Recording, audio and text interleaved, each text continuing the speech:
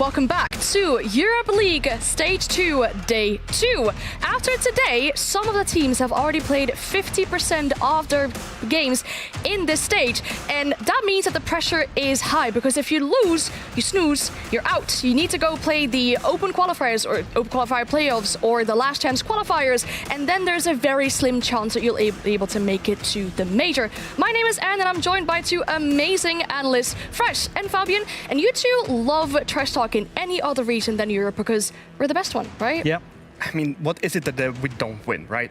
We just win every major, almost every invitational. This region is unstoppable. We're the best. Plain and simple. 100% agree, yeah. And that's why we hold our teams to such high standards as well. Those teams that won yesterday, we didn't give them any slack on this desk because we want them to go and win these world championships and these majors for the whole of Europe. Me and Fresh are basically staff for this entire league. Yep.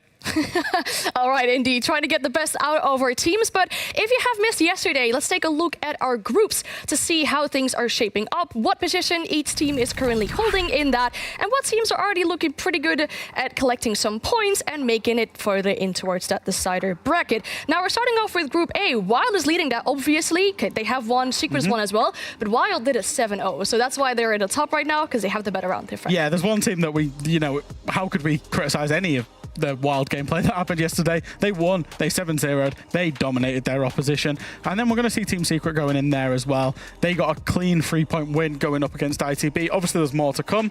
Virtus Pro still yet to play, and ITB and Koi, they were the two losers of yesterday of Group A. They definitely were indeed. Looking over to Group B, which is a very difficult group. A lot of good teams in that group. M&M is currently leading that one, closely followed by G2. There's one round difference there. Fabian, how is that shaping up? M&M could have a little bit more of a better plus-minus in their game, but in the end, they managed to close out the game and get the 3 points. And to be honest, the 3 points is what matters the most. The G2 game versus BDS, that one was just incredible. We saw two sides that were very one-sided both halves, but G2 managed to take it out in the end, and honestly, it was probably the best game of the day.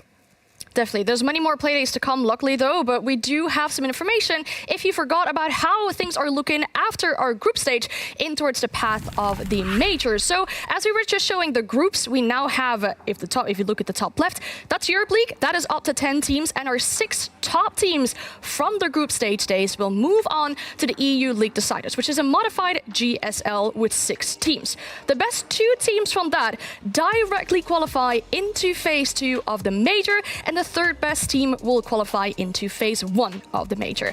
From those 6 teams, the worst 3 teams will move down to the EU Last Chance Qualifiers. They'll get a second chance, where they'll be joined by last year's Challenger League winner, which is done limited, and they'll be joined, if you look at the bottom left of the screen, by the EU Open Qualifier teams and the teams from EU Open Qualifier Playoffs. Now, those qualifiers have already started, so if you and your stack feel like you can have a shot at making your way towards that major, you can have a look at r6esports.com, sign yourself up, get all the information that you need. Maybe we'll see you at the major later this year in Atlanta. Yep, it's where that zero to hero story could start. Me and Fabian, we could create our own little Fresh and Friends stack and sign up and somehow become major winners just to, go and haunt everybody else.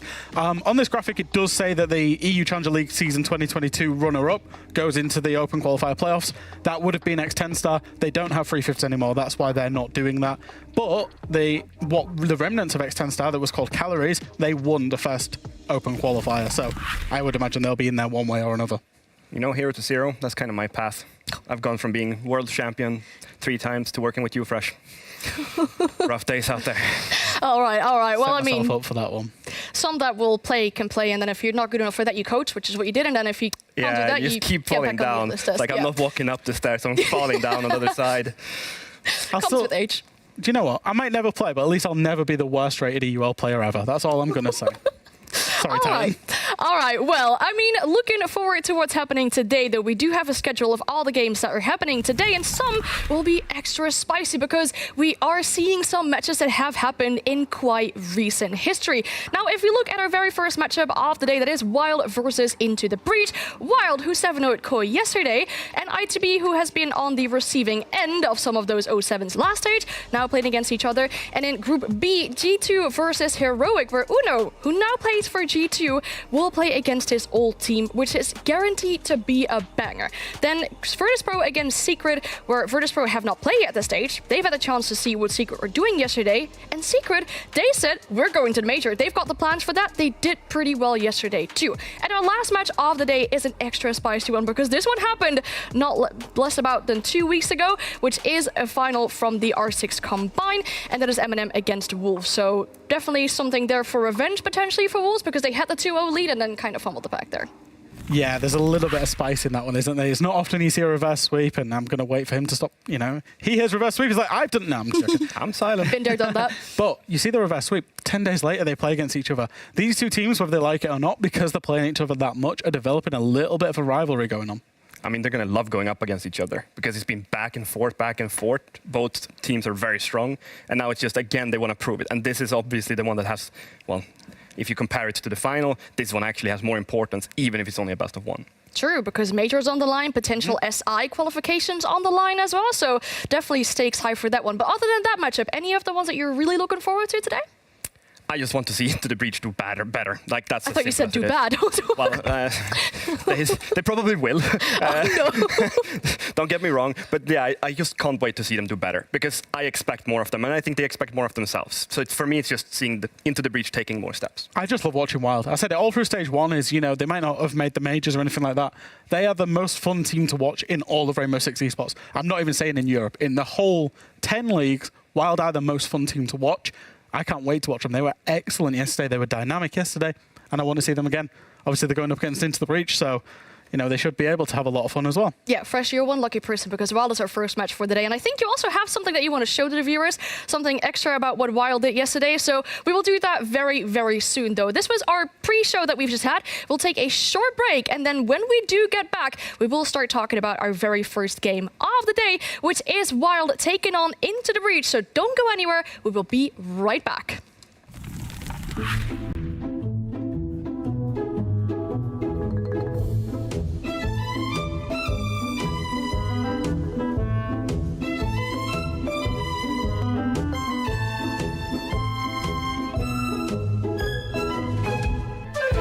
This is the Blast R6 Major in Copenhagen. Are we ready, Copenhagen? 24 teams from all around the world made the trip here to Denmark. Okamesh is straight on inside, he finds one, looking for a second. Okamesh is just eating him up for lunch. Gomez, as he plays behind one of the remaining Kiva barricades, to be a big nitro here, and it's massive! Trying to get ahead of it, spots it moving down the stairs, and there it goes for VP. The free go for VP! Everything falls to Sploit, down in the 1v2 here. They're both focused on him, no matter! We are now down to our Elite 8. Surely not resets! He's making the 1v4 look so winnable! There's no way! Resets to ace to 1v4! Esk is trapped in a corner. But next can collect one, a second, a third! Oh, he's just insane! Something feels a little bit different today. It's Championship Sunday! 24 teams made the trip, 2 remain. The defense, there comes one kill and two. It looks like there's one left standing, it's Bolts against his old team. It could not be any more bittersweet.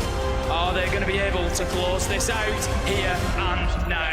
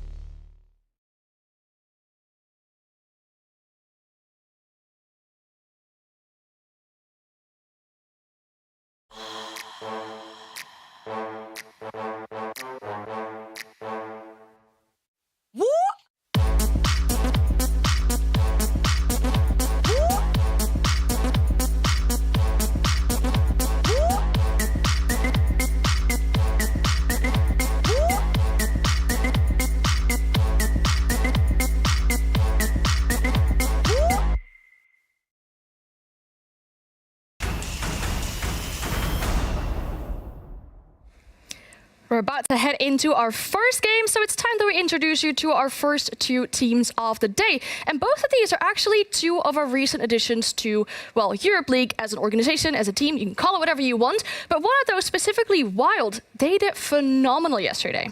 I put a question mark about Wild when we spoke about them yesterday. They responded with an exclamation mark by demolishing Koi 7-0. It wasn't even close. They just picked them apart. And I felt like they reintroduced more of an old style with taking area, making executes, and just, yeah, they didn't give Koi a chance. Definitely, and I mean, Fresh, you moved over to the telestrator just to show us a little bit about what Wild was doing yesterday, and this is with some cinematic shots as well from in the game, so I'm very excited what you're going to show us. It's absolutely excellent. So we've got 3 different clips coming at you, and it's a little bit information heavy, but we had fun with Red Like Our Observer for getting these telestration clips using the new free cam feature, and it's very good. So what we're going to do is we're going to show you 3 attacks that Wild did, all on the same site, and it's the Garage Basement site onto Chalet, and Wild are operating with the same fundamental. They want to plant and they want to hold 2 angles. The first angle you can see right through the middle of your screen, the long angle where the ace is all the way down to connector, and then they want to stop the defenders from being in blue to swing around, which is kind of an angle this way. So the first clip, let's roll it. They've got the breach with the ace holding the long angle. They've brought the gridlock to cover off the plant sound as well, and to cover the long angle as well. So you're going to see the ace is now holding it, gridlock moves through, and the plant is going to go down in an unusual spot. It's going to go down on the doorway. And there's about 17 things I've got to show you. So the ace is covering the long angle, gridlock throws the track stingers, plant's going down. They've got a player inside of trench holding the feet angle to connector. Now, as we get into the room, a few things to note here. 1, they've got a drone that knows that pillar is clear. 2, they've smoked off the hatch so that any defenders playing the hatch cannot kill the planter. 3, Capital Fire in blue. All of this, in combination with the gridlocks going down, basically cover all of the sound for the plant to go down. It's a really nice way of playing Rainbow Six Siege that Fabian's just said. Teams don't do it. Teams don't like to try and play for the plant in these 4v4 scenarios. Round 2 comes along. They want to do the same thing. And this is where Wild are genius. This is the best bit about Wild, is they do the same thing, different operators, different ways of doing it. So now what you're going to see, the plant is going to go down as the Ash charge to open up the long angle. The breach goes in, Thermite runs in straight away for the breach. Again, notice the drone that sees pillar is clear. And the Ash and the Nook try to engage the player on the deep angle so that the Thermite can get the plant down. Plant goes down, different spot, different set of win conditions, but still the same ideology. So that will be round 2 going down. Now, did they do it 2 times? No, they do it a 3rd time. This time they bring in Osa, and they use the Osa to cover off the long angle. But what do they do this time? Instead of just the plant going in, Aces runs in the breach at the same time with the aggression and actually gets the kills because they think, hey, Koi might try and adapt on this. They might try and push through. What does Aces do? Pushes in the breach, gets himself a 3K. Now, for these 3 rounds, the same fundamental is still there. They still wanted somebody holding the long angle from the breach and somebody holding on to blue, but they did it 3 different ways. And this is how Wild basically are playing 4D chess at the minute with all of these teams, because they just want to play for the plant. That's a whole different game indeed. But yes, lots of plans coming out from Wild. It's definitely something that we noticed yesterday. It's a bit off meta, but then how do teams counter that type of stuff? You need to peek them. You need to actually challenge them. Koi didn't do any of that. They just sat back in the bathroom hiding, crying. I don't know what they were doing, but they weren't there. They need to do something differently to counter Wild. It's just the way that it needs to be done. And then I can ask the question to you, Fresh. Is Into the Breach the team to do that? I don't know, because we've seen Into the Breach being quite a static team. You know, we've seen them not really improve. However, Into the Breach should have had some time to sit there after their game yesterday and be looking at themselves. They'll be sorry for themselves that they lost the game, but they will have sat and watched the Wild game going on. And if they did that, what they should have been coming up with a solution is, your solution is, we need to peek them, we need to get into their faces. So for Into the Breach today, what I'm hoping we see is them get in the face on the defense, get aggressive, get in the face of Wild. Don't give them the ground like Koi did. We saw in those clips, Koi gave them pillar every single time, gave them blue every single time. Wild took it and planted. Will Into the Breach do that? I hope so, in terms of getting in the face. If they don't change up their gameplay, that is when they're going to fall apart. Because if you looked at the last game they played, they just sat in their corners, waited for better weather that never came. They never made any action happen. And then when it was too late to fall back, well, it was too late and they just died in their positions. That sort of gameplay will play in perfectly to Wild, because then Wild is allowed to do exactly the same thing as they did against Koi. Just pick apart, pick apart, pick apart. I did speak to Leonski. I spoke to him on Twitter, and I asked him what went wrong, because we expected more. They also expected more. They felt like Nerves took over for them yesterday, so hopefully we see a different team show up today, because they have not been producing as poor of results in practice as they were doing yesterday, so we can only wish for more. I was going to say, the beginning of your story made me think that we were expecting another 7-0 here, and I was really hoping that would not be the case. But looking at the stats, so just up on the screen as well, for example, one player that really should be doing that, well, running in, peeking in, that should be Kento, right? He definitely delivered yesterday. Yeah, and I think that one of the things that we saw yesterday, actually, if we take it even a step back from Kanto, and I'll go on to Kanto in a second, but in stage 1 they had Noah playing the Iana, and they had Noah being the main guy that they were looking to get the frags. That didn't happen. Noah moved off, he played Brava, Sense, Dokkaebi, played a flex position yesterday. Kanto was the one that they was then looking for to get those kills, and boy did he turn up. We know Kanto's got that quality. It's just the inconsistency that he's had kind of plagued him over the last, 18 months in his personal performance. If he can keep that quality high, he can definitely start dragging them through some rounds and even, into some games to be pretty competitive. Yeah, but you shouldn't rely on the one player dragging you through the games, right? You need to have it much more stronger than that, and I think that everybody in the team needs to perform. And I do think that they looked better the match yesterday than they did the previous stage. They actually look like they have the players for the roles now, at least, that they have one person that makes sense playing those roles. It's up to Noah now to step up on his individual gameplay, because yesterday was poor. I mean, I ripped into the guy. It's just one by one, they need to step up, make everything better on the server. And I think they'll be fine. And I expect that today, because Leonski's told me so. All right, it's fine. You're from the same country. You can probably take that one there. But yeah, I mean, looking at, Into the Breach yesterday, it was better than what we've seen from them in the previous stage. I mean, they won about half the rounds, which they did in stage 1, which is very good. Bravo. But then what really was better? Or is this just adding to the list of things that they need to improve on? I think one of the things that, yes, they did improve statistically in terms of the rounds, but it is also Skyscraper defense. So I'm going to kind of toss that up a little bit to being, had they started defense in Skyscraper in some of the rounds in stage 1, they would have picked up some more rounds. The one thing for ITV yesterday is they didn't really look in control. Secret controlled the rounds in, I think, probably 8 or 9 rounds against them and really put them to the sword. So I just want to see them stay in the rounds, I guess, because they seem to have these bits where they have a good start and then they just drop off. Somebody will die, there'll be no refrag, and suddenly the round seems to just get away from them. I'd like to see them make better decisions to stay in those rounds for longer. It's just simple. There's the list of what they need to improve is pretty much endless, at least from the last stage. And just seeing small changes constantly improving, it's just they need to get more proactive, have more balls. That's what I'm going to say, because you need to start peaking, you need to start taking chances, and you need to start playing aggressive, because that's what Siege is currently in the meta. They do that in practice. They don't do it in officials. Yeah. And Nerves can get the better of you, sure, but are you going to let Nerves control your entire year? I've been on a team where that happened, right? When we was on Chaos in 2020, we beat everybody in scrims. You remember scrimming against the Chaos of 2020. There's players that are still to this day coined as scrim heroes because of that Chaos team in 2020, 2019. And when we got to game day, everyone they let the Nerves get the better of them, couldn't perform, and then we didn't win. We got relegated.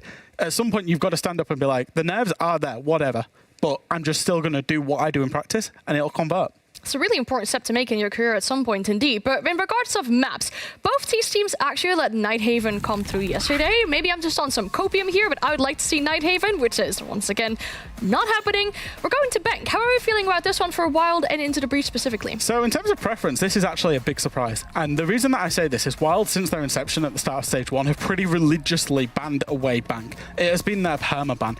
So they're bringing out the permaban against Into the Breach, which, doesn't make necessarily a whole lot of sense inside of a best of 1, but if they do win it in 3 points, I guess it would secure them deciders. For Into the Breach, it's a map that they, if I remember rightly, they played it once and they got 7-0'd on it last stage, so it's not got a great recent history for them. And it's not just recent history, it's just the way that the map plays out, If they go into Bank and then they sit still like they did last playday, they'll be crushed because you cannot sit still on bank, especially not against Wild.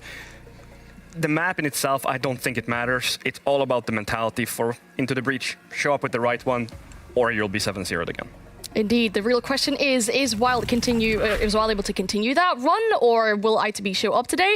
Lots of question marks there is, but it's looking better in regards to stat lines for the Into the Breach players. They just really need to show up today because it's important, right? We only have this little amount of play days. You need to step up if you want to make it to a major. Yeah, and that's one of the things is, every team competes. Every professional team is wanting to compete to get to the majors because the majors facilitate the end goal for every single team in the league, which is 6 Invitational. That's where you want to be. That's where you want to win.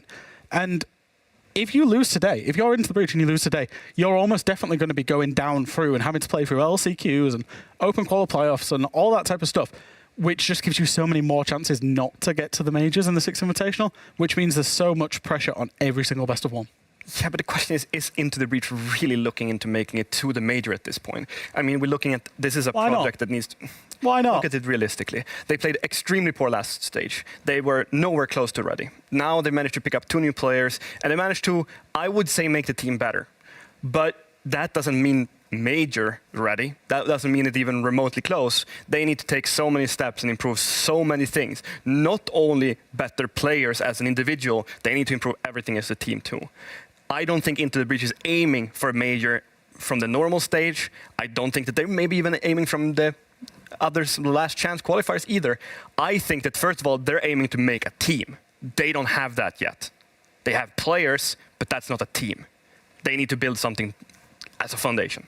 It's a really important step indeed. Now, we talked about Wild's off-meta playstyle. Is there a certain operator that, for example, Into the Breach can ban to deny Wild from succeeding with this off-meta playstyle that they've been so successful with? I mean, if they saw yesterday's game, Capital would be a really good ban, but I'm pretty sure that Wild have 5 different operators of the same sort of mindset that they can use, or different plans and made up plans that they haven't even practiced maybe. They have something in their playbook. The one thing that I would ban away from Wild, if you consider, hey, there's these, you could call them crutch operators, but they play so many of them, they're not crutches really. They're flexible on so many operators to facilitate their style.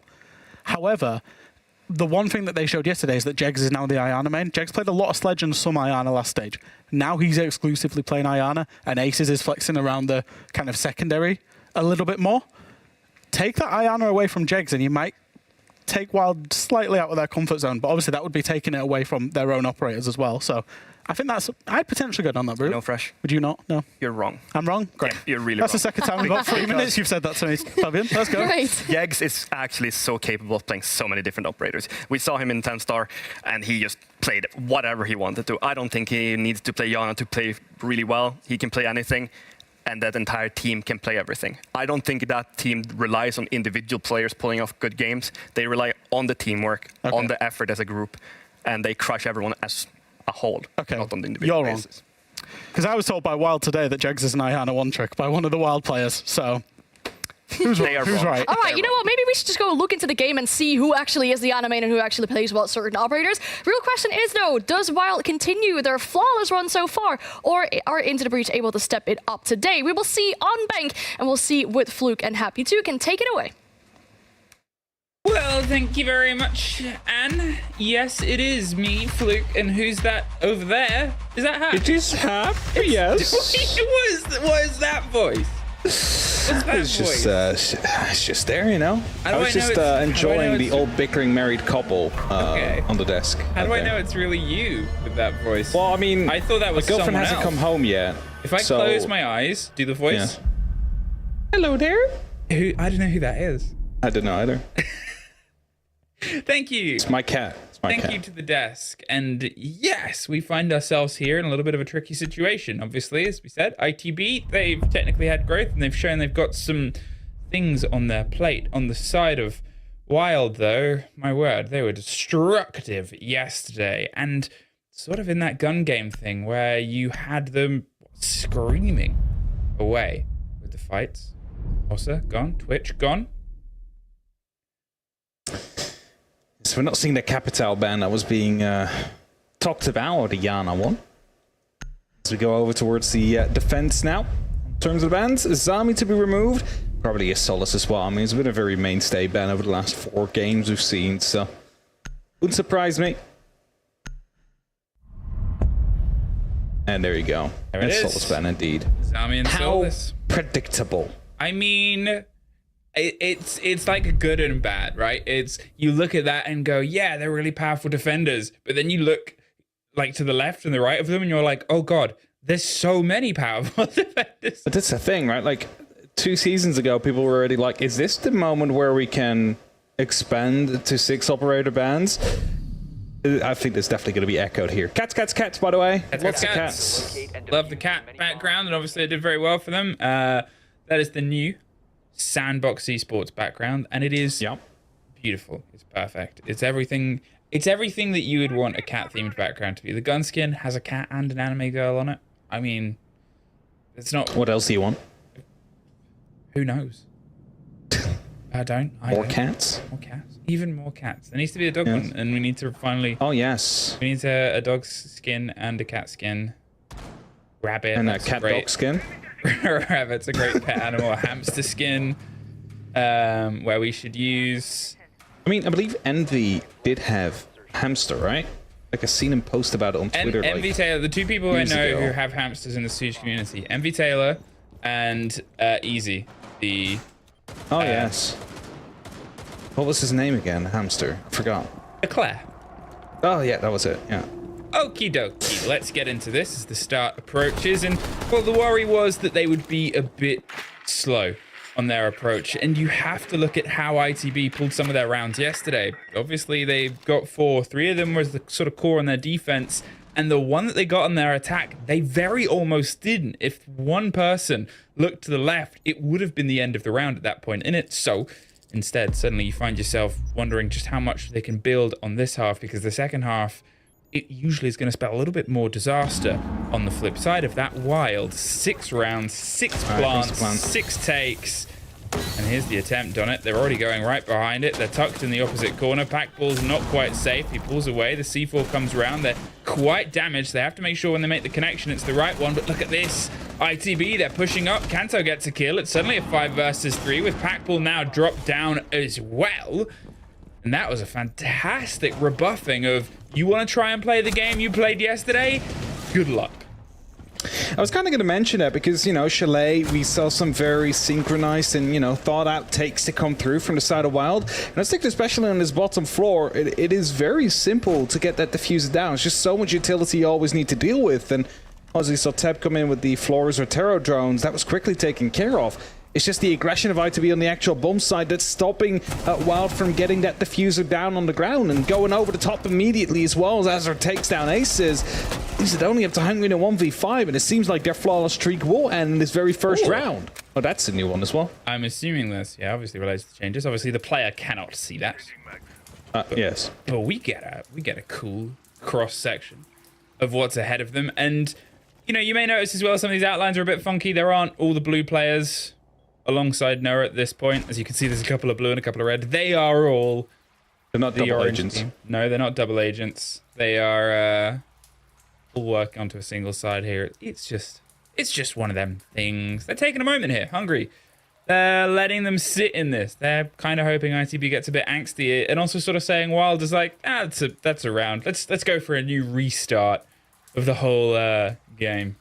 Maybe someone forgot to go to the toilet and not have the opportunity to, you know. It's not a great start for Wild, especially how they started off. Any smile is coming in now, something like that. Comes a shield, C4 gets popped. Not going to be finding anything. Have to be fully ready. There's nothing Hungry can do out here, so he's just going to be taking the last 10 seconds as well. Let them cool down just a little bit more. Run! Pep will try to command the opposing team. Hey, who's observing? Do we have? Is it medics? Is it Red Like? Red Like, I guess I asked the wrong time for Red Like to get a swing there on the camera. I was hoping there would be a turnaround, but I was a little bit late on the call for it. All right, CEO. We're going to see go. There's now 4 cat backgrounds. Yesterday there was 3 from Wild. Might that be the difference? Just 3, just the right ratio for cats and backgrounds. If that's the case, then that's the case. I mean, they lost the round. They're bringing more cats. Someone Bring track more that cats. stat. There were 4 cats last round as well. Oh, okay. CCG, track the stat. Correlation of cats to success. If we were allowed to use all skins, which we shouldn't be, this isn't me advocating for that, just going to start with that, you could throw in the cat skins as well. A couple of operators have cat skins. Thorn has one, Kavera has one, Ella has one, I think. 5 seconds left before insertion. Yeah, there's quite some cat skins. Is there any else? They should give one. Something inside of me tells me that Valkyrie would have one. Chat, but who do you think deserves a cat skin? My vote is Ace. oh, yes. Okay, Ace cat well, skin. Also Tachanka. also Tachanka. Wild, things went a little bit awry before, but they're not a team that can take a knock, because we know they are flawless throughout league play in this, and that continued yesterday with a flawless game. No rounds dropped. They've suffered a blow. They're on the back foot, an unfamiliar taste, but it's so early in the game. As they're looking to look a bit staircase.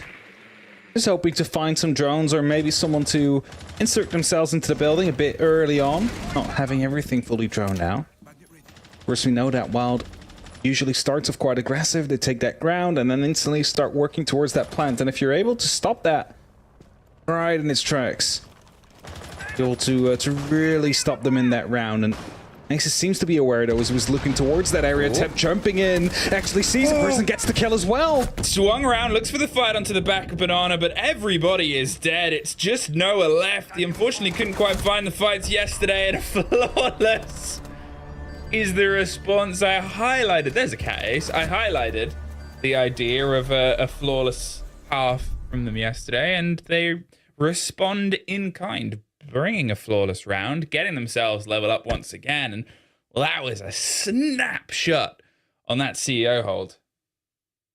It was very quick. They knew exactly where these players were and they all executed at the same time. Gunfights going their way. And that's the kind of Wild we can see as well. Previous round they tried to go for the plant. This round it was more of a 3-2-1 execute moment.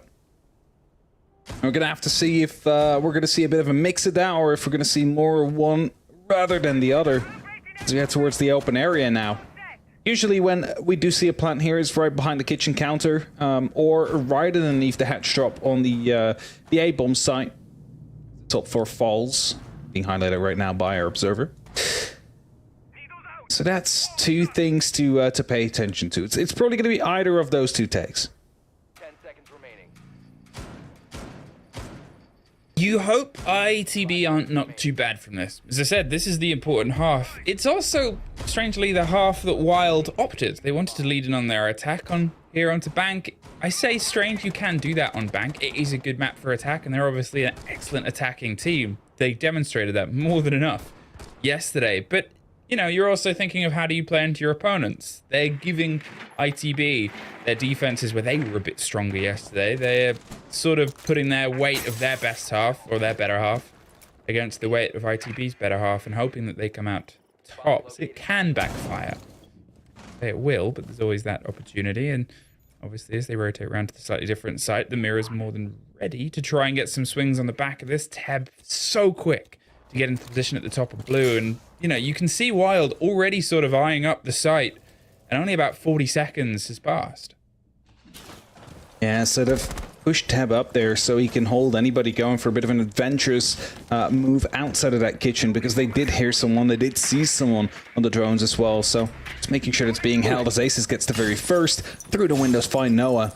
Not sure if that was a jump out attempt or if that was just right through with a ping on the windows. Yeah, like right through. You can see the phone around janitors, and I mean, it was a rough day at the office yesterday for Noah as well. They couldn't quite get themselves into the gun game, and this was one of the sort of things I highlighted. Checks from the top rope, though, gets the player who really did get stuck in, the one that you really want from the ITB side to get back into this game as well, because, you know, when you have aces popping off and you have jegs popping off, even Packball ended up with a +3 KD yesterday, 5 kills to 2 deaths playing the planting game. It's still those names you need to pop off in response, because otherwise this happens. Azir, all that's left here for ITB is looking for fights either side. 2 people line up, he gets one of them.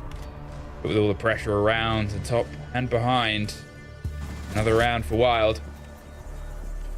I think Aces just actually might have just, you know, fired through the wall, getting the player inside of the archives out there, because is that a pretty muffled player was looking around as well, like, where am I getting shot from? Instantly drops to the ground after and Wild. Again, not going for a plant, getting the kills is enough right there. So 2-1, still leading, still building out on that lead. Back towards the bottom floor though, as the rotation has been completed by ITB. Now unlocks again, they can play the objective that they have won again.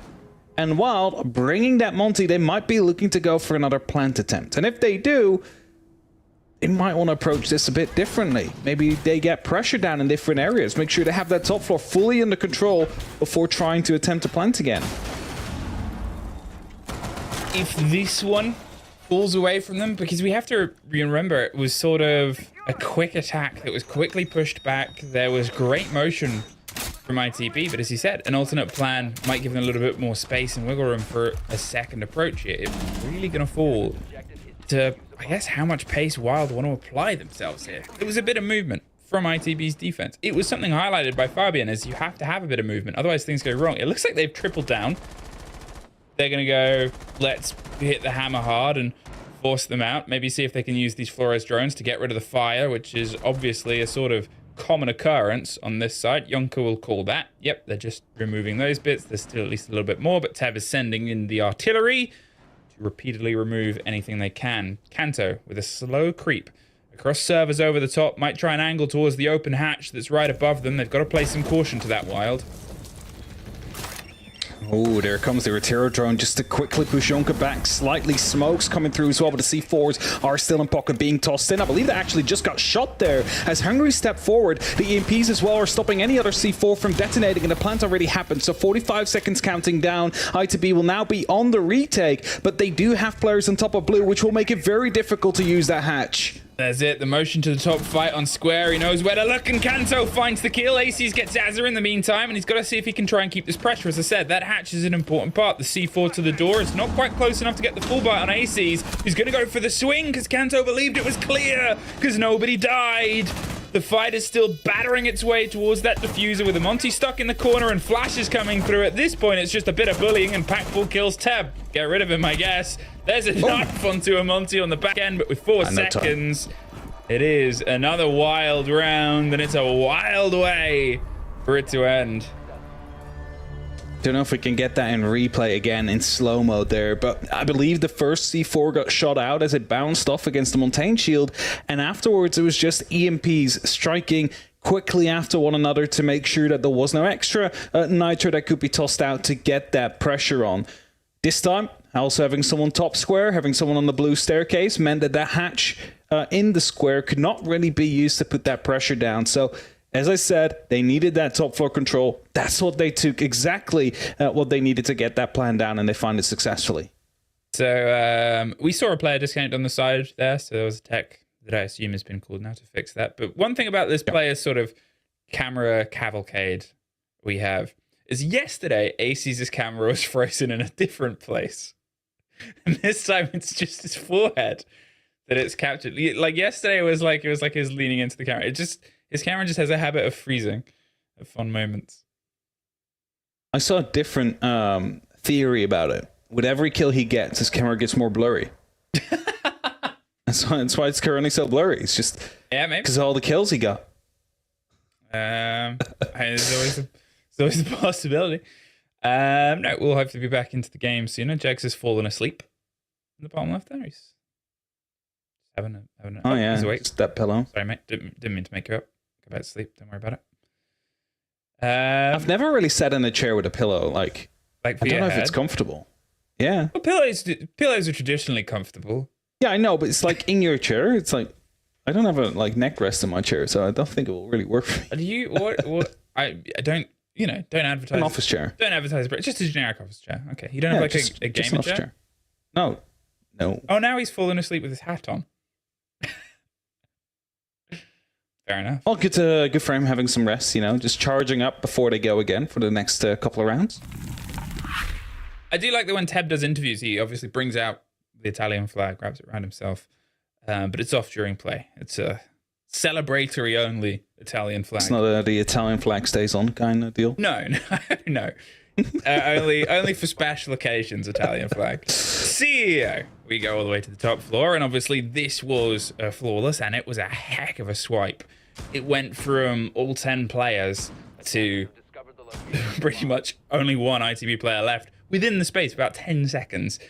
And, you know, and it included a drop just from White Skylight, just throwing themselves around, where the player just seemed unaware of that motion because of the pressure that was coming through on Banana, where most of it sort of hit and a lot of damage was done and onto the windows. So ITB, it's tricky because how do you respond to that in a short space of time when it's all of you dying at once? How do you work out where the weak point is? 5 seconds to go. Well, that's it. Like, it was just everywhere. Normally, like, it's as strong as the weakest chain, you know, and then they just broke everywhere at the same time at that point. It wasn't really just a single spot that seemed to falter. Just everything went their way. Noah, though, was preparing himself a nice little jump out. Just waiting for the repel sounds to come through and act upon that. As well as getting some good information on the Valkyrie out there.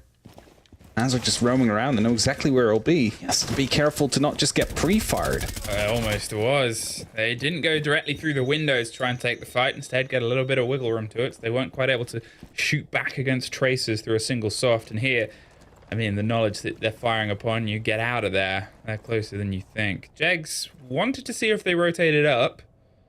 Aces is instead going to try and put the pressure on the back end, as has not entirely left the spot yet. If he goes up, he'll get caught out. He's cautious of going down below. In fact, Aces doesn't feel confident enough to go for the fight. Although, we're going for servers. I thought that was Blue Door for a second. As they're roaming around, I'm wondering if they're still watching that drone, because there's a lot happening on the wild side of things right now. You do not want someone with a C4 just roaming around right below you. Well, never mind. He's been taken out. As I say, Aces takes him down. That's the C4 gone as well. No more threat coming in from below. Kanto wants to put pressure here out onto square. You got a player above square Skylight. You can't get the cleanest swing round, and Yonka's going to see if he can dip underneath and replace Azza in this power position. But Aces wins it out, gets traded. And it's a big dedication, but with Noah getting one more on the top of square, suddenly they have, you know, one body less, but it was a very dire situation. They've been able to reclaim some control of the map, wrest some of that away from a wild that was pretty spread out. Kanto's going to rotate his way up round to the back of Noah, get himself some support as Packball goes towards the windows. They have a lot of time here, Wild. And now they only have a single player left, but it is Kanto, the one that we called for at the beginning of the game, the one that we needed for ITB to step up. He suffers from the long range. It's a great gun with a great scope on it, the 1.5. But with 50 seconds in a 1 versus 2 with barely any health, he's got to get himself in close, hits the beepers. They know he's coming there on drones. He's going for the ping. He's going for the swing. He cannot make it. Packball gets off just in time. Just look at that. Gets up the chem, instantly turns around and the pre-fire out there. Knew he was coming, was ready for it at the very end as well. And I was going to say, when it was a 2v3, they knew exactly where both of these players were at from ITB, so all they needed to do is just isolate one and then bring the fight to the last one. Kanto definitely brought a good fight there, though, in the end, trying to rotate around, trying to just take the initiative himself, because he knew if he waits in that position all the way on the back of the side, that round is lost for anyway. He needed to make a move stick, tried his best, couldn't quite get it out there. And that means Wild now leading 4-1. So ITB, yesterday they had a very solid first half, 3-3. Of course, preferred to would have gone more on their defense on Skyscraper, but 3 rounds is still something they could work with. Now they're hoping to get a second one here on Bank against Wild, who have been looking perfect during Koi. Now, we've had a slip-up, of course, in the first round here, but besides that, everything seemed to have been working out quite well for them. So there's no real big critique points for me for Wild right now. All right, it's starting to not turn into a full slide, but as I said, the appearance of multiple players alongside Kanto was the request. And we're just, unfortunately, not quite getting it. You look at the sort of spread, and okay, there's only really a couple of players that are fully flourishing under the kill game. But, you know, when Pact was playing the plant game, Hungary's been picking up the shields and sort of being a drive round. Just having a gun either side is a big bit. Kendrew, he goes for one. Dip diving is almost slips away. Aces from the top rope gets one. The hop out of Noah gets a quick response and revenge. He should be clean to get back into the building. This is sort of it. Throw themselves towards the angle of the problem. Do some damage there. Will it be enough? I mean, they're wasting no time. That goo mine is obviously a bit of a danger. There's nobody behind the shield, but only we have the omnipotence to know it.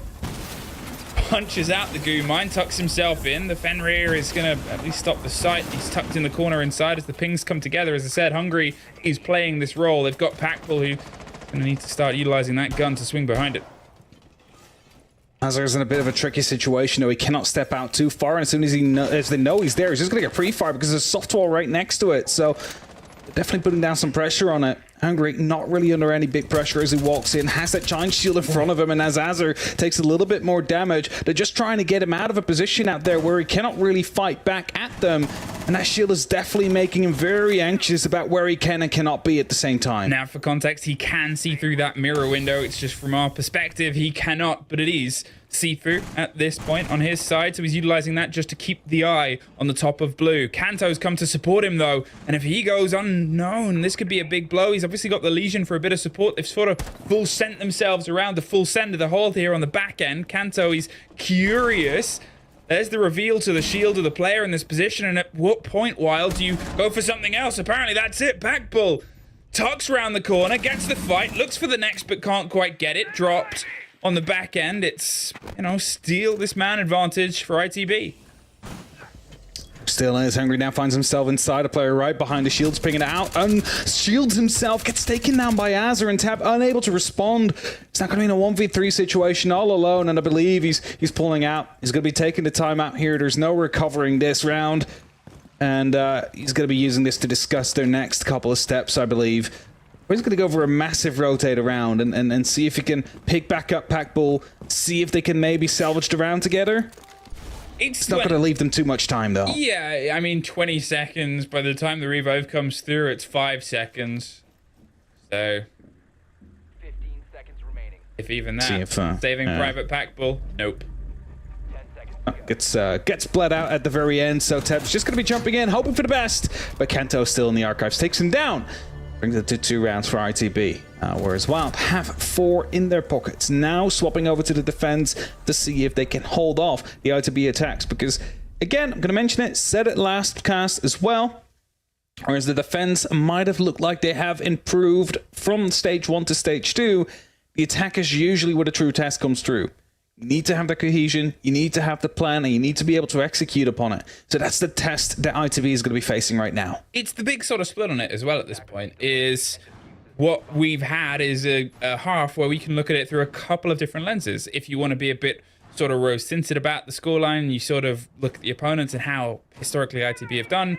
They've done what Koi couldn't yesterday. They've been able to stop Wild's attack. They've been able to stop them planting most of the rounds. They might not have won them all, but they also took a couple too. It could be a huge bit of growth here. It could be a huge bit of fight. You sort of said the flavor's going to come truly onto this side where we didn't really get a taste of Wild at all on their defense because of how well they played their offense yesterday. But a similar sort of story from ITB. We had a couple of rounds. They were able to pull one of them. They were getting themselves in close. There was a couple of sort of squeaky wheel moments towards the end. But at the same time, Bank is, I would say, a more sort of common battleground than Skyscraper. Yeah, Bank, of course, you know, it has been in the map for such a long time, in the game for such a long time as well. Everybody at this point knows how to play Bank. Yes, that's getting more and more true for Skyscraper as well, but Bank, it's just a map where there's so much you can do, there's so much freedom you have, where Skyscraper is a bit more unilateral in the amount of takes and plays you can make. Oh, Nitrocell prepped. Leave his window is prepped for a jump out as well, so Ace is debating to take the fight outside of the building. Whereas Wild really looking out to the skylights here, making sure there's no one dropping in like they did. Because that has been very effective, especially in that top floor takes that they were dealing with. He seems to be very ready for a potential jump out to come through. I mean, he pulled one off himself. It is an expected thing. You usually see it once per a team's half, sometimes double down, sometimes start at the end. But when the prize is ripped, is sort of down on the pressure against you. They've been able to sneak themselves in.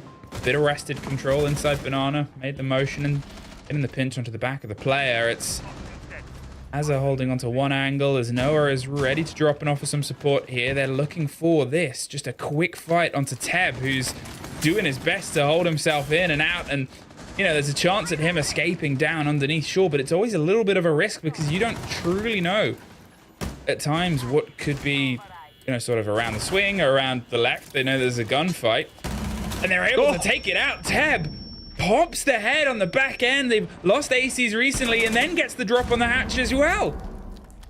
Had that prepared, fired quickly with a super short, a bunch of goo mines outside as well, slowed down a potential response that could come from ITB, and thus they find themselves in a 4-on-4 situation, a minute left on the clock, where Wild have to just hold off on the blue stairs and some of these hatches right now, which ITB will have to open up. You see it, Packbull and Kendra, they got each other occupied. Nothing really much will be happening there unless one of them will make a move, and then the rest of ITB is working with the rest of the hatches that are near the open area, near the elevator, and going to be trying to see if there's anything they can do there to force some kind of movement from these players. Vault drop may be coming through. Being prepared, Noah instantly rotates off. I mean, it's the 4 versus 4. They're just sort of giving themselves, I think, some options at this point. You could see, you know, they're stacked up over the hatches. They're looking for the loose players. As I said, they've got the one down on the back of gold there. Hazard wants to try and take this, but in that time, they've sort of stepped themselves a little bit closer. They didn't get the full reel. Packbull, in the meantime, is on the back end of this. If they take the drop and they haven't tested this side, well, there it is. Packbull does a bit of damage, throws the Exmos to the default plant spot. Jag is able to lock out Kanto in the time. He's now just sort of holding himself, and suddenly they're surrounded, but suddenly it's ITB. Pops up, pops down, leaves just Teb with only a second left. Noah's going to see if he can stick the plant in this meantime, and he makes a slow and steady creep and crouch over to the opposite end. A long firefight is Azza's. And then into the breach, broke through. A very long angle being set up there, and held by as are able to secure it around there. And where it looked like it might have been going Wild's way, as the final 30 seconds were on the board, ITB, as they call their timeout, managed to find a victory on the attack right away, pulling themselves into that third round.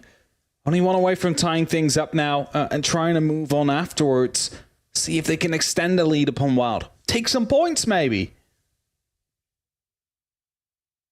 Also, one thing is for certain, if they get one more round, they've got as many rounds as they did in the last stage. In just 2 games. That's great. We love to growth, see success stories.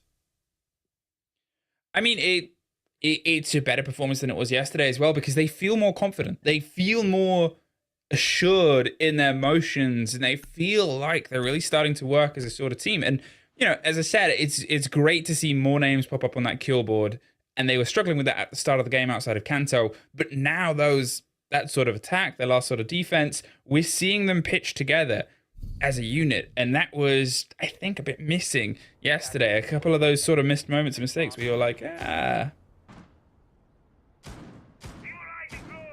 All right.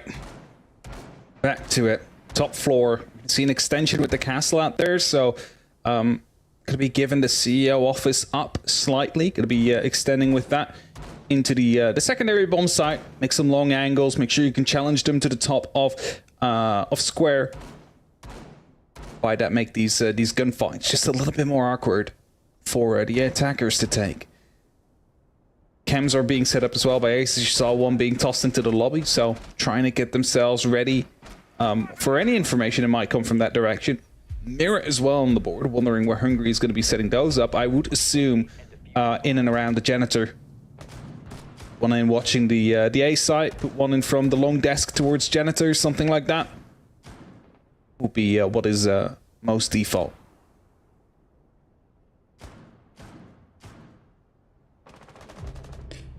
well, that's a way to start. Packbull got 1, Noah got revenge. It was the hop out there, so Noah was at least watching. But still, I mean, as I said, you sort of see the surprise once again. It's not always a Maestro, so maybe that wasn't a hop out. Maybe that was just a peek. Yeah, there's only one outline of a dead body. I was going to say, because if it's a jump out, the cams could be hacked by the Dokkaebi out there. And, you know, even though you might have lost the IQ on the very early pick, at least you can still find out where these Valkyrie cameras will be because you have access to them at that point. So, I guess good for WoW that they do not have the phone control. There's a second jump out is being prepared though. Ace is going for it, as they go for it. But no one was there for the cover. Good for them because there's 2 players out there. If Ace has actually managed to find Noah, it could have been a double kill. Well, it's not quite worked. I think it it's fair to put it down. Obviously, there was the first trade, but now they've sort of just handed over a little bit of that. They're keenly aware. Noah's been able to take 2 of those players going for the hop out. The Bees echo across the whole of the top floor. They're not quite able to get any wiggle room. Kendry wants to try and find this first pick. They know exactly where they are, and they hit it with the pre-fire. It's a hell of a gun to go in with that. Sprayed back. Jegs has the cover with a very good gun as well. Hungry. He's deep, waiting and watching towards Stock. Hasn't quite been able to get his teeth into a fight in this game as of yet.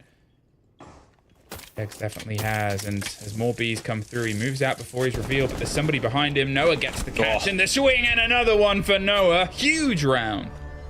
Great round. Found 4 kills in total, I believe. Managed to really step up there, using the beads as well to force players out of their position. You saw it.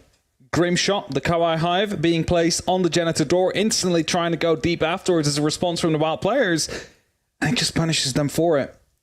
Now it's 4-4. ITB managed to equalize the score and now have an opportunity to take the lead. They'll try and do so upon Wild's return to the lockers. Back towards that basement floor.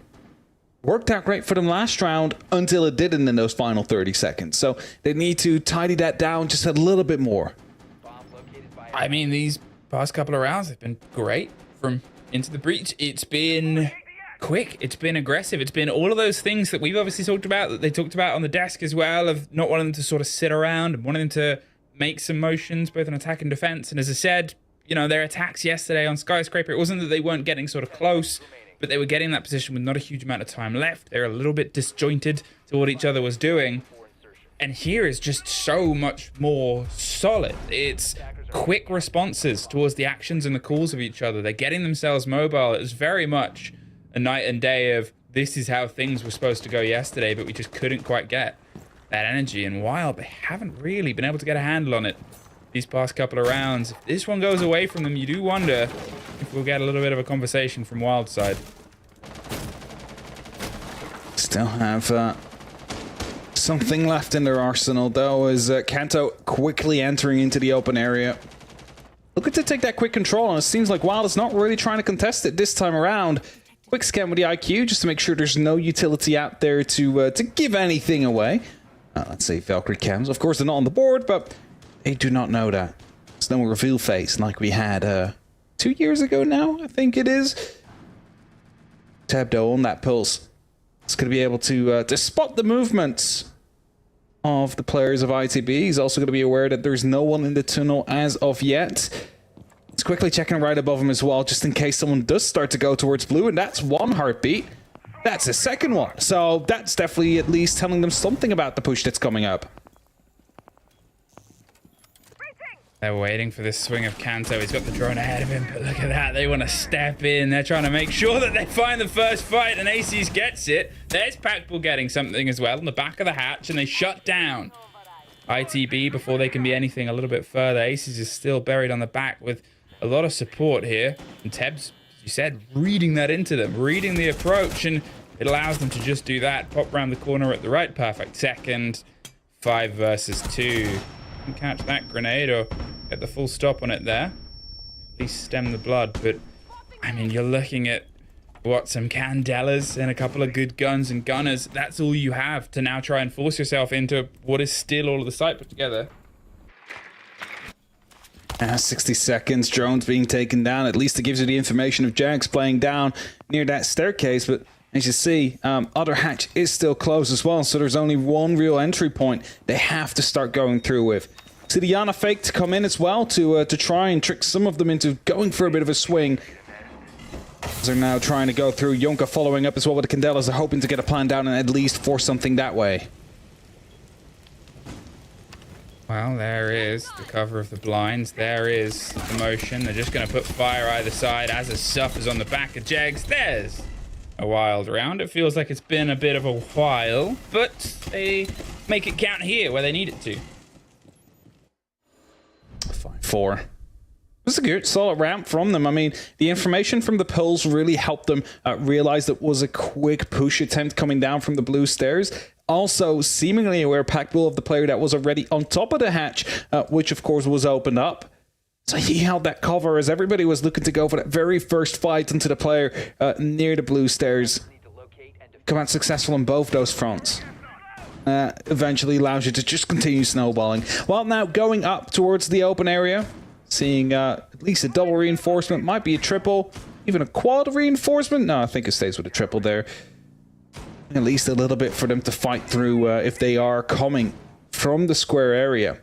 Lots of barricades coming down. Of course, force sound to waste some time, to waste some utility from the side of ITB. And as they get themselves set up, I believe we have a couple of players going up to the top floor to at least stall for the initial first seconds of that round. Let them know, hey, we're here. You need to go for a full clear. Also, of course, the hatch reinforcements. Attackers are heading out to defuse a bomb. ITB, don't let this knock the confidence. Pulled 4 rounds yesterday, but the ones that you've pulled today so far have been really well put together. It's one site. You'll have a few rounds ahead of you. If you can get yourself pulled level again, I mean, the 3 points is that dream, right? 3 points is the dream. If you look at the way the groups are set up as well, obviously the 2 teams from both groups that pulled full 3 points are playing again today. If those teams win again, if Wild pull another 3 points, you're looking at such a big divide. And a secret, you know, sort of get themselves in again as well. You're looking at an even bigger divide of 3 teams on 0 points. ITB want to make sure that they can keep up with the potential that's ahead of them. And there's the first. Pulling to their favor. Bunker's waiting for a response. He gets his first take on the game. Just going to give himself a call so he can maybe get those cameras, get an angle for the support. Look at Azza moving on the other side of Jegs. They're trying to get a bit of a pinch here. Just holding patiently while they do not want to overextend right now. As the Retiros are starting to come out on the top floor, Tab seemingly has gone unnoticed so far. Especially if they have 2 players around inside of the archives, just, you know, causing some trouble, letting themselves be known. That means there's going to be even less people paying attention towards Tab, who's playing in the elevator, allowing him, setting him up to go for a great flank and stop anything over the top. Jegs does find Kendry. They're trying to flash their way down onto the fight on the hatch itself, but Tab is about to make a grand appearance, cannot find the second, and that might have been a little bit defining and destructive. Instead, they have 1 above, 1 below. They're going for the rotate round onto the back of square instead of that hatch drop, which is a very risky strategy, especially when you have less bodies than your opponents. Let's see if they can try and force and wiggle their way in via server. Put out. Fenrir takes a second. They have time, at least on their favor. Can they get a read? Can they get a clean take onto one of these Wild players before they go for the collapse? These DRC Roteros are going to be here from Noah. Opening up at least the castle barricade, or at least it's the goal to do so. We'll hit it as well, not being jammed by the mute gemmer. Ooh, 2 shorts. Didn't quite get it. Anything left? Yeah, there's still another RC Rotero, but it's going to be opening up the wall rather than the door. So I hope they realize that the door is closed. Otherwise, they're moving into that direction for no reason. They cannot pass. Oh, that's a big blow, because you'd expect that to be taken out. There's Noah getting the take onto Hungry, though. It's the clean one that they wanted, but Aces is able to pop round and get a bit of revenge. Azza, all that's left, no kit in 20 seconds. That castle's still standing. There's a bit of motion that's coming out from their 2 opponents. Oh, no. And that is frustrating. It has to go around. They've dropped underneath the hatch. There's 1 player still inside the site. They're tucked around onto the opposite end. There's the pop-up. Doesn't get the connection on the kill, but they're more than happy to step back in. And Wild push themselves to map point.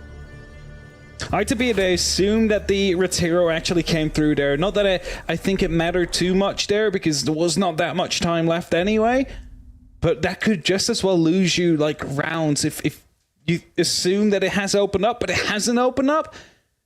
And then it just, you know, crashes into there. But match point for Wild. They got 1 point. 2 more to be gained. And if they do get 6, as you mentioned before, you find yourselves in such a strong position for, you know, direct qualification even.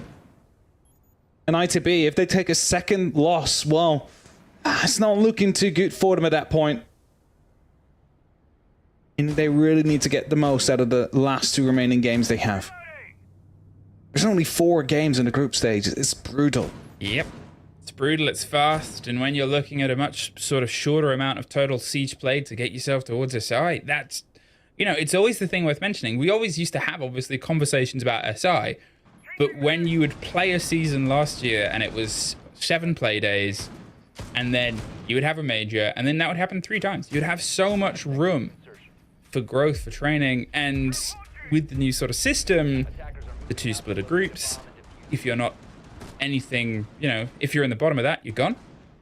Yeah. And that can be it. That can be the whole sort of dream of SI gone in a single sort of 4 games. It's rough. Obviously, there's open qualifiers and other routes through, but the structure from tier 1 players for tier 1 teams means that everything is do or die. Every game has its meaning and value. There's no more, yeah, we already won the league, we're already qualified, we don't really mind if we're, you know, 2nd or 3rd seed from this region. Sometimes you have those games. Every game counts now. There's no 2 ways about it. That puts us in these brutal situations as well, whereas ITB, well, they've definitely improved compared to stage 1, but this could already be their last, as Kendra playing on ramp, going to be jumping through, has to open up a lot of ground here, and will soon start to do so with the boogies, I'm pretty sure. I mean, send them through, get that ground churned up. If you're unfamiliar, this is the new operator. They're ram and they ram. You throw those out, they go a distance of about 10 feet and tear up all the soft. You can destroy them with an impact or an explosive, or shoot that little red canister on the back. But, I mean, look at those angles. Look at what it opens up on a site like this. It becomes so tricky to play underneath it, because suddenly, you know, if you're playing against a buck, playing against a sledge, yeah, they can open that stuff up, but they've got to have a little bit of change between gadget and gun. Sort of, in the case of buck, and here it's... who knows? I mean, it's always been a strategy for this site, right? Like, you open it up completely from the top, you flush out any defenders playing inside of it that way, but now you can just do it remotely. Like, of course, Buck has the capability to do so, but you still need to be relatively close with the shotgun. Ram just throws it, activates it, forgets about it. Just makes it very safe and allows it to just be another gun that's up at most times. And only Ace is currently inside this site. Not quite sure if there's any open flooring right above him. If he is in any danger, there's definitely some pre-fires right above his head. He's got aggressive right on the back of it, but I believe he's just been taken out from the top by Kendrew, using the opening that have been made by the boogies. Had the cover, had the watch, and the plant's being covered as well. Yonka tucked into the close corners. Noah's able to get another for his tally. They're going for the swing fight, and Jags does win it out. Now it's a post plant, and they got to try and retake vertical. They got to see if they can try and get back above their own site and their own hold as it was taken for before. Teb tucks himself in. There's a lying low down player just inside watching, and as I said, though, that vertical is the big risk, the big ask. Azza gets one more. There's the lockdown onto Banana, and there it is. To the breach, not quite done yet, 6-5. But assuming we're going back down to that basement, what's the change? They've had 1 success and 1 failure. Again, good round there from I2B, good use of Ram, opening everything up, having that verticality, flushing out any defender that might have been left there, but Aces. At that point, you can just go for a plant, and you have the main stairs under control as well, so nothing really they can do. So, well read, well done by them. Now they're a single round away of picking up points. But as you mentioned, they're going back down below where they had success and failures. Need to make sure that it is going to be a success for them if they want to find those points. If they want to halter Wild's attempt at making it to the major as well, you know? I mean, there's only limited spots coming through from each region. It's just the simple truth of it. You need to find these points against Wild if you want to find yourself in a good position for the end of the stage. And that's sort of the split of it as well. Obviously, if they find themselves losing this, they would still technically be ahead of Koi based on the round difference. But Koi are not playing today. Koi will have an extra game in hand, an extra chance to try and pull some points, watching back. And then, you know, VP against their game, as I said, if they're able to get themselves off the sort of 0 mark today, well then suddenly not getting anything here against the game of Wild can become an early death knell, which is nothing that you want. But they have done the best that they have outside of a long OT game, technically, the first sort of split. And they just push themselves to another OT this year. Get to find out. As they look to enter quickly through the lobby. Drones about as well, just making sure there's no one on that first and second floor. Because as soon as they have the call that that's all completely clear, they can start opening up these hatches, they can start doing the prep work. Something that was kind of halted due to the pulse and the quick take they wanted to take on Blue, but failed due to the information being out there. Tev, of course, on that pulse again, is trying to find out where they're actually pushing from. Knows it's not blue, knows it's not the tunnel. And how long is he going to stay there? Because now the sound call comes through. Hey, Vault's opening up. Means they're definitely coming in from the other side. Opening up the hatch right above Teb now as well. Falling back as well as they hear the X-Cars going off. And that should just be a free take of the server area.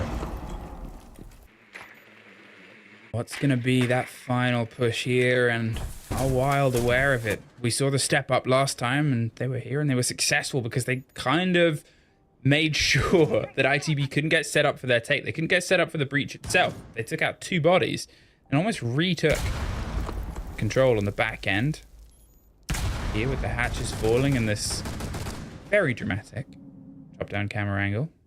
Some music over that. I mean, I won't do exactly. Too much. Don't accidentally copyright strike. They've got themselves, as displayed, all the hatches open. ITB have given themselves so many options, but they're also making things awkward for Wild as the defense because they're not giving that choice of, do you know where we're coming from? Also, they haven't opened up the sidewall here, so Yonkers in a bit of a tricky situation, needing to run through the door, not having the cover up close, unless they get no one near and can actually use that heart breach gadget to open it up for them, because right now this is a choke point, and there's going to be smokes coming through, there's people going to be watching that door, and they're going to be stemming the actual flow that ITB wants to go for here, so they need to find something, and that might actually just be the player that's coming in from the garage looking to cut them down from the back. Oh, Yonka wanted to go for the plant, has to pull back because they suffered some damage, you assume, on the back end of some sort of the smoke canister. There's a pop round. Kanto drops in, gets one. Noah gets one of his own as well. Yonka's going to see if he can stick the kid on the back end as Kanto's holding on to gold. They're going to get this diffuser down. And with only a player left inside the vault itself, it's down to Packbull to see if he can stop this going to OT. There's a fantastic take for his third of the round, but with barely any health and one, well, I was going to say on the back of the green stairs. In fact, they've both rotated their way above the hatch. Neither of them want to give him a clean fight. He's moved his way underneath. He's holding on to the first pull. He's looking for the second itself. They move away, and as I just saw the leg, they drop the hatch for the closer fight. They realize they don't have the truest taste, and there it is. Into the breach, into OT. Well done there. I kind of predicted that the Ying would actually fall there. Kanto would fall by the hands of Jags as he still had those glasses up, was not affected at all by those Candelas coming through, but he managed to pull through, and now 6-6, tactical timer to be called out by Wild. They need to have a little bit of a chat here as they're headed into a best of 3 in rounds to decide who's going to be picking up the 2 points, because both of them have one now. To be have managed to find and secure that one. Wild already did earlier. It's just one more point to be played for here, and these next 3 rounds will decide it.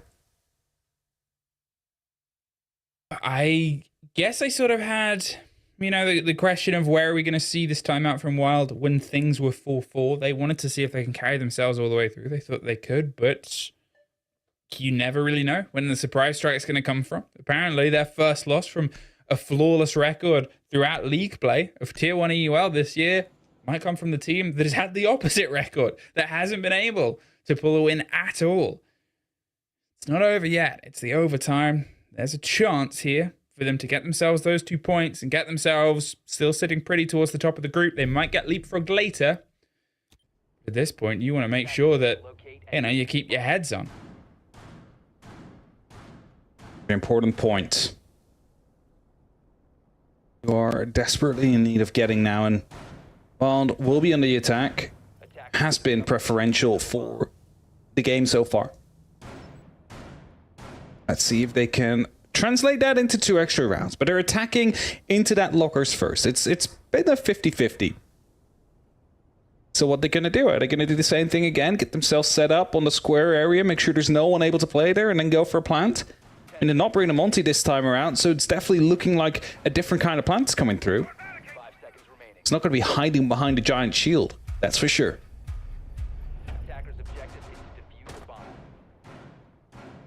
So left the wall soft there, actually.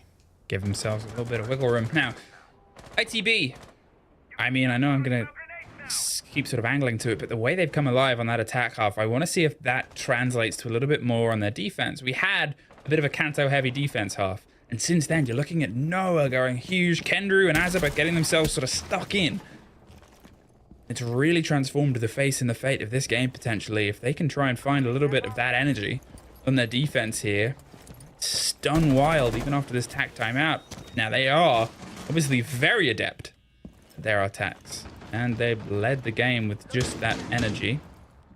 It does seem like they're playing a little bit slower, a little bit steadier. Remember the pace that we had from Wild's attacks before. They were almost instantly putting pressure onto the site. They were almost instantly putting pressure inside the building. And here, they are not giving anything to a second chance. They are making sure that they're safe in their approaches. Might not want to risk it now. Just be sure that you're going to be able to find success here. And as these hatches start opening up, that might be an actual call for the rotations to come through. People falling back towards the site from the side of ITB. And I believe I saw one drop already. There's still another player inside the elevator they need to find first. As ITB, again, to actually almost dropping and losing his life as he falls back out there. But at least back inside, back alive. Has the opportunity to fight for these last 90 seconds as well. Has the opportunity to set themselves up now. Start opening up these hatches. Start opening up the walls that you need to go for. And start wasting utility, more importantly, on the site you want to be approaching from. But something tells me that they want to go for a B site take, considering the amount of Vulcan canisters still around on the actual service there. It's going to be very difficult for them to get that. Don't really have the utility to deal with it, except for that single fragmentation grenade. And I just don't think that will be enough to get a plant down there. Here comes the attention towards the hatch itself. They obviously still have Noah in this position. Pre-fires, they move the shotgun in behind it, but Noah wins it out. Cannot get the second, though.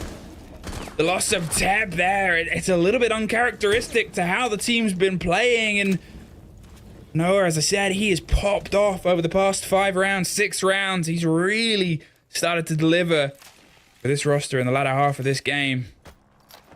30 seconds left while they're putting the pressure. They're eyeing up the idea of a plant. They're going for something a bit standard. You've obviously got the chance at the echo drones. The Goyos are popping off. The man who can see through it. Yonka still has 2 more smoke canisters as well. The time is so thin. Aces has to start trying to put some of this gun game onto the back end. Gets 1. But the plant is the read, and they're getting the full read on it. Azza has the echo drone. Azza just has to time this in his own way. Hacked and called. The perfect time if he can answer this, but Packball goes down. In the meantime, to the fire, the Goyo canister. And with only 3 seconds left, they cannot get this properly locked down. And it's the echo drone.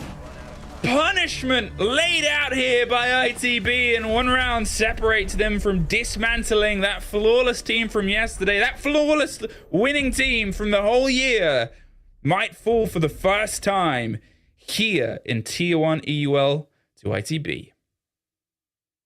Great round there coming through from ITB, and while they tried to go for something different there, they had a more gun-heavy setup rather than using the shield and trying to focus on purely that plant by removing all the utility. Packbull goes in, dies by the 1 Goyo canister they could not clear from the top. As I said, it's going to be a problem for the take they wanted to attempt. The hack was on point for the first initial plant, but then, of course, turned off. Cooldown still on there, or, you know, second one already expended. Echo drone comes back up. There's nothing you can do. They had no clue it was out there hiding in servers. ITB to find themselves upon match point. 1 more round. They find themselves a victory. They find themselves with 2 points. I would love to be sat on the sofa right now with our very talented analyst desk as they look at the site selection more than anything. Because obviously it is the 4th site. It's the 4th sort of popularity around the world ever since the meta changed on this map, however many seasons in a year or 2 ago. The openness of the pressure that can be applied here became risky. You've got to sort of full send it upstairs. I mean, we saw it earlier from Wild, and we saw it unsuccessful from the team as well. So the conversation to come here out of any other site is a very curious one, and it's a gamble. I mean, maybe they spotted the key point of the attack, right? They found out what exactly is necessary for them to succeed here, and trying to counter on that definitely here. So probably we're going to see 1 or 2 players playing upstairs, making sure that Ram is not going to be allowed to go in as freely as before, opening up all those walls and floors, and make sure that there's no players allowed to be playing downstairs. C4 gets tossed out a bit short. As Tab saw that, probably told him as well. And as a minute has passed, Kendrew currently checking up that top floor, loses his drone, so that means he's going to be aware of the fact that there is going to be a player out there hiding for him. I mean, that's it. They've got themselves pretty heavily set up inside the lobby. Kanto is going on a bit of a fun exploration. That's the angle. Yeah, that's pretty filthy. See if it nets them the kill, though, because a kill in that sort of position comes down to the pressure that's applied to the rest of the team to hope they rotate and sort of get themselves locked in there.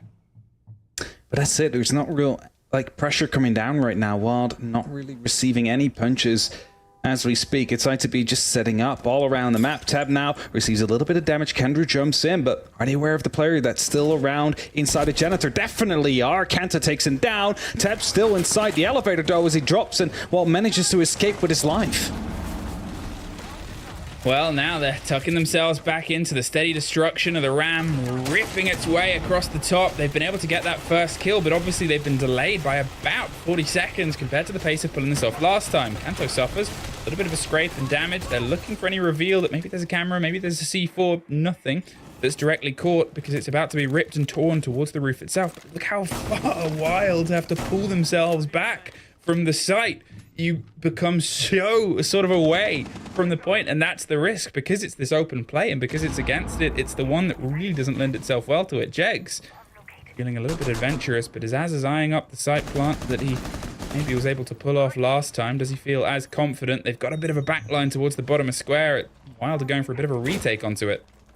That's what I was going to say. The only thing they can really do in this situation right now is try and go for a retake. Try and retake that top floor, because as long as you do not have that, there's no way you can play inside. As a double kill comes through, it's Kanto that finds his triple. Hungry, the last man standing, will find one, but still 4 more to be taken down. He fails to do so, and ITB are stopping Wild, taking the points.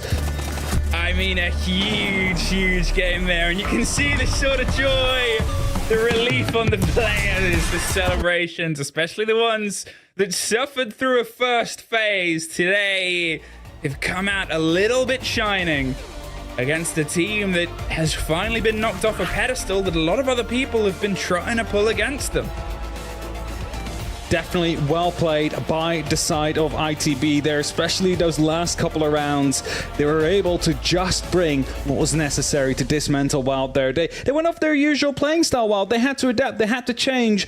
And ITB, they were ready for it. They had the answers that were necessary today to take the 2 points. Wow, congratulations to the team, especially Noah, as we said, who had a massive game. But we'll throw it to a quick break before we're back with our desk to break it down.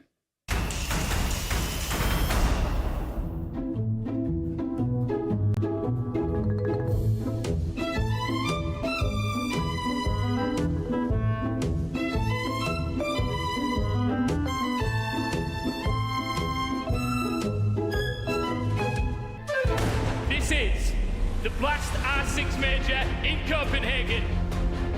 Are we ready, Copenhagen? 24 teams from all around the world made the trip here to Denmark. Okamesh is straight on inside. He finds one, looking for a second. Okamesh is just eating him up for lunch. Gomez, as he plays behind one of the remaining Kiva barricades, to be a big nitro out here, and it's massive. Trying to get ahead of it. Spots it moving down the stairs, and there it goes for VP. Free go for VP. Everything falls to Sploit down in the 1v2 here. They're both focused on him. No matter. We are now down to our Elite 8. Surely not resets. He's making the 1v4 look so winnable. There's no way. Resets to Ace to 1v4. Esk is trapped in a corner. But next, he collects one, a second, a third. Oh, he's just insane. Something feels a little bit different today. It's Championship Sunday! 24 teams made the trip, 2 remain. The defense, there comes 1 kill and 2. It looks like there's one left standing. It's Volks against his old team. It could not be any more bittersweet. Are they going to be able to close this out here and now?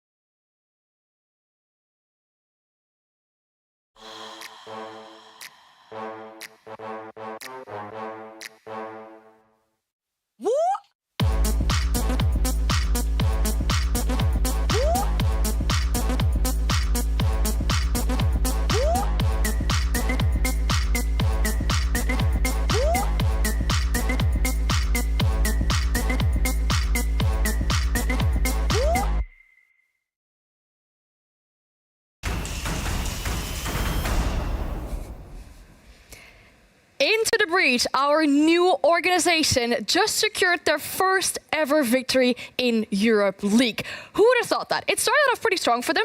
Wild came back, and then eventually, though, they did secure that victory. You know, one person would have thought that they would. He's going to say that he would have predicted it. I didn't see you posting predictions on Twitter. I don't care about social media because I'm not a nerd like so you would have predicted Into the Breach? I would have predicted Into the Breach, and I said that yesterday on this desk. I was going to predict Into the Breach every single day because I actually believed that they would turn things around, and today they did. So yes, I believe. You said Noah Ice was going to get kicked. You didn't say they were going to turn things around, Fabian. Come on. I said he had to play for his career, and today he actually did because look at the numbers he put up. He listened. He listened. He did exactly what he needed to do, and Kanto kept up with his performance from yesterday as well. So we saw a much more even team and 5 players that actually showed up as a group. They played as a team today, and nobody can doubt that. Yeah, that's the big change from yesterday as well. You know, yesterday it still felt like individuals just playing roles. Today it felt like a team. They were playing for each other. They were explosive. There was 3-2-1s, especially on their attack half. Defense, it didn't necessarily go too well. You know, they only won a couple. The 2 defenses they did win, they were up in the faces of Wild. They weren't letting Wild get, you know, set up, as we said, that we hoped we'd seen. And then as soon as ITB got onto the attack, it generally went pretty well. They, like I said, they were playing together. There was refrags. It's something we've not seen from them. And, you know, we've got to say about Noah, because we did criticise him yesterday. 15-9. Big performance today. Got himself a 4K on, I think it was the second attack round. Very, very good performance alongside Kanto, who's carried on putting those numbers up. And I think it's really interesting as well, looking at Yonka. His numbers look poor. 1-8 is not a good scoreline, but the cost that he has in a 1-8 scoreline is very high for that much of a negative. So today they looked like a group, and as you said, Fresh, in the 2 defense rounds that they won, they went really aggressive, really into their face, and kept pushing it back. We saw the first round, Kanto gets a kill on Heaven on Jegs. For your information, guys, Fresh said that Yegs is a one-trick pony Yana. Oh, not this again, please. He played Yana 1 round out of 7 attack rounds. I don't care how many hours it's been. Fresh was wrong. I was right. I am the superior analyst. You got nothing on me. All right, okay. Well, I am 3 World Championships behind. I am going to quantify this, that I think it was a very poor choice on the map choice by Wild. Yeah. And I think that actually, if it was any other map, we would have seen Jegs on Ayana. The 1 round where it mattered, where Wild didn't feel any ascendancy, he was on Ayana. So, you know, it is what it is. We'll settle that another day. But that's the real question, though. This is Wild's permaban, right? Are they scratching their heads now? Did they underestimate Into the Breach? Or? I think it was, if I'm being nice to Wild, I would say a calculated gamble. I think from the point of view that when we see teams play opposition that they feel are significantly inferior, we've seen BDS do it a lot in the past, they will be happy to play on their permaban because what they'll believe is we can beat this team on any map. And I think Wild wanted to go out today and make a statement on their permaban by beating a team that they felt they could beat on any map, and it's blown up royally in their faces. I mean, it's literally what we did with G2 the entire time, right? And it's the same thing that BDS does. You take them to a map where you don't give anything to anybody else because nobody will play this map against you. You won't let this map slip up against better teams because it's your permaban for a reason. You just don't feel as comfortable on it, be it theory-wise, be it just confidence as a group. It could be anything. Wild did it. They overestimated their own abilities, and I think they underestimated Into the Breach. So it was 2 things coming together, and it ended out well for Into the Breach. So it does go back to being a permaban for them, maybe, or potentially. Yeah. I mean, if you 2 talked about in the pre-show or the pre-game that you required a very specific playstyle from Into the Breach to counter Wild's playstyle. Do you feel like they did enough of that? 2 out of 6 rounds they did, yeah. And then the 4 others that they lost felt like they more went back and took a little bit more passive up. It's also very difficult, though, because those rounds where you're talking about Into the Breach on the defense, like you say, 2 out of 6 they did. They got in the face. But at the other times, Wild were just executing after 40 seconds of the round happening, which sometimes you just cannot predict and cannot prepare for. So I guess, yes, they did, and yes, they tried to. They just got caught. But also, I do think that Wild's attack were actually very solid. If you look at the way that they did it, they counted the positions. They knew where the normal positions is in a defense on all the bomb sites, and then if they got an opening kill, they abused that opening kill to push from everywhere at once just to take a lot of ground really fast. So Wild did not play a poor map, but if we expect this to be their weakest maps in terms of preference, then playing good on your worst map is nice, but it wasn't enough. It was still an overtime, I mean. And then one thing I was really excited about as well is we finally got to see a bit of RAM used in a good way as well on the Teller's bomb site. Yeah, we did. We saw Kenny bring it a couple of times on the Tellus bomb site, and I think the one thing that's been overlooked potentially in the discussions around Ram, because we'll talk about the speed, we'll talk about Sledge has nades, so he'll be picked more.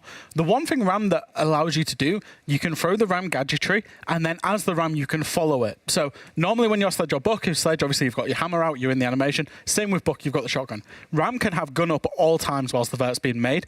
Kenny managed to achieve a kill from that. We saw it yesterday with BDS achieving a kill from it. With that bomb site in particular, it allows you to just leave the Ram to do the vert. Nobody else has to peek. Sometimes you'll see teams have 2 players making that vert, whereas it has to just... Kenny used it as just him and the Ram gadgetry, and I think that was a nice usage of it, and I think it's one of the case uses that we'll see of Ram.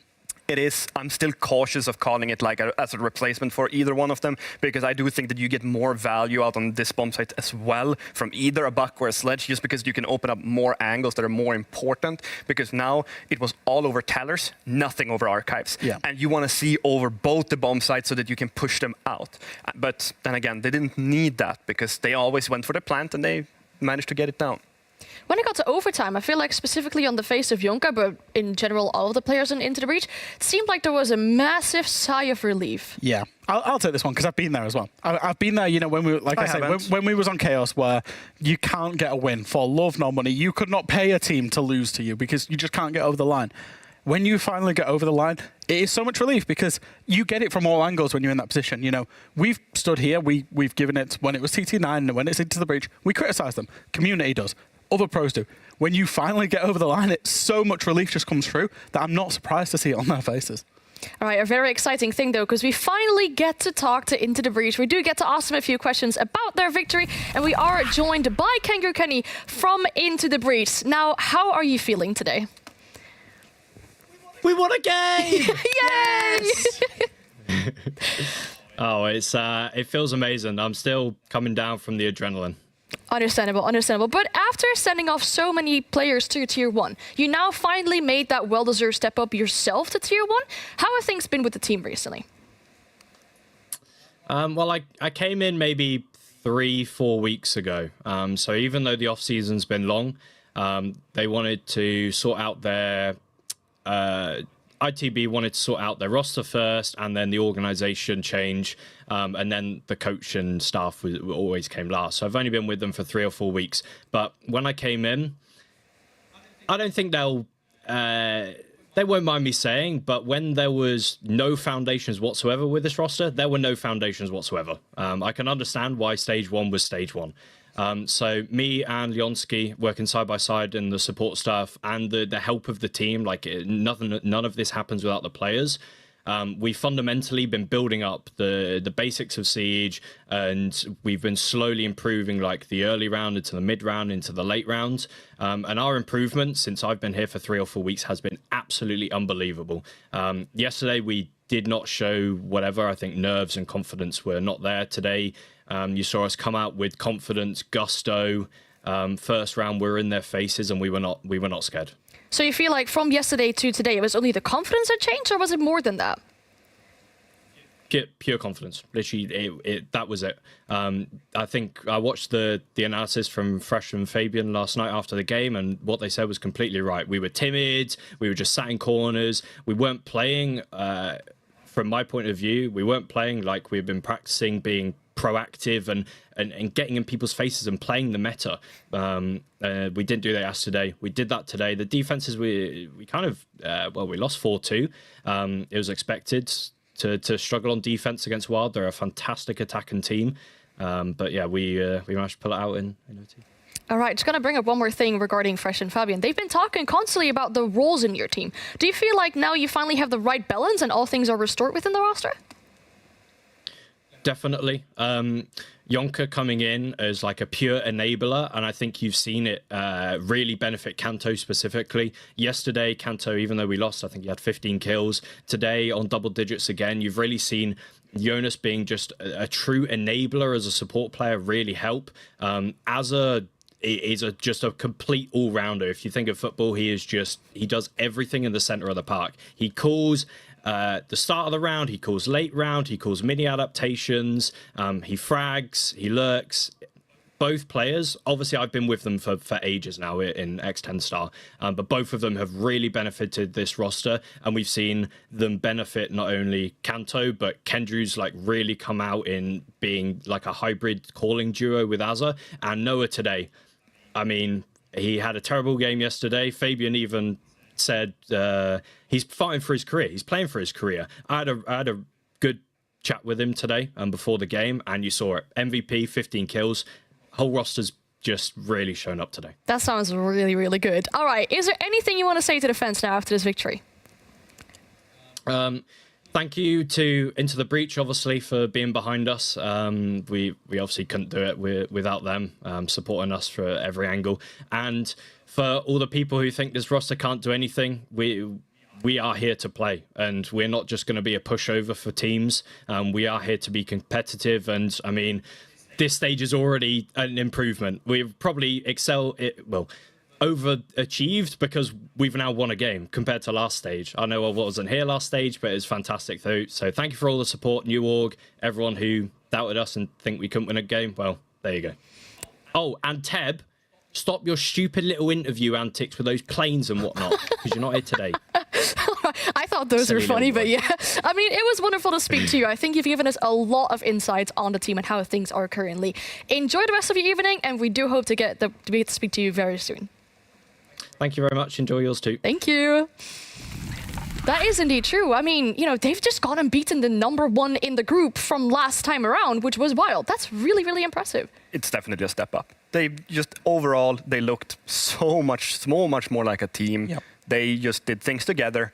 It looked like they counted down and they went to force things at the same time. It's, as Kenny say, it's the absolute basics to have this sort of communication. Yesterday it was not there, and today it was 10 times better. I think we spoke about expectations before the game as well, about what is the expectations for ITB. You know, Fabian literally mocked me when I said about, you know, potentially looking towards majors and 6 invitationals.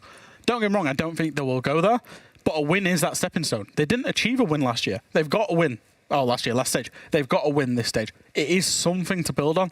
There's clearly, you know, the beginnings of a team there. You wanted them to look like a team. They've achieved that today, and I think that's a very good sign going forward. It is. I feel like we need some time to calm down from this to, you know, realize everything that just happened. So we will be taking a very short break, but then we will be back with our next game that is setting up right after this one. G2 versus Heroic right after the break.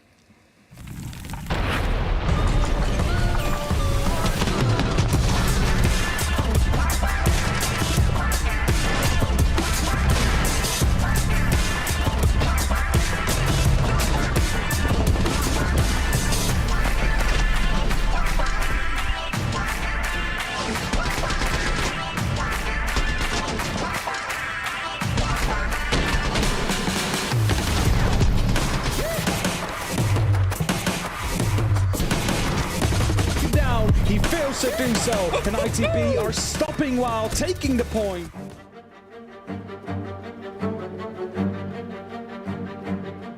I wouldn't have imagined it, you know, a few weeks or months ago, but now that we're here, it feels like we belong here. I know that they're going to think we're a very easy target, and I think that might be their downfall.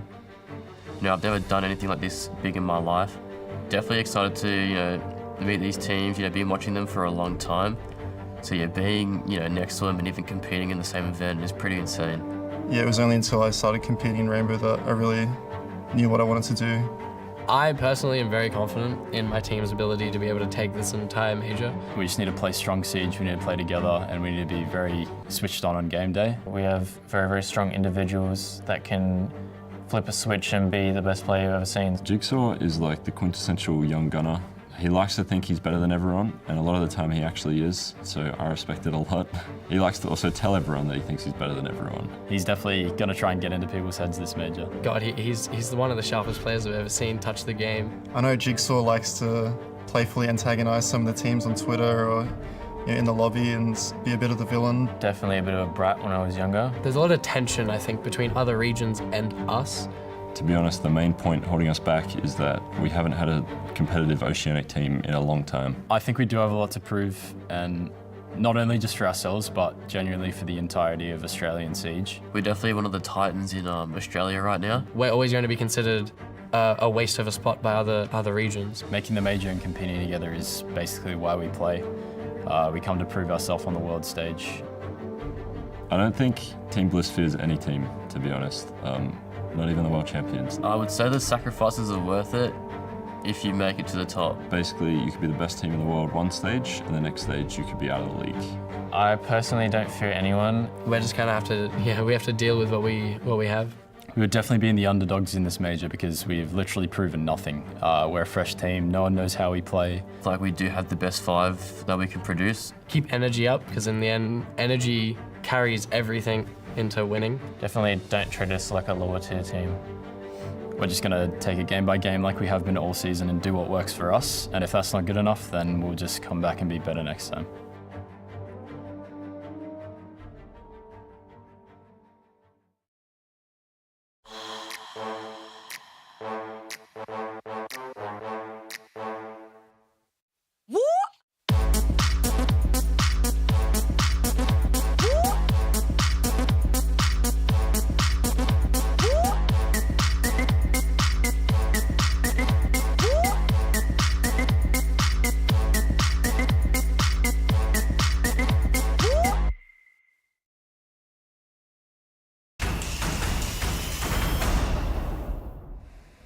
Welcome back to Europe League. It is our second game of the day. It is G2 versus Heroic, and there's a lot to talk about for these two teams, because for G2 yesterday specifically, they did pull through as a team, but it was mainly relying on some very solo performances. Yeah, I mean, they picked up 3 points, but that was pretty much completely on the back of Alamau and Virtue on the defense side. They played an incredible individual siege.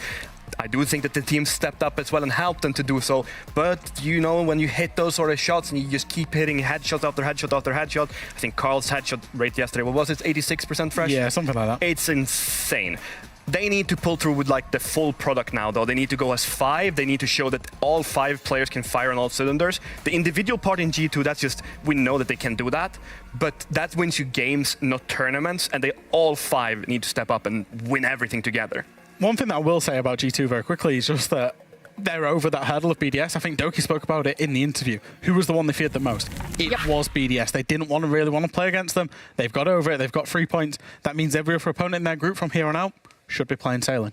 Has to be really important. And also for Uno, you know, he's playing against his old team. That definitely has to be, you know, personal matters in that regards as well, I will say. But his old team, Heroic, that he used to play for, they are currently last in the group of death, as we discussed. Group B, very stacked, but they're currently last. And you said, Fresh, the main thing they need to improve on is probably their mid-rounds, especially on attacks. I think so. We saw them going up against basic utility yesterday, shields, keeper barriers, basic things, clearing ADSs, getting rid of shields, and they really struggled. And I think we've got to put it down to needing a reaction today, the same as ITB.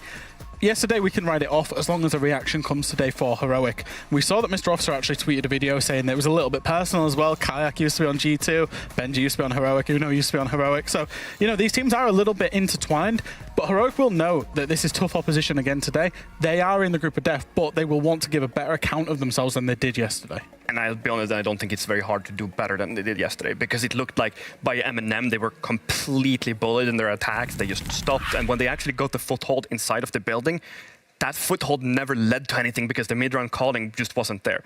Players need to take the individual responsibility to see when there's an object or a hurdle in front of you, you need to call what you need from your teammates and what you need to help to just get past that. And it seemed to be lacking because they got stuck in doorways, just stood there, got peeked, died, and then the round was over. So the rounds where they actually got into the building, they still didn't get to do anything. Now, for Heroic, a big question mark is around their banning strategy, because they showed quite a few maps in the Rumble finals. In regards of the map that we're going to play today, any expectations? Well, I think they might try and get themselves onto an easier map today. I think if you look at Skyscraper yesterday, it's a big, I would consider it a technical map, you know, alongside a bank. Maybe, I know Theme Park's gone, but in that kind of ilk where you've got to do a lot, you've got to deal with utility.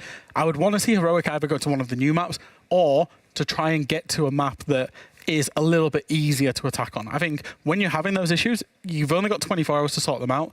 The easiest win you can do, if you've got issues attacking big technical maps, is to not play them. Get yourself onto a better map. I think for G2, because they have these issues a little bit that they don't like Chalet and they didn't like Border, at least when I was there. And then they get 2 new maps instead of 2 maps they actually like. We're now looking at 4 kind of unknowns. And talking about that, one of the unknowns gets picked. Consulate, we have no idea how good either team is on this map. What we do know is Border is gone by G2 and so is Chalet, which I said yesterday. BDS kind of messed up their ban phase. But Consulate, I am excited. These two map pools of the two teams are quite polarizing in terms of the best maps for G2 tends to be the lower maps for Heroic and the opposite way around. So by that logic, if we don't know the preference for the two new maps on these two teams, they were the only maps that could have really been left unless one of the teams took a massive risk. So I'm not surprised. This was the game when I did my prep today. I thought we've got the best chance of seeing a new map today. I thought it'd be Nighthaven, but you know, Consulate it is. Very happy to see it. I mean, I think Heroic did really good with their bans. You look at the maps that they got rid of. Those are all G2 maps, and G2 kind of had to ban the ones that they don't like themselves. Yeah. So, in my mind, Heroic kind of wins the ban phase in that sense. But we don't know. We have no idea. They could choose between Nighthaven Labs and Consulate. It's Consulate today. I hope I see Nighthaven Labs next time. That is the real question, right? There's so many question marks about this game simply because we haven't seen this map yet in Europe League. Is there anything we can know for certain? Any predictions? What we're hearing from teams from scrims and practices, very defender-sided. I think teams are struggling to attack it. Lots of tight enclosed spaces, corridors, rooms. Shotguns are going to be very prevalent, but a 6-0 half isn't beyond question from what we're hearing. I just think the G2 will pull through. I think that if they shape up what they've struggled with yesterday, they're going to have all 5 players show up, and then they're going to win these attacks because G2 is a really good attacking team. They're much more solid now with Romalu, and their defenses have been told as well. So I think that G2 is going to take this 7-3, 7-2. Okay, we will see. I am so excited that we do have our new map now on show for our second day of EUL. It is G2, it is Heroic on our new map Consulate. It is also still Fluke and Hap, so you two can take it away. Yes, it is. Those are the horns of new. They're the new horns. We got Consulate, baby. We do have Consulate. This is and it's been completely changed. Yeah, this is the test of doing our homework, I suppose. Going to be seeing all the different rooms, the different kinds of things that have shaped up. And for me, the map kind of feels like Emerald Plains to some extent. That might be a stretch for some, but there's so many more new rooms and like little corners for players to hide in, and like I struggle playing it because I'm so used to the old Consulate. I'm like, oh wait, that's a corner now that someone can hide. Oh, that's also a corner someone can hide in. So yeah, it's gonna be good to see the pros. I think that's it. Is we get to see the pros. We get to have a taste of how this map tastes, because you know, although there is still core structures, although there is still core ideas, it's so different around those core ideas. You have Garage with a white van, kind of. The white van's now elsewhere. It's outside. You've got a couple of cars. You've still got a pillar swing, but now you've got a boiler side to take care of. The run to the opposite end, and I mean, let me see, let me learn, let me steal things for my ranked games, because, you know, not everybody gets the chance to have, obviously, the proper view at how teams approach these things. No, for sure. It's definitely going to be different here. And look at the other bands, still pretty default. We're going to have the Solace, though. And I think that might actually be really good for the defense here, with the amount of, you know, little areas where they can get those drones in, just being able to take those down. It's going to be very helpful. So, as we get started? Yeah, we start Cafe Garage. We start in what is obviously the sort of ground site here. Now, if you're familiar with old Consulate, it was a staple, but the biggest change is the immediacy towards the garage wall itself. Yep, so we're going to be seeing how this kind of priority game will be playing out. Of course, change there is there's no more 3 garage walls to hold off to. It's only going to be 2 now. The big white van finally left to do his deliveries. No longer going to be parked inside as well. Used to be a nice little hiding spot for your utility. Maestro cameras right behind as well, so you could zap out those legs without them really being able to do anything about it. That is one of the big changes out there, of course. And as well as the yellow stairs, if you look at it, the railings are no longer there, so it's going to be a bit more difficult now to try and support your team, or, well, even more importantly, quickly swing from the yellow stairs to try and take care of the utility that's on the wall to keep it shut. Yep, that's the sort of trade. That run there that you'll see is often cited as being called Boiler. So if you're calling someone on Boiler Door, that is where it is. It leads on to the bottom of what was yellow stairs, but it also allows teams to get in a little bit. Remember, it was just a straight swing on the door. This emergency entrance down towards electric is often cited, and there it is. You'll see it covered, and they're angling towards Archives. Now, that has some similarities to how it was before, but obviously this extra bit of wiggle room as Benja tries to lead them in. Doki, in the meantime, gets the opener as Uno peers through Archives towards the back end of the site, with Leader getting Doki back round on the opposite end. They want to batter across. You still have the long construction hallway you see at the bottom, but there, that fun Archive stairs now heads up and away on the opposite angle. So a player playing in Kitchen has a little bit more to work with. We have Garage Wall open. We have the both baits either side. It's a little bit of a hop with how those are popped in. But here's Blaz at the bottom of Spiral, as you may have once remembered it here. But again, slight change. A little bit of a corridor before the lead in onto the swing on the fight.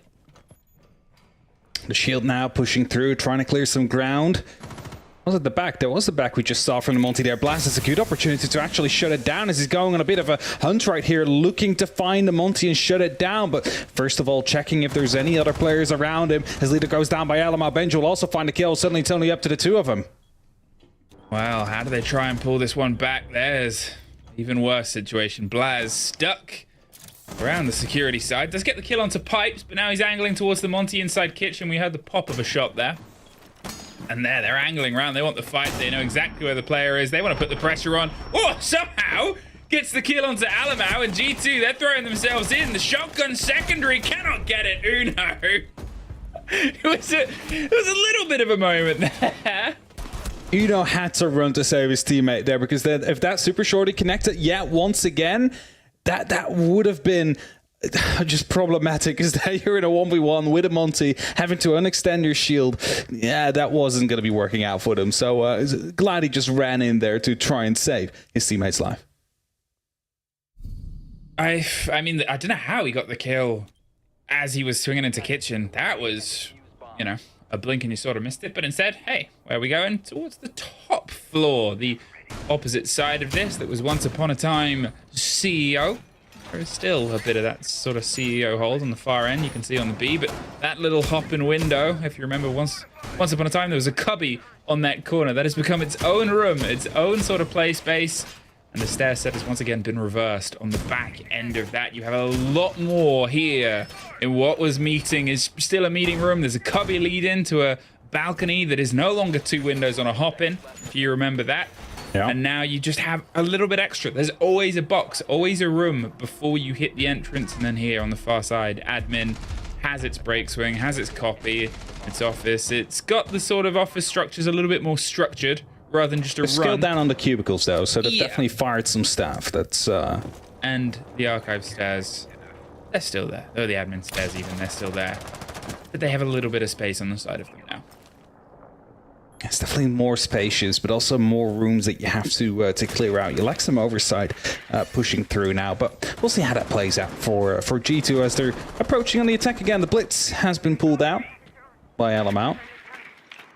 Mixed success yesterday in their game, so gonna see how that one plays out in the end. It's just the information is being gathered, drones being pre-placed, making sure that they have everything they need for when the push needs to happen.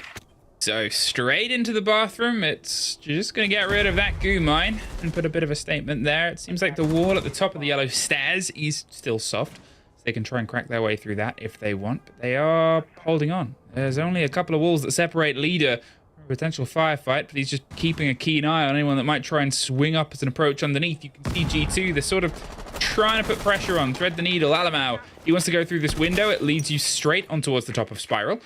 There's a little bit of a vending machine to offer you some support and cover, but it's still a very dangerous close hot property to hop into. Finds himself on the top of Spiral now, and there is some safe ground to play here. He definitely has some angles to work with here, and seems to be challenging Blast soon, so instead went downstairs. Not going to be holding off to that, at least not for now. It's going to be checking if there's anybody downstairs on the first floor, and actually might find himself a player out there as Doki now jumps into the top of Spiral to see if he can retake that fight with Blast. Heroic. They're waiting for the fight to come into them. They know that the pressure on the new map is on the attackers to drive it, and Astro has the read on the player on the swing. There's at least the reveal of the Prisma. He's there, or not the Prisma, even the Gemini, and there's the actual operator. And there is obviously the player, the E1D. There's a Blitz right behind you. They're going to drop to the pistol and spray through the soft, but they're able to somehow get it. Astro swings and drops Alamau, screams up the service stairs. There's a player just behind him he's not aware of, but now that'll feed Uno's location towards the tucked warden of Blaz behind the shield. They're about to have a Doki on one side and a bit of pressure on the left as well. If they're not known of being in that place, that could be a big blow to Doki, who wants to just have a root round. But again, Heroic, they're just standing stoic. Another swing, 20 seconds. Look through the blind, goes for the fight against the Iana on the back end. Doom is the cover against Doki, top spiral, and they just hold them off. I mean, that top floor is just so tough to get into, because no matter where you are, there's like 2 or 3 doorways you have to worry about at any given time that you might be swung from. And that's like from one direction you're coming into, right? So it's like no matter what you do, there's always going to be like 4 angles that you need to be worried about. So maybe a full admin take would have worked a little bit better there, you know, try and clear it out from east to west, not having to worry about people coming in from multiple directions. I think the spiral, you really expose yourself to any given direction that's out there on that top floor, and it doesn't really help you. So very unlucky there if you go for Alamau, trying to support Benja there, start firing with his pistol, gets 180'd and loses his life basically instantly afterwards. It's a great shot, by the way, to happen out there. It was just rough for Alamau, who just wanted to help his teammate out. So here, as we have more great demonstrations of the free cam, this is Exposition Room, or Expo for short, or called as Museum by some teams, that looks across towards Piano. Now obviously this has had a major facelift. This site, you have no more of those windows along the piano wall. You have a little hop-in box on the back end just there that's obviously watched by the footholds. Think of that like the small cubby or closet. Onto the back end, the main entrance here of what was once the lobby. It still has the big single door, or a double door even, that leads onto another double door. You have a little bit more you can play against, and then the brick wall that's just been locked off here. Kayak has a bit of the stretch as the castle towards the Visa side. That still has some of its control down that long corridor. But with Uno getting the first kill onto Kayak, they just swung and shot down to the right-hand side, I believe. Saw the fact that it was castled off from the side of lounge and lobby and just went, well, I'm free to do this. Just went in and instantly exerted himself out of the building again. Didn't want to stick for too long. Benja clearing 1F though from the corridor. Was previously Tellers, just moving through, looking to find himself closer towards the bomb site, sweeping anybody that might be around on that first floor, gaining some ground, more importantly, for G2 that they can actually work with. But the verticality is what Heroic is currently banking on. Having many of these holes, being able to watch some of the jump ins, being able to watch some of the plant spots as well, is really keeping G2 on their toes. Or you see, you know, he's very concerned about all those vertical angles out there, and he doesn't really want to move away from them. That's a beautiful one. Perfect. Astro removed from the board, from the range. Benja just had that angle to get himself popped towards it. And again, you know, if you see openings in the roof like that, there's just a chance that someone might be playing them. You don't need the straight read on it. You just take an opportunity, and opportunity has led to a little bit more success. Leader rotates underneath here as another grenade is about to find... Oh, not quite exploding at the right distance there. Blaz on a bit of safety. Also, the player moving out at the moment that the grenade was being loosened there, so I think that would have worked out, but plan's already happening. It is going to be in a very tight corner out there, and as Alamau does find Doom, the plan has gone down. 45 seconds will be counting down, and they need to go for a retake now, and they're looking vertically to see where they have planted, but it seems like they've missed it as Leader gets taken down as well. Rotten timing there for Leader. Started the sprint to get a shifty on, but already removed. Blaz, he's still above, but now he's just watching for holes, trying to find where the holes in his defense were pulled apart. Obviously, they had man disadvantage, a very scrappy fight that Doki wins out, and a flawless response from G2 as we trade rounds back and forth. It's not going to be the 6-0 defense half that we could have just as well seen coming that was quoted by Fresh. G2 found 2 on the attack already, but of course we haven't really seen this yet, like really play out in a big enough sample size to truly tell what it's going to be like. Does this mean that G2 are finding themselves in a really good spot already, finding 2 rounds on the attack? Or is it going to be more balanced than we might have thought at the start of today's playday?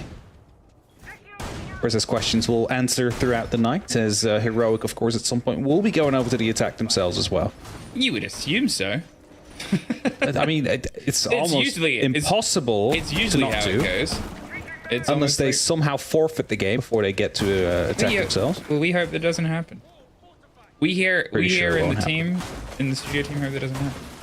I mean, it's been a good lead-in, and apologies if things with any new Siege map or any change Siege map are a little bit tricky to follow at times, because things are happening all over the shop, and we're doing our best alongside our observer to make sure that there is some clarity, but it's the same for the players inside the game. As I said, you can scrim these maps, you can test them and run them, you can see what people develop on that sort of behind closed doors, but there's a difference between a behind closed doors play and you're bringing it in. So far, a bit of a trade back and forth. We've had a G2 that couldn't even get themselves up the top of the stairs towards the top site, and here, I mean, they almost threw it. Came down to a pretty heroic attempt on a heroic clutch. Will they have a bit of a change of face? There's obviously no Monty, there's obviously no shield to sort of be that first front line of pressure. Take the brunt of all that attention. This also allows you to shepherd, right? Like, you can just waltz through and make sure all of that is clear. Yep. You don't have to worry about anybody being in your backs anymore. Just move in like that. And they don't have that now, so that means that the drone game will be a bit more important, just as well as these E1Ds, chasing players that are running away from these drones at that same time. And Doki's looking to collapse on that as well at the same time with Alamau. Uno finds Doom just inside lobby, but does he know about Astro just behind him? No, he doesn't. Astro swings around from the side of Expo. Able to take a head off, and this is Fenrir. If you're unaware of Fenrir, you have the ability to activate and deactivate those mines from range. You've got 3 codes to play with. If one of your devices gets destroyed with a code and you lose that code, you can juggle and you can see if people are walking into them from any distance. The kit has to be recollected. Oh, and there's Doki recollecting the trade. Now, in the game that we had yesterday from G2, they obviously were able to win it out, but it was a huge performance from Alamau and Virtue that were the driving force. Benjer and Doki weren't quite up to their usual, we're killing absolutely everything roster, and part of that was because they didn't need to be. So I'm curious to see if they start to lead into this game a little bit more. Drones coming through, they have that 1-man advantage. Benja is taking a bit of a fight as leader. He's making his position known near the yellow stairs there, quickly tossing out those smoke canisters, making sure he's not being followed up upon by any of the information just gathered by those drones. And G2 still with a minute left on the clock, plenty of time to try and make something happen. There's another pulse of the 1D as Doki's able to find Blaza 4 versus 2, leading just Kayak and Leader left. Now they have a little bit of utility between the pair of them, but when the hatches are starting to fall, when that vertical has been pulled away from you, you find it trickier to get yourself locked in. Moving slowly through Boiler, back down towards the site itself. Kayak does get one, but unfortunately Leader does not get his way back into the site. Kayak, he's holding on here. As the plant goes down on the back end, it is revealed. Cannot win the fight out onto Virtue, though. That is G2. 2 for 2 down on the garage site, but you assume next up is CEO, where they couldn't even really get anything close to the floor. G2, they have really prepared for this map. You can see that in everything they do, like the movement is just so fluid. They're just able to get themselves in the right position at the right time and all working together as well. So I assume there's been very, very, very many scrim hours into this map from G2, just making sure that it is as good as their other maps are as well. And of course, with the timeout. Yes, they do, yes. I mean, losing 3 attack rounds on something that the desk said before could be 6 defense rounds in a row, won twice. I mean, starts to wonder at that point. So you're going to have a little bit of a chat, like what exactly is going wrong? How is G2 countering us? I mean, it's always the sort of split of a game. It's the split on any new map. You will look at how it gets built because, you know, we highlight this as a new map. And obviously there were opinions about the sort of, I almost call it a remaster. It sort of is. It's a sort of remaster. You know, it's a fresh like coat of paint. But it is very much a different feeling map. You have to remember, Consulate was that sort of dangerous, narrow rectangle. If you took the camera out above and went all the way out to the top, you could get the entire map in a single shot. And now it's just twice as wide. It's very boxy and very boxy inside. Look at the sort of shoebox layout of what you've got to clear. That area was just pretty much one room with a soft wall down the middle before. And there was a lot of cubicles that you had to pay attention to, but as soon as you've droned it out, like a drone in the right place, you could see most of it already. I like how there's paper coming out of the copy, by the way. It's a little fun little thing you can see. Oh. Yeah. It's always fun in an office. Spewing out paper. But wow. Fun fact. Just had to mention that fun fact. What's yes, that's the faulty. true hero of the show. That's They haven't fixed that in between. faulty machine. But can I get the free packs for reporting that as a bug? Don't know if it's a bug. Maybe in the printing I manufacturer. think the printer's obviously bugged. Benja! Well, I said they had a problem getting themselves in with some pace before, and it seems they might have a solution with a quick zip, ready to rock and roll. They're just going to pop open the top. They've got the sense to try and roll and offer some cover. They might be going for something smart, short, and snappy. Snort is not really the what acronym for it. So. Yeah.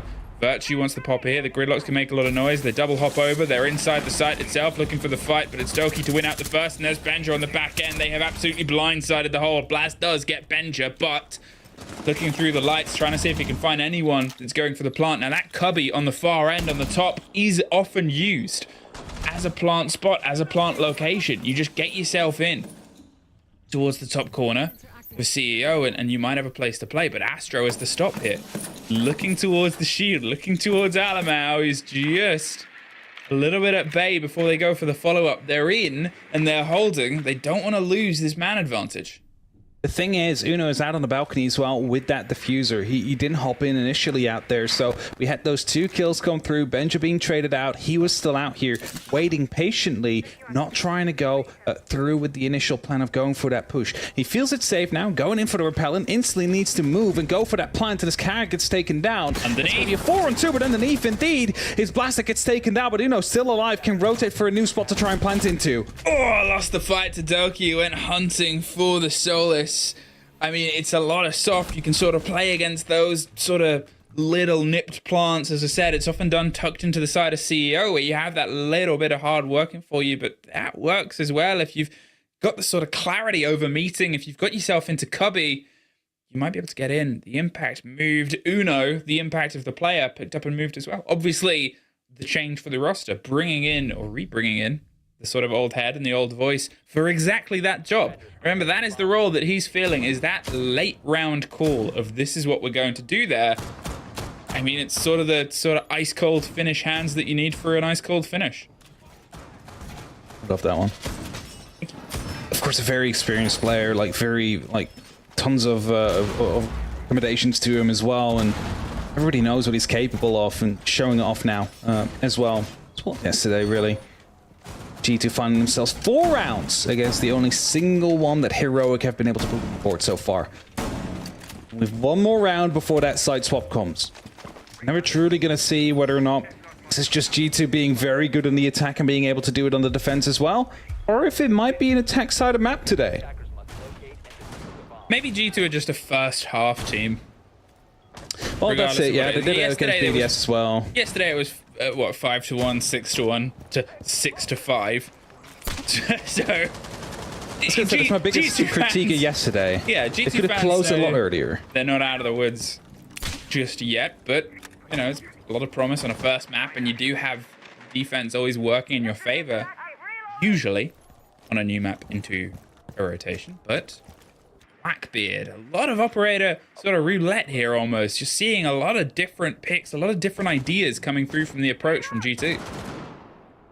It's also, of course, based on what they've seen so far from Heroic, knowing what could work against it. As June taking a small amount of damage out there, I believe, walking past the Blackbeard as well, as you saw the shots going off from the Mark 18. He's really stuck out here between like 3 G2 players. Has to run through, takes again a little bit of damage, trying to rotate all the way through towards the little A window. Could be hoping to go for a jump out. Hero gets pre-fired, a double kill. Benja with a grenade and Virtue with one as well. It's really putting up G2 well for, the last 2 minutes of this round. I mean, from what was one of the slow rounds that they lost before, they've been so good at every other attempt at finding a route in. Look at that, Doki watching and waiting for Blaz to pop around the corner, and it leaves the 2 new pickups for the Heroic roster, Astro and Leader, to see if they can try and push this round back into their favor. Now, they had a pretty good day yesterday, regardless of the loss. These 2 got themselves in, but the big ask right now to try and carry the rest of this. A minute 20, lots of time here for G2. Where are they going to see if they feel comfortable enough to go for a stick with Astro still above? Oh, ducked around the corner. Leader gets the first of G2 players down. It's going to be information, though, for G2, knowing where at least one of these two players is located. They can now try and circle around him, see if they can work on the back of that. As a jumping comes through, Astro might have heard something. He's waiting on the doorway, looking to see it, and I don't think G2 is aware of the fact that he's above that hatch, holding tight as he finds Uno. Now they definitely do know. Gets a second, though, for his troubles. Doki taken down, who find ourselves in a 2-on-2 situation again. With 40 seconds left on the clock, G2 now trying to figure out which player they're going for first before trying to attempt to take. Oh, Virtue dropped the camera, dropped leader, and now with 30 seconds, a 2 versus 1. There is the possibility Astro can pull this round, but he's just been revealed as well. Takes the fight, though. Astro is happy for it. One more for Astro! Almost single-handedly saves the round there for Heroic. 4 kills. As it was a 2-on-5 situation, they can be happy with that one. Of course, not how the round played out, but at least with how they managed to still secure it in the end. That gives them a bit of an extra lifeline. 4-2, 2 rounds of a buffer now, and them heading over to the attack, we get to see the true taste of this map. There's G2 over towards the defense. Again, quoted by Fabian and Jack. Could be 6 rounds on the defense. Now, we definitely didn't see that. Maybe Fabian and Jack just don't know how to attack this map, because they play in the stack together a lot, so it might just be the stack problem. That's true. Maybe you guys just listen. I don't want to, you know, point fingers. I don't want to point fingers here, guys. But apparently, you know.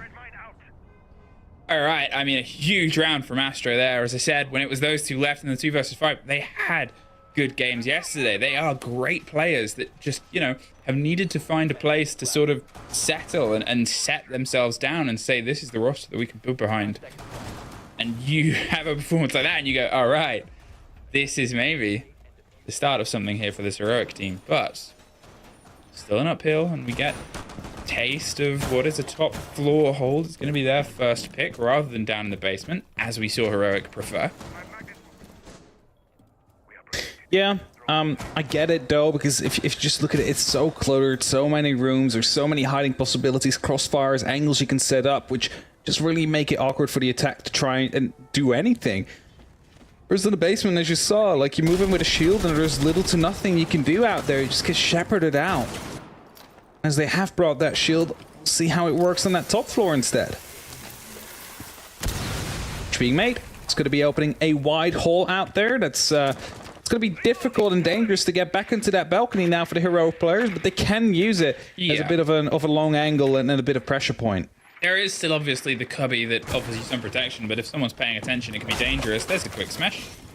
Just sucked into the top of yellow, and well, they're making sure that nobody's either side, trying to get a quick ping. The Monty, again, for a map that you're still sort of learning and trying to wrest control, it just gives you the sort of safety of saying, I'm going to put the pressure onto this and see what they're doing, because you don't really know. This is dangerous, though. He has to take that smoke damage. If he'd have gone any further, he would have just been caught and closed down on by the opponents. He knew what the trade was there. He moves himself further away. It's a great bit of play there by Alamau, but there he is, finally able to get that grenade. It puts him to, well, I was going to say less than, I was going to say half, but now he's all gone. Leader does stop at least the run of Uno. Benja almost gets caught out. This grenade just towards the soft wall. Spray behind it, won't quite get anything though. Good call coming out from Virtue, getting that double kill there. Uno was looking to support him, watching the skylight there. We've seen it yesterday, didn't work. This time, Uno fell in that battle, but still, the man advantage is there for G2. There's a minute left on the clock. This grenade might actually change that, though, as it finds Benja, brings it back to a 3-on-3. Still that minute to work with here. Heroic, they need to group up now, make a decision, and try and stick with it. Oh, that's always the risk. The 3 versus 3, you still have some utility to be played against you, although that smoke canister does just get thrown out and turn into a bit of a gun swing here, and you're against some very talented guns either side, and without the Monty, you don't have that safety precaution I talked about before. Doom delicately wanting this fight on the swing. The smokes are going to come through, and Alaman's actually going to move off as Virtue gets Astro. There's the fight swung right round. Doom wins out. A quick break against it. Leader's looking to try and get the kit down as Virtue gets clipped by Doom, who's really started to roll across this attack. It's a 1 versus 1 for Doki, though. And it came down to the wire, but it's not the first round 2. Well played there by Doki in the end. We just saw a clutch coming down from Astro. We see it followed up by Doki in a 1v2. And that means they're now on to 5. One more round before they start taking points home. And Heroic, already having had their timeout, of course. Not that that round necessarily means they need to take one, but that does mean they need to play it through in the end. Or hope for G2 to pull a timeout themselves if things do start to go wrong. So they need to make sure that it connects next time around. They need to just double swing it at the same time if they know where he is, because they gave him 2 1v1s now. Let it be in short succession. Just enough time for Doki to reset and get back to the second person who was red pinged. We fall down towards information blockers. Love to see them. They're a relatively new addition to the game. If you're unaware of what they do, well, if you're a drone, unfortunately, you would not be able to see through that. It's a direct line. Now you just shoot out the middle, or however you wish to remove it. It can also be stolen by a Brava, which is essentially on the board. But otherwise, it just blocks any camera being able to get that truest glimpse through it from the attackers for now. What are you going to get here, Doki? Oh, a lot of damage to Astro. Bit. Something of the wall a bit more to make sure there's pressure out there if they do decide to head up there.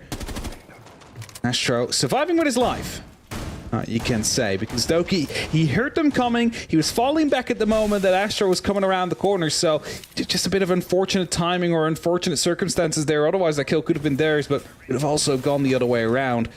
Quick breach though onto the objective directly will give them a bit of a line of sight on it, but the top floor again being held steadily. The verticality is so important for this site and will definitely be held by G2 for as long as they can.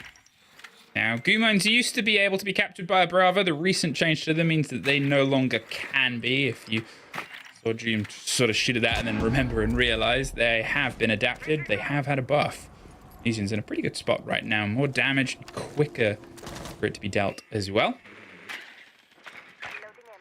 They try and get themselves some control over the top here. They see, obviously, Benja a little bit loose down on the bottom of Spiral, just getting himself mobile and moving over towards the opposite end of the map. Kayak's getting some coverage. You can't entirely just throw yourself into the piano, into the expo site without at least getting some idea of what's going on. Now, remember how Heroic did this, and they ended up actually losing a couple of players, and then G2 found a pocket of space. It seems like Heroic are looking for the same thing. They've just tucked their toes inside and underneath and hoping they can shepherd the players out. There's Leader making the motion, covered the smoke and going for the plant just inside that little hopped cubby around the closet, as it's called on the far end. It's a post-plant situation just on the line of that closet and towards the expo side of the site museum. They're going for the C4s. Too little too late at this point. Whoa, that's a hell of a take. Benja gets one, but there's a drop right back round. Doom tucked on the corner, swings up towards Virtue. It's a scrappy fight, but it's his to win out as Blaz gets one of his own.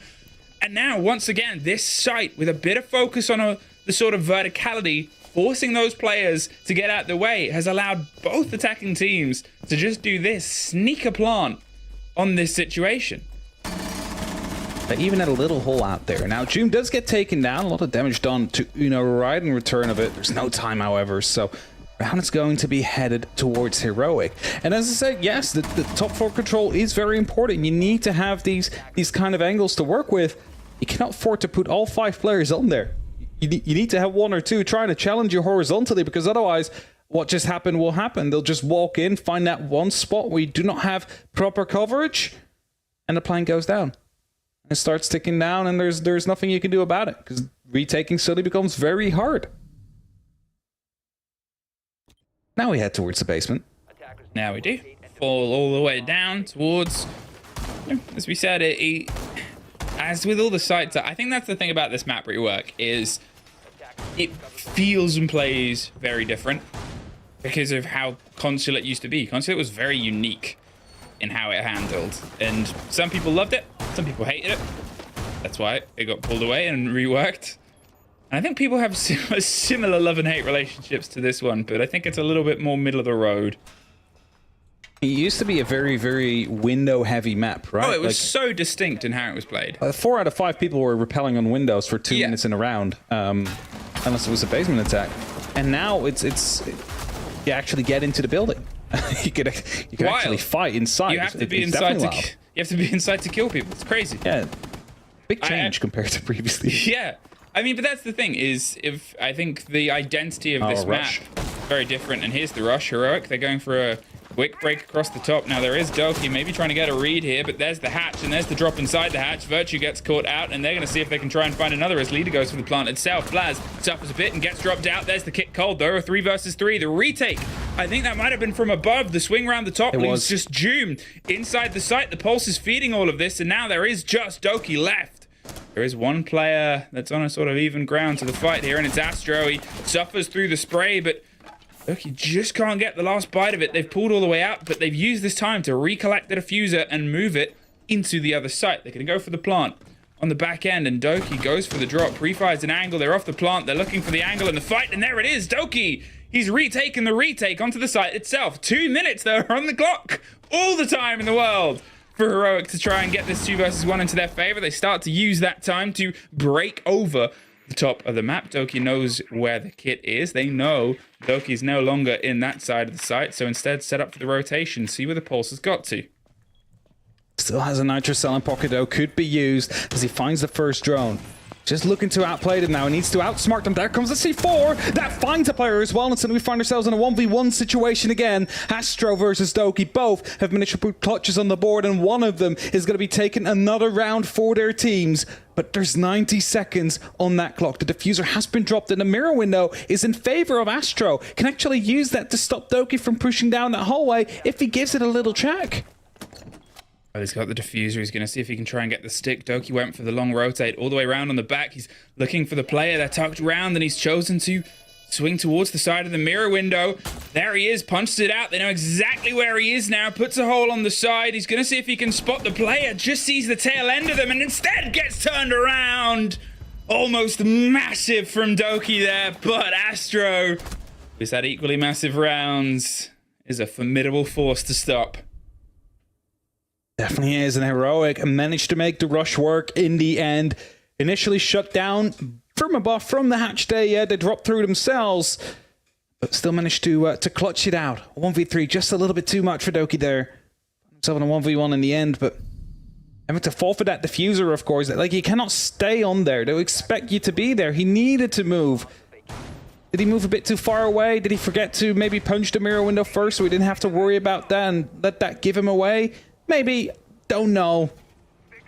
But again, well recovered by Astro there, and a massive attempt from Doki to try and bring that back their way. I mean, the retake of the retake, you know? What else do you want? Especially as before that sort of happened, it was obviously a huge take to stop the planter going down. It was Bender over the top, then Astro appears behind and gets the kill, and suddenly Doki's all that's left. He had a fire into Astro, and that situation, it might haunt him a little to be like, I could have maybe won that, but the fact that he didn't was maybe the reason he went underneath. Siege is a game of that, and I think if anyone at this level doesn't pull off the greatest play you've ever seen, they're usually a bit disappointed, so I'm sure he'll get past it. Looked for another quick pick up into the lead here, but not quite handed to him. Not quite yet, so they're going to have to try and see if they can go for a different approach. Jim already in sight, though. Server Stairs is looking to quickly gain themselves with some control and maybe catch someone off guard through the hatch out there. Definitely letting himself be known. Oh, that grenade could actually catch someone as well. Uh-oh. Will they? Oh, no. That was onto, I believe, the checkered bit, which is not destructible. They're able to keep themselves sort of standing, pull themselves back round. Obviously Heroic. Slower and steadier approach here onto this side. Glass. Just chilling. Opening the wall very soon together with Leader. Finding themselves a way into the side, and this time there will be someone onto the balcony. I said it before, it's going to be very difficult to retake that once it opens up because it gives the opportunity for them to just swing. And you saw the opportunity being taken there by Doki as he was looking through the window, hoping to find someone out on that balcony. Smoke canister stops the immediate run into Cubby. There's another one. They're just sort of baying and baiting for this time. The flashes and the swing comes across the back end. Kayak is now inside, and Doki says, get back outside.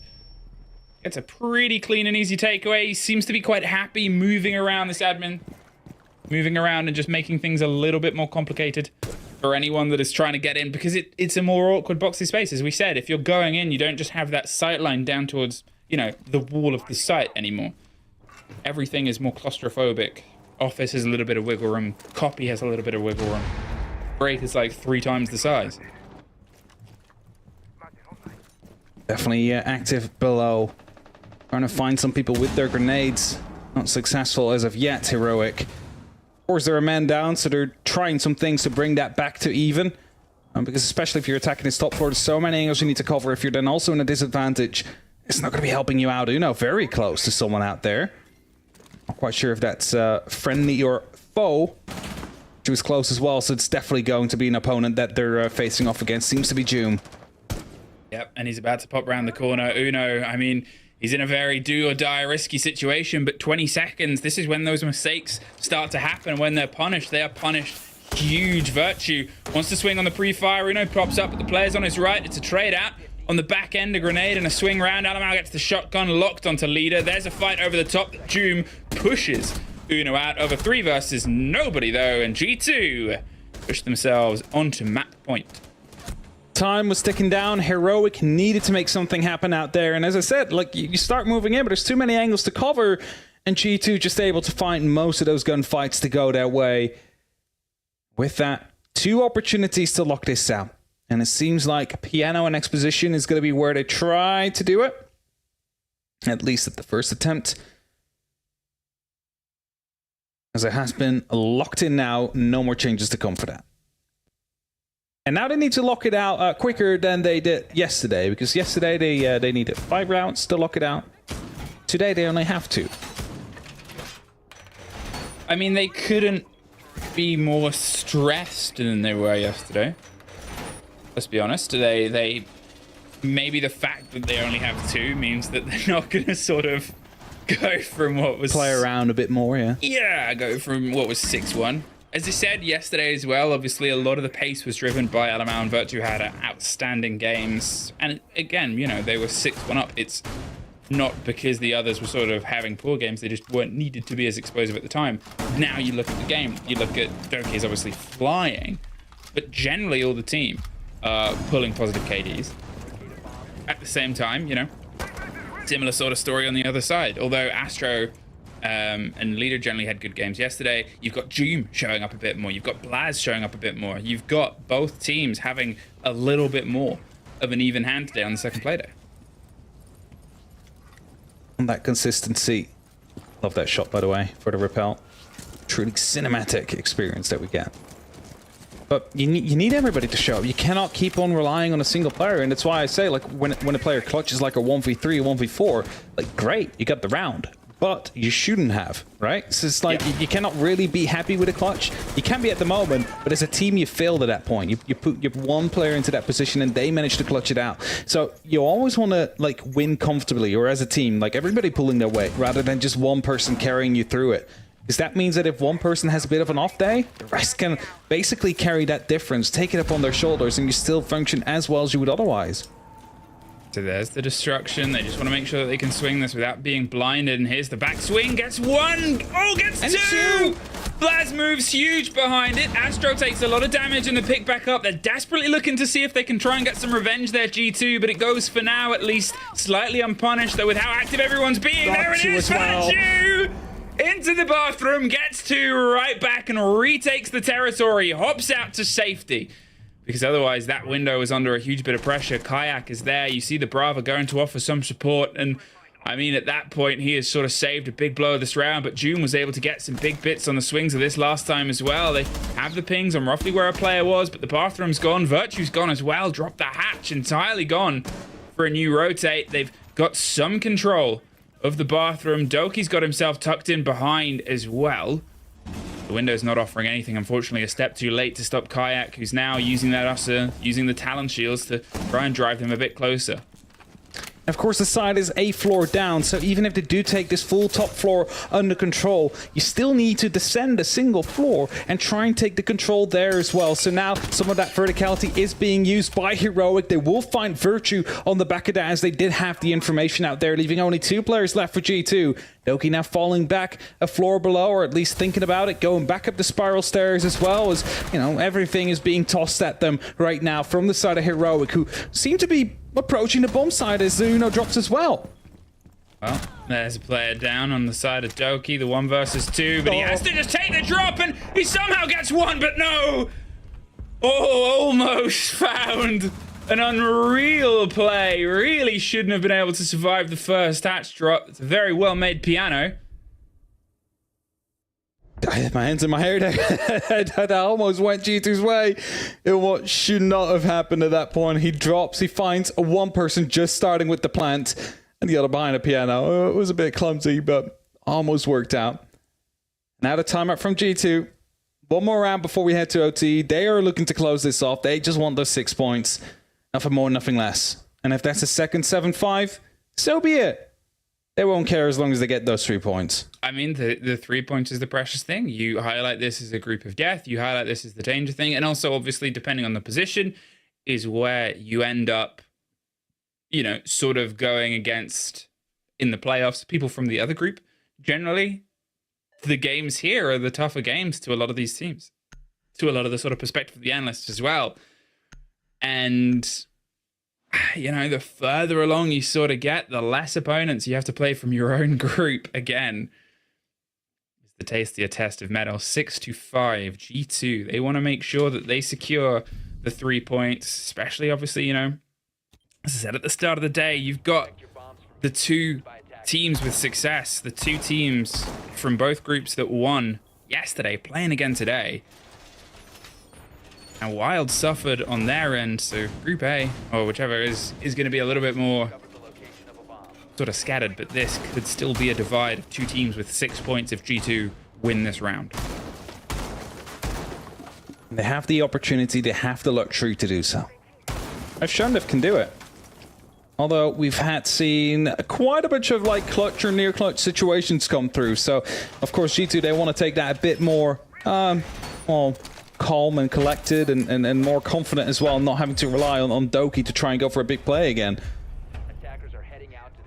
But we get going. 3 minutes. It's between G2 and picking up 3 points, or between Heroic and finding themselves in overtime with a point on the board, which they were not able to pick up against M&M yesterday.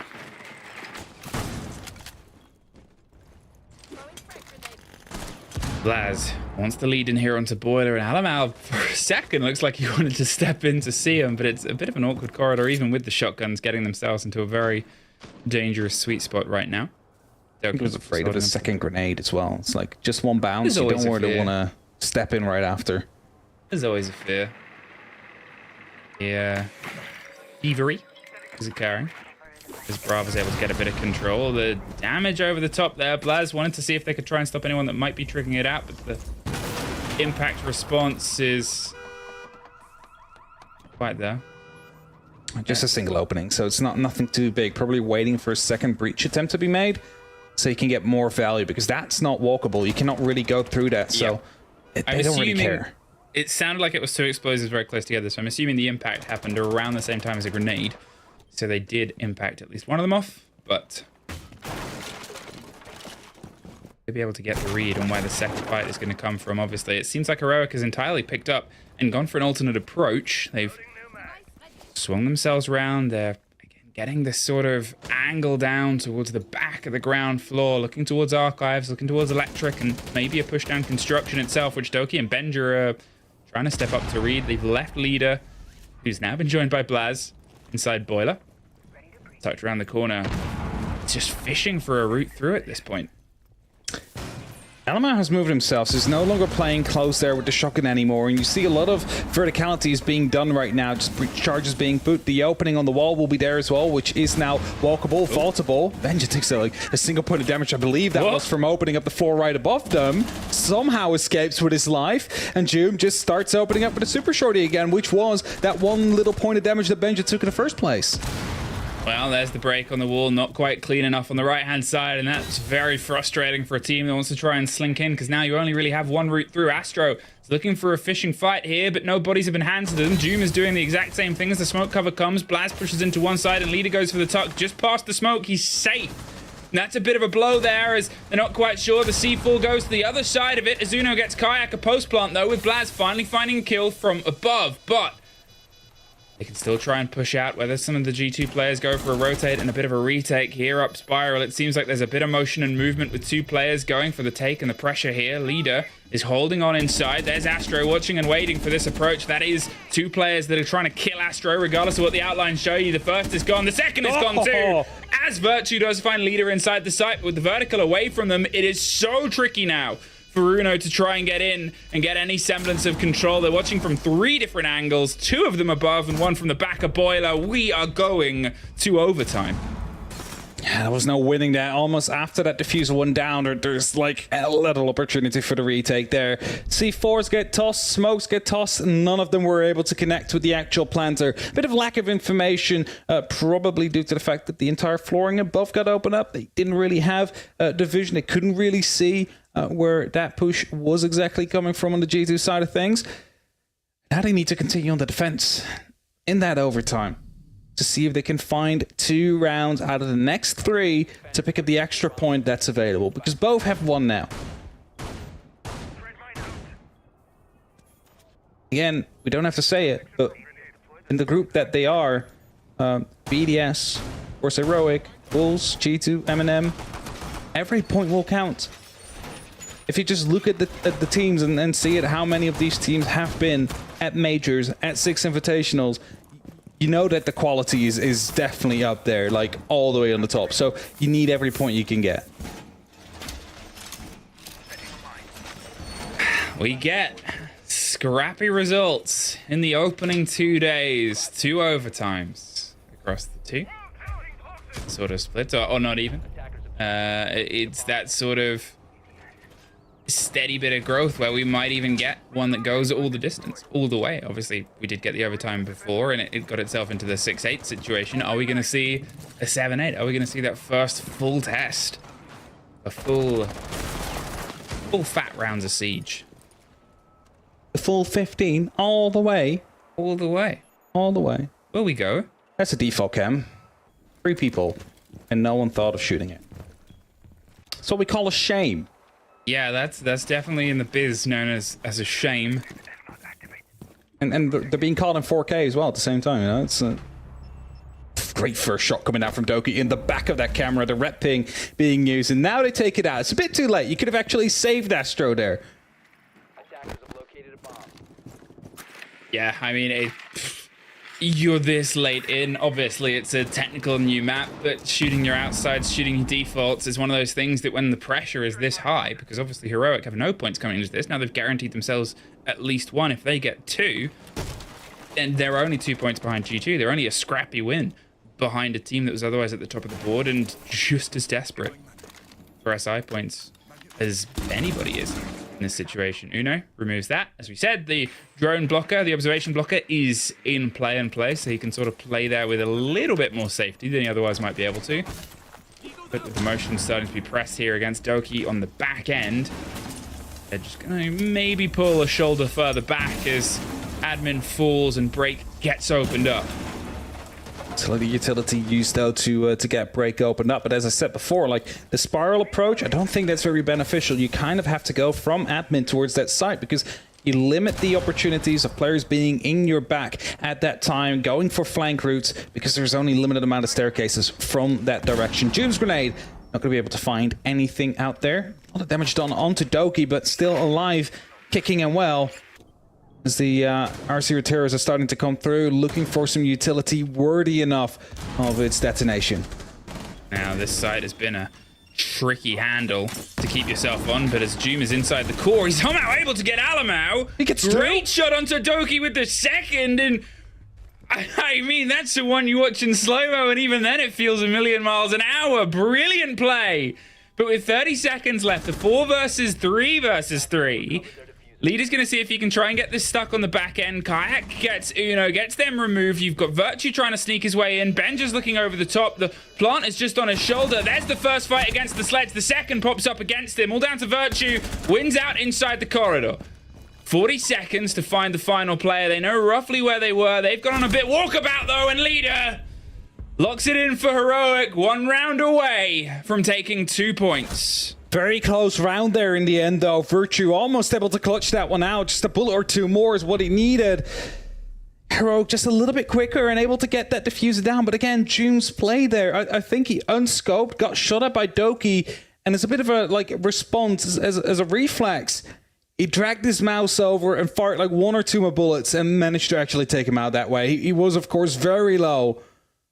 If we can get that one in slow-mo, I'm pretty sure that was just like a response, like automatically to whatever shot was coming through. That was like not a conscious response at all. That was like the subconscious taking over. The follow on the back of this as well. Obviously, the first fight is you've sort of got this lead on the prediction, pops around, shot at, unscoped on tap.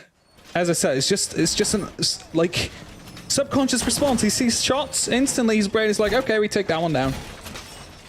But, I mean, obviously, when you're unscoped and firing, even from that range, there's elements of luck that goes into it. There's elements some RNG. There's some RNG. There's some siege. He's moving as well, just changing stance. It doesn't help you. No, the exact opposite. But unless you're a Doki or a G2 fan, it's always one of those moments that is something to see. It's definitely something to see. It was a great play. Going through there from June. One more swing here onto the top, and as I said, I want to see if we get the full 15 rounds. We had our first OT in the game just before, but that obviously fell 1 short. Here, G2 have the chance to try and put the pressure onto the attack from what has been well-traded even hands. The 4-2 opening into the 4-2 secondary setup. Both teams have been able to make the other bleed on attack and defense. It was however many rounds ago, the opening... or the first round, not the opener either, the second round, the first one that Heroic were able to win on their defense. Blast been spotted out. Instantly rotates out, but there's a player on the window there. Virtue fails to actually get him. Flashbang goes off, but the glasses, they stay on. Blast not really receiving any pressure there. Carrick knows someone about on the... Oh, that's the most unfortunate timing. Blast taking damage as well. This is just so chaotic for Heroic right now. 2 players just locked in place. Well, you said it was a window game, and G2's living up to that. They get the kill onto Blaz via the window on the back end. They obviously had him watching on the admin side, and then they had the diffuser carrying Uno watching on the printer side itself. The admin player has been removed. Benja's in, and underneath, he's eyeing up the drop on the hatch first, making sure that nobody makes the motion. He'll probably want to loose some grenades at the roof as soon as he can, as Doki's just feeding and filtering some of that intel. Alamau also wishes to sort of shoulder shimmy and shake his way in a bit closer. As I said, those grenades will start to be pin pulled. Currently not on the back of anybody currently, but just moves around. That'll be the call. Someone's below us. Gotta keep yourself a little bit. Walk. Yeah. Not able to find anything on the back of it, but at least some vertical angles they can use now. You know, moving in with the Arceroteros, we'll be getting some information, but also taking down shields, more importantly, make the life of Alamau just a little bit easier once he finally does decide to waltz in. Seems like that time is closing in on us as he's, giving some quick shoulder peeks, probably just waiting for his team to get in position before that call gets made. They have that 1-man advantage. They do not want to throw it away on 6-7 against them. 40 seconds, 9 players still standing, the longest and most we've had at this sort of point. The pings come round, Doki gets leader, the blitz goes on one side and Doki gets one more. Astro, he's able to find a fight, doesn't quite get stopped by that. Another impact and another impact stops the play, but it's only him left and he's forced all the way back into the Carbia CEO. We are going all 15. This round, the single round will decide who takes the extra point. It's G2 on the defense, and it hasn't been favored today. Most rounds are 1 on the attack. They need to pull 1 more off if they want to be on top of their groups. Of course, still could be leapfrogged by M&M, who found 3 points as well, or having a rematch against Wolves later on. But it's all or nothing now for both these teams. Rather, all or 1 point. Defenders, protect your bombs from being defused. by attackers. 7-7. And after G2 playing yesterday and Eminem dispatching of Heroic, some might have expected this to be an easier game for G2, especially with how the first half developed. And then you start thinking back about the clutch that happened, and you're like, that didn't go through. We might have already been done at this point with a full three-pointer. 7 apiece. Best of one. It's the best of 101. Best of one and the best of one. Best of 101. And I think one of the good things is every player has really put their name on. I mean, Doki sitting 19-9, huge, almost clutching out 2 massive rounds. But then you look at Virtue as well, 16-9. The fact that G2 have sort of kept themselves battling and fighting in against a team where, you know, multiple people as well on Heroic's team are in double digits. It's really been a tooth and nail game. And no one has wanted to let the other get a single step further. Bit of a dangerous, sneaky attempt from June there, as there were some shots coming through from the defenders. Quickly repelled up there, tried to return fire, but no one on the other side of that wall to be caught off by those shots out of the L85. Breach instantly destroyed. I'm not sure if that was on purpose or if that was an impact grenade used. Doesn't seem to be the case, so it must have been destroyed by the attackers themselves. They didn't want it to be a run-out option. They wanted it to be an angle that they could sort of shoot through, so it's something where they can put pressure with it, but they know that they can still safely repel without having to keep an eye on it and be something that has to be watched. It's just a way of getting that locked down here. Heroic. Once again, they're going for some control, but Doki gets himself into 20 kills, gets himself further and further into this game, and removes Astro as well, almost his rival in those end game clutch situations from a couple of rounds past. Kayak takes a scrape of damage here. They need to make sure, Heroic, that they isolate and get this next kill onto their favor. They're, just missing the tip of the cap of Doki. He tucks himself a bit further back, pings for the player that's sort of twinned with him on Soda. On the opposite end of the long corridor, Leader's going to rotate his way back round. They don't want to risk it. Uno and Doki still, as I said, have themselves on the back end. That little position he's in, but Doki gets another. And another for Doki. 22 kills on the board.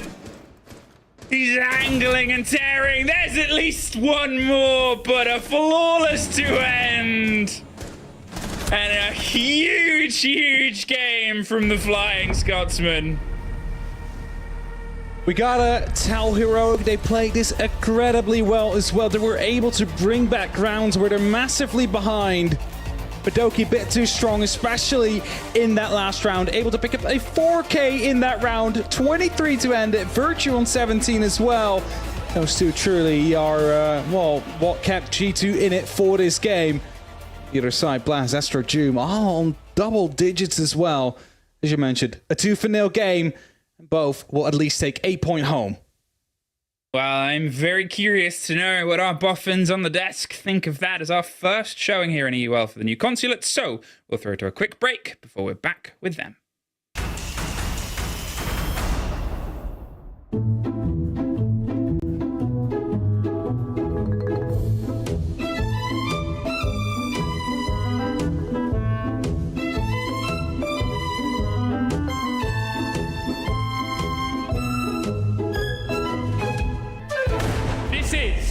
The Blast R6 Major in Copenhagen. Are we ready, Copenhagen? 24 teams from all around the world made the trip here to Denmark. Okamesh is straight on inside. He finds one, looking for a second. Okamesh is just eating him up for lunch. Gomez, as he plays behind one of the remaining Kiva barricades, to be a big nitro here, and it's massive. Trying to get ahead of it. Spots it moving down the stairs, and there it goes for VP. Three go for VP. Everything falls to Sploit down in the 1v2 here. They're both focused on him. No matter. We are now down to our Elite 8. Surely not resets. He's making the 1v4 look so winnable. There's no way. Resets to Ace to 1v4. Esk is trapped in a corner. The next can collect one, a second, a third. Oh, he's just insane. Something feels a little bit different today. It's Championship Sunday! 24 teams made the trip, 2 remain. The defense, there comes 1 kill and 2. It looks like there's one left standing. It's Volts against his old team. It could not be any more bittersweet. Are they going to be able to close this out here and now?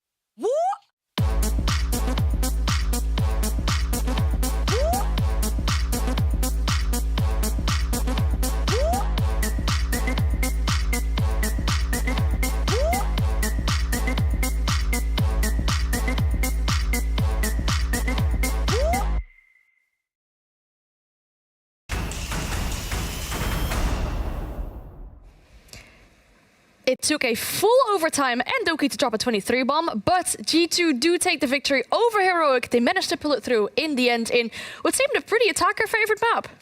It was crazily attacker favorite, especially what we were expecting when Fresh says it can be 6-0, and that's what I've heard too from the teams. To then see that there was, 2 on each half, and then G2 only managing to snag the last one in overtime.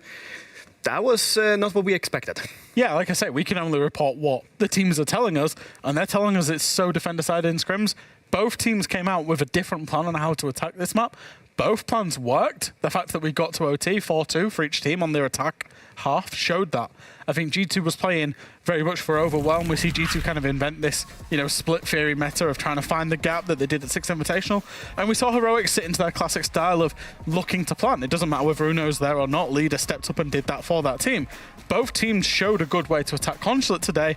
And it was only when we got to OT that G2 kind of realized if we get in the face of Heroic, we can basically outfrag them, stop them from setting up, like Eminem did yesterday, and just about got the job done in that very final defense round. You pretty much cut that entire thing, so I don't have to say much. Cool. Except that one thing I want to add is that G2 actually played much more like a team today, even though we see Doki dropping 21 frags and Virtue dropping 15. Great numbers, and I'm really happy for Jake that he's managing to push these numbers, because he's never been the one expected to do so, but he's always been capable to. I think that Jake has the best aim in this team, even if Doki can drop 21 and 8. So they all took that extra step up, added a few more frags to their numbers. So it's more of a team effort today than it was yesterday. So you're saying both teams play Consulate completely different, but then for Consulate, it's a map that's been reintroduced in the map pool. Has anything stayed the same? I mean, I'm missing my trusted admin take, but is there lots of changes or anything that stayed the same? We saw an admin take happen in that very last round, and Doki just shut it straight down with some aggression.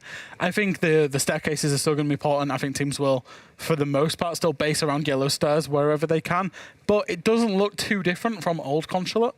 It doesn't look too similar either. Sorry, yeah. It looks very different from old Consulate. Yes. You can't sit outside on 4 windows waiting anymore. I mean, G2 did a little bit of that when we looked at top floor attacks and they picked them apart, but they literally flushed all of Heroic away and just took all the space and overwhelmed them so they didn't stand a chance. And then for Tekality, how much did that play a part? I think it's going to play a massive part in this map. We saw Heroic, when they was on the defense, try to play the Solace from above and below. Pulse was played a lot by both teams as well. And even on the attacks, I think the default, when you're not trying to rush or trying to play fast, will be to play the full clears. We saw multiple lineups that had Sledge and Buck and breaching charges in. And I think, obviously, teams are looking to try and defend vertically above and below site, and teams are trying to attack it the same way. So I think verticality is going to be huge important on Consulate.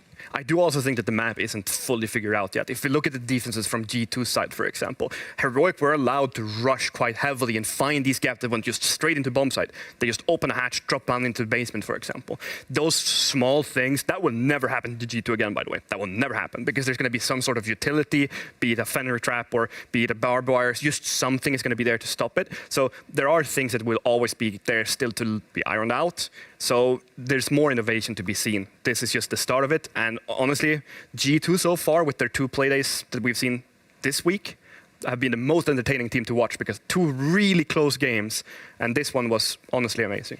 But then there's a really difficult question. G2 are current world champions. Can they afford to lose rounds against Heroic, bring it to overtime? Or is that going to come to bite them in the back with this strong of a group? I think if you look, take a step back and look at this group, and this is me thinking how the teams will think. They will think that Heroic is the weakest team in this group. So if you're going to drop points to anyone, you don't want it to be against the perceived weakest team in this group.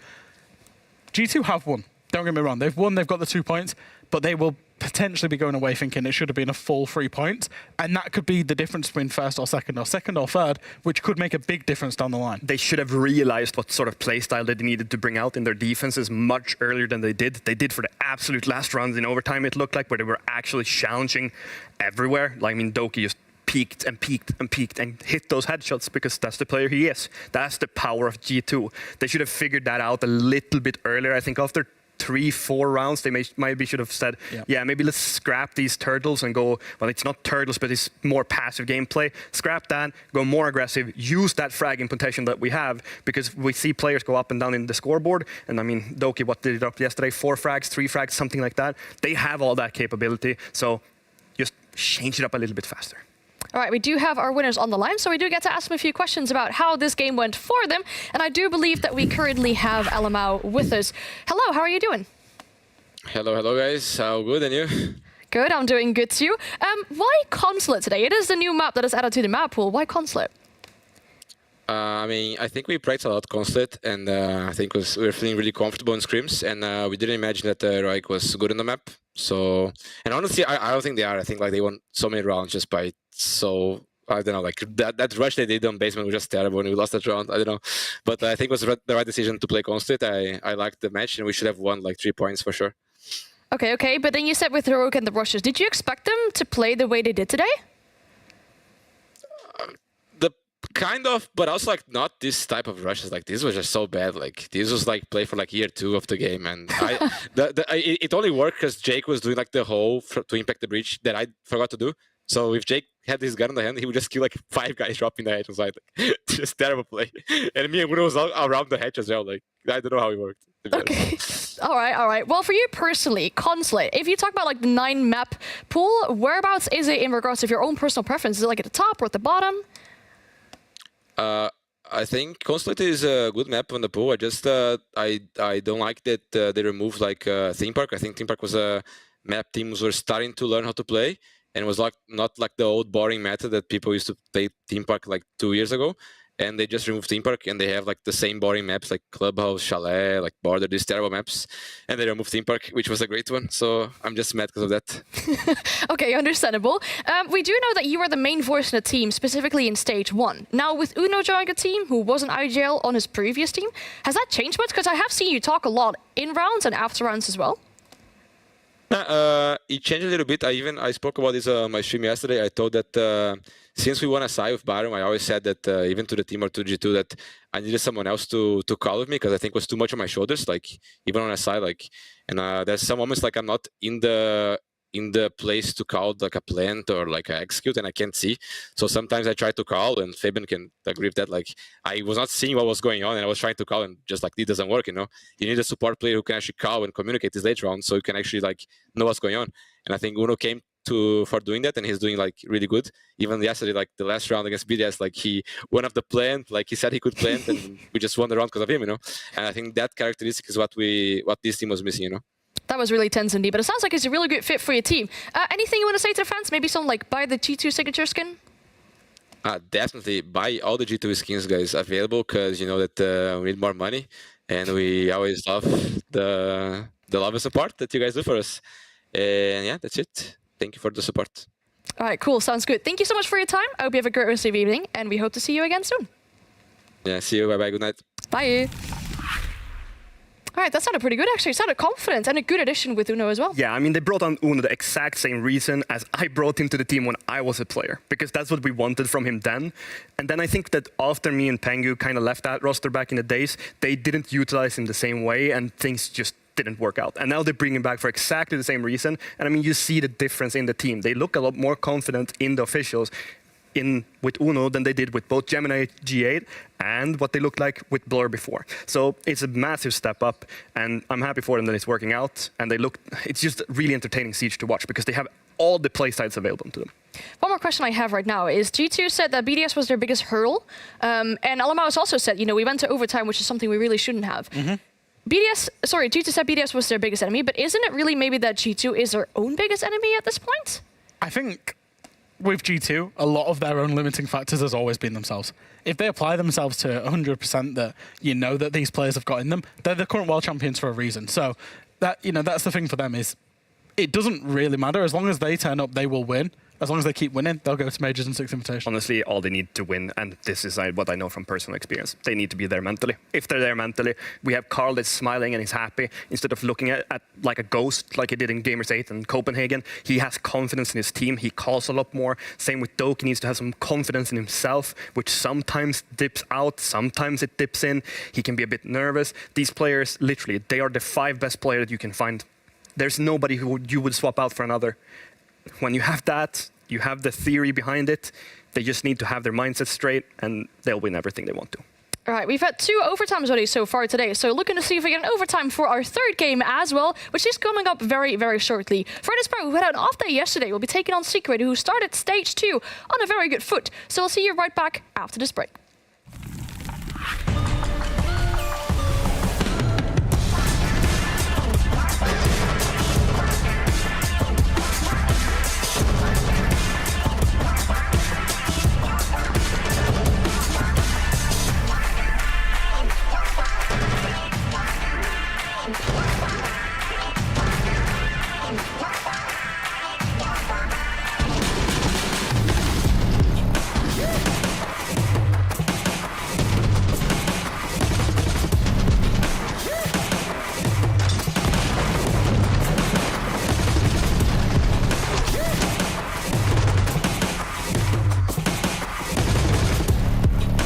One more, but a flawless to end. We always shout at the enemy team or try and make people feel awkward or uncomfortable and all that. It's pretty evil when you think about it. If the crowd is in our side, we have more advantage to win the game, It's more energy for us. You can feel the crowd just rumbling below like an earthquake. It's about not staying on that track that got us the win, but it's about creating a new one. Right now we are the best, so it's about, become 1% better every day. Don't we rightfully have an ego? You're coming into the most achieved team that this game has ever seen. Now you are that roster, you're the people that they entrusted to take that even further. Yeah, you should have an ego. It feels good to be classed as the best team in the world, but at the same time it adds a lot of pressure on your shoulders because you don't want to be the best team in the world only for a couple of months, You want to be the best team in the world, period. We know our potential, we know what we are capable of. We have no doubts that we can win again. We just have to prove to everyone else. I mean, my biggest moment was to win 6 Invitational. And how did that feel? Actually, I felt nothing. I am confident.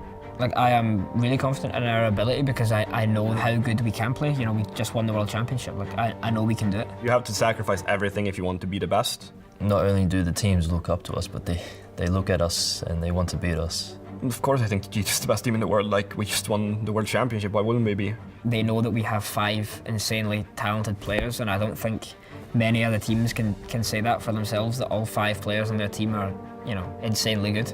If we show up, nobody will beat us. Nobody.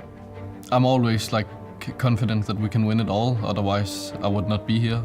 Everyone's going to be looking towards us and studying how we play the game.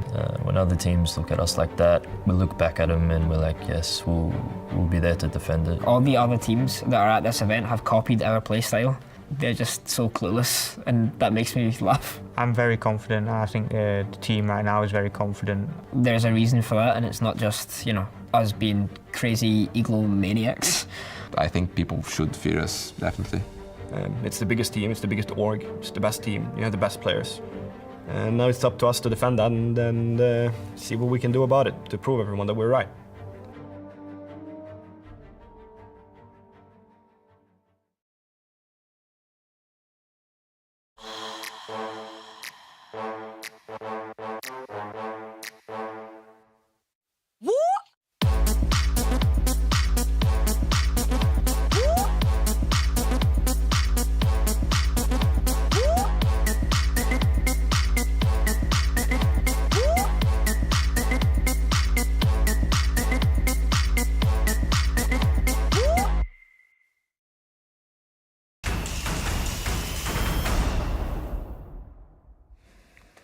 We are just over half of our second playday of Blast R6 Europe League Stage 2. And now we have our third match just ready to go almost. Virtus Pro, who has not played yesterday, had a chance to look at the other teams, see what they were doing. And Secret, who started off this stage quite strong, as we will say, very confident. They have a plan to go to the major. But for VP, as they haven't played yesterday, thinking all the way back to stage 1, they had this really annoying playstyle of playing against. And you called it in the major the VP paradox? Yeah, I aged about 4 years during the major, and it was from watching Virtus Pro play, because I called it the VP paradox, because the style that Virtus Pro play is the style of 2 or 3 years ago. It's full clears, it's, you know, it's very assured siege, it's slow siege, but then they win. And I think they are trying to incorporate elements of spontaneity into that in terms of trying to play some new operators. But if you look at their core, it's a lot of the year 1 operators, it's a lot of slow, methodical siege, and teams don't have the discipline to not peek in against it, and then it becomes good, but it absolutely spins my mind. It's like their playstyle makes other teams nervous. It's like, nothing is happening, nothing is happening. I need to do something. I'll peek, and then and that's what they want you to do. It's like, yeah, because the playstyle literally plays into you peeking. It was the problem we had with G2 against that roster, and we just don't peek them. It's that simple. We did. That's how it always happens. That first game on Villa in stage 1 where Doki was constantly peeking them. I have no comments, Doki. You know your own problems. all right. But for their opponent, Secret, who, as I said, had a really good start yesterday, they've got 2 new players, and if you put those in a comparison to each other, was there any player you'd expect more from? I mean, Fowls maybe not really doing as what we expected from him, but Miracle had a great day yesterday. Miracle really stepped up. When me and Jack spoke about which player we think would be the most impactful pickup, we didn't speak about Miracle as that player. We were speaking about False. Yeah. He did not really step up. However, I see that as a positive thing, because we know the ability of False and we know how good he can be. Yep. If he then starts performing to that expectation, then you have Miracle performing to this level. We're looking at 2 of the best support players that we have in the league at that point, because you don't put up these numbers normally as a support. So they have all the keys now for basically achieving what they want to do, which is, at least, I would say that they want to make the major, sure. But they're definitely going to make it up into the playoffs if they keep up with the way that they're doing. They were in total control of the game yesterday, and it looked good. It looked really well. It looked very good. And I think, you know, the 2 Brazilians are definitely settling in nicely. We actually had a voice note from Falls through Twister. Twister sent us a voice note. It was Falls speaking. Speaks great English and was also very upbeat, you know, very resilient. Won't let yesterday affect him. And I think for Secret, they've got a good thing starting to go here. So I think it's a big test today, don't get me wrong, because it's a completely different test for yesterday. It's a test of discipline today and, you know, which map they go to. But I do think that if they get through it, we're looking at a team that really could disrupt and upset a few teams going forward. For Secret, it's also completely different, right? Yesterday they played ITB, the worst performing team from stage 1, and now they have to play Virtus Pro, who eventually went to win stage 1 last time around. So that's quite difficult, I guess, for them. But in regards of maps, do you feel like there's any team that has a better map pool coming into this game? I think the map pool question that I had was what's going to happen with Virtus Pro, because they've been slow to integrate new maps. You see them ban away Nighthaven straight away, but they did leave Consulate open. And I think that's pretty much what we expected. They used to be good at Consulate. We said it yesterday. We expect Virtus Pro to play Consulate. To be honest, they had to bring 1 in, otherwise they were going to get bullied around in the map ban phase. As it is, Secret have chosen to go to Bank over Consulate. Now, in stage 1 and through the major, Bank was Virtus Pro's #1 preference map. Yep. Secret did also like it, but it was their best map. So I think that's a big, I would say, a gamble from Secret to go to this map. It probably is, but I also understand the reasoning behind it, because Virtus Pro have been really smart here. With the information you and I have, that Consulate is a very defender-favored map. If you pick Consulate, that means you will start on the attack side.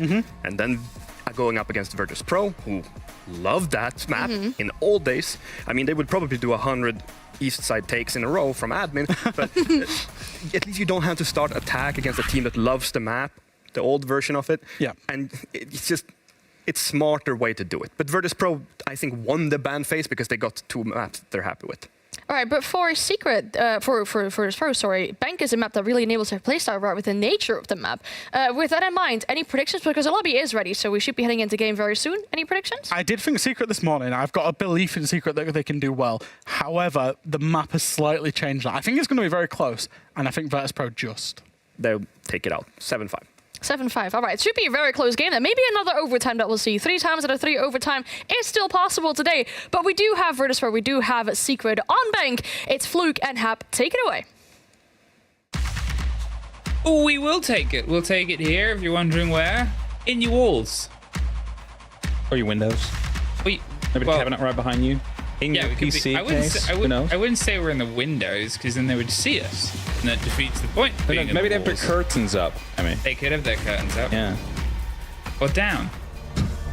They have their curtains in a position. We're somewhere. Here to cast some Rainbow Six's Siege and this VP, Virtus Pro. Their return in. They obviously didn't play yesterday. Secret did. Now, we've had one of the successful teams yesterday stumble, and that was Wild inside this group. So if Secret get 3 points here, they get themselves in a very good position. Yeah, for sure. If you manage to get you 6 points in, I wouldn't say you're guaranteed for a top 3 spot, but you are going to be very nearly in there, right? Like, it's almost guaranteed at that point. So if they do manage to take a victory here against a Virtus Pro, great on them. But if VP manage to actually get a victory out here, this group is shaping up like to be very competitive for the next 3 play days. Solus gone, Zami removed as well. You know, we've highlighted how powerful defenders are at this moment in time. There's a lot of wiggle room, but also, you know, the removal of the Monty there against the approach coming through. It's not that you would say that there's a particular and outstanding Monty player, but there's a lot of good Monty positions, especially if you're attacking, say, underneath the lockers and driving towards the plant on the default. Having a Monty just gives you that little bit extra. It's a bit of extra security, right? Like shepherding people out. Joke not intended. Especially if you want to get a plant in some of these tough areas where otherwise it's going to be very, very difficult to get yourself set up. It's just that form of like walk-in security, just a walk-in wall, walk-in mirror window that's just going about the map and helping you out. So removing that, totally understand that. Now, VP, let's see how you've been able to handle the off-season. Obviously, you weren't, you know, straight in on the last map before and the last play day yesterday. But it's a team that we know very well. The fact that we can talk about how they might perform on a map that's been sort of reintroduced to the map pool and why it was almost back-to-back consulates and hasn't been, instead to a map that they are very good on, shows that you have a bit of fear and awareness of how good these VP players can be, and it starts with them taking an approach here down onto that aforementioned site. Gonna have to instantly put up pressure towards that middle floor, towards the top floor. Make sure you can get all these players out as quickly as you possibly can, because as soon as you've done that, you can start working towards the hatches, you can start working towards the site, and as long as defenders are still out and about on these top 2 floors, you're never going to be safe whilst trying to go for an execute out here. And while Groovy's exactly up here for that reason, a grenade bouncing around the corner is not going to get him. C4 is being prepped to be tossing response. That might... No, it's not going to be connecting to joystick. And thus, maybe the next is going to be a quick peek through that window. I mean, Groovy's being hot pinged. He knows he's being watched, and they're sort of making that statement of, look, you choose what you want to do here, mate, but we are aware of it. He's able to slip himself a little bit further away. He's drawing a lot of attention and a lot of time here. Just misses the cap of the next 5. Pash is about to pop his way around. You got Dan on the back end as well. Groovy is entirely surrounded. He hops out the window and gets a kill for it, which he really shouldn't have, but at least VP get 2 back in their favor. The player that threw himself and Upor, so they get some sort of trade out from it, but the cost of the sledge and those frag grenades, at least in his pocket, at this point, you're still obviously looking at a site that is far away from any of these engagements. I mean, there was nothing really Groovy could have done there, right? Like, he was being basically stuck at from every single angle. So he just goes for the jump out, hopes for the best, finds a kill. And with that, he evenly traded, wasted a lot of time. Because now, a minute is left on the clock. They still need to work towards these hatches because they've been so trying to get that top floor under control. And Files are still out here, still around on that first floor. Miracle as well went up towards the blue stairs. And as the rotation is coming through towards the direct basement, that's going to be... Where is everybody? Yes, there's no one on the site. Where is everybody? Anyone home? They've spotted that out, and that's why they're actually going for the huge rotate. But the hatches open up, and well, they're definitely going to be able to use that. And the player that's coming out of blue, somehow Miracle not picking up a single kill. Secret now should be aware of the fact that the approach is coming directly to the side, and Savage holding off from the window, from the hatch. I mean, Fools has got to get a bit of a shifty on here. They're still watching around for a player on this back end. They take the drop on the hatch and they stop the plant going down, but there's the pick back up and Virtus Pro. I mean, they saw opportunity and they took it. They saw that the site was there. They realized, you know, we're wasting a lot of time, and time being slow and not acting upon it was, we quoted sort of, for a roster that was once at the tippy top, they fell a bit out of favor and they regained confidence. That was a great response. It was, and just in time as well, because again, a lot of time wasted there by Groovy on that top floor. 3 players working on removing him. When he gets removed, there's a minute 10 left on the clock. They do not have that first floor under control. And then they realized there's no way we're going to get that first floor under control and then start being able to put the preparations in place. That's why they went for that huge rotate. Again, somehow Miracle not being able to pick up a kill there because they were unaware of his position until he started basically rushing down the staircase. Could have maybe picked up 1 or 2 kills if he was a bit more patient out there. To the top we go, and well, you're probably not going to have an entirely vacated site this time round. You can't quite do that same watch from the top, and you probably don't want to if you go back to the basement as well. A little bit more. As you said, Miracle wasn't quite able to get the fight out of it when they had the surprise strike, and that could have been a bit of a deciding factor, but when they have the man advantage in that situation, you've lost the players on the time waste at the very top floor. Yeah, it's a little bit of a sort of waylaid dedication. Joystick was called out in these windows last time round, has the preparation of the claymores, but guys already popping towards the site. Twitch drone of always is going to be trying to spot any electronics destroyed. Players being spotted as well. Punchhole being created. It's going to be able to call that out. It's going to be able to guide some aggressive and accurate fire through those windows at that position. But as it continues scouting out with that Twitch drone, nothing really gets seen. It's unable to find anything you can find to destroy out there. So just for now, functioning as information tool, I guess. Trying to find, as you said, the information, utilizing it as the tool, but also the default drones as well, and their own eyes and ideas. They're a little bit lost on the loose players, and to be fair, Secret gave them a bit of food for thought. With how they played the previous round, you're always going to have that idea of, well, where are they? Not in the site. Once again, Falls is the closest, and Groovy, I guess, is on that long desk, but otherwise they've, once again, sort of vacated, pulled themselves a bit further away. They've got that space between them and the site itself. They're sort of almost saying, look, come in and find us. We're not where you think we're going to be. The fuser is outside, though. Been dropped on the ground. Not sure if it's... Okay, there's 2 players right below it, so they can easily recover it. I was just hoping for a second that not everybody went inside, expecting it to be out there. Might have been used as a bit of a... Oh, actually, Solus is banned, so it wasn't used as a bay. I was just thinking, maybe... I think it was just the risk. It's just a risk, yeah. Don't want to lose it in the window frame. Yeah, they wanted to make sure that where it goes... Well, there it goes. There, they're going for the plant on the back end. They have the cover. They realized, once again, well, the side's pretty empty. Those 2 players I talked about of being the closest have both been dropped. Shepard's able to get 1 more. Upor and Miracle are trying to find their way back in, but what do they know? Nothing. It's been instantly removed from them here, and... Yeah, they're trying to go for these plays and trying to go for this width here. It's not worked. Once again, and there it is, the spray through, the punishment against that player, the long window, the fight via Kanto. Miracle everywhere. Goes for the reload. Oh, he's able to get the kill onto Dockerby. The Shepard fight is one that he just cannot take. I mean, again, credit to Virtus Pro. They saw an opportunity and went, surely not. And yeah, it works.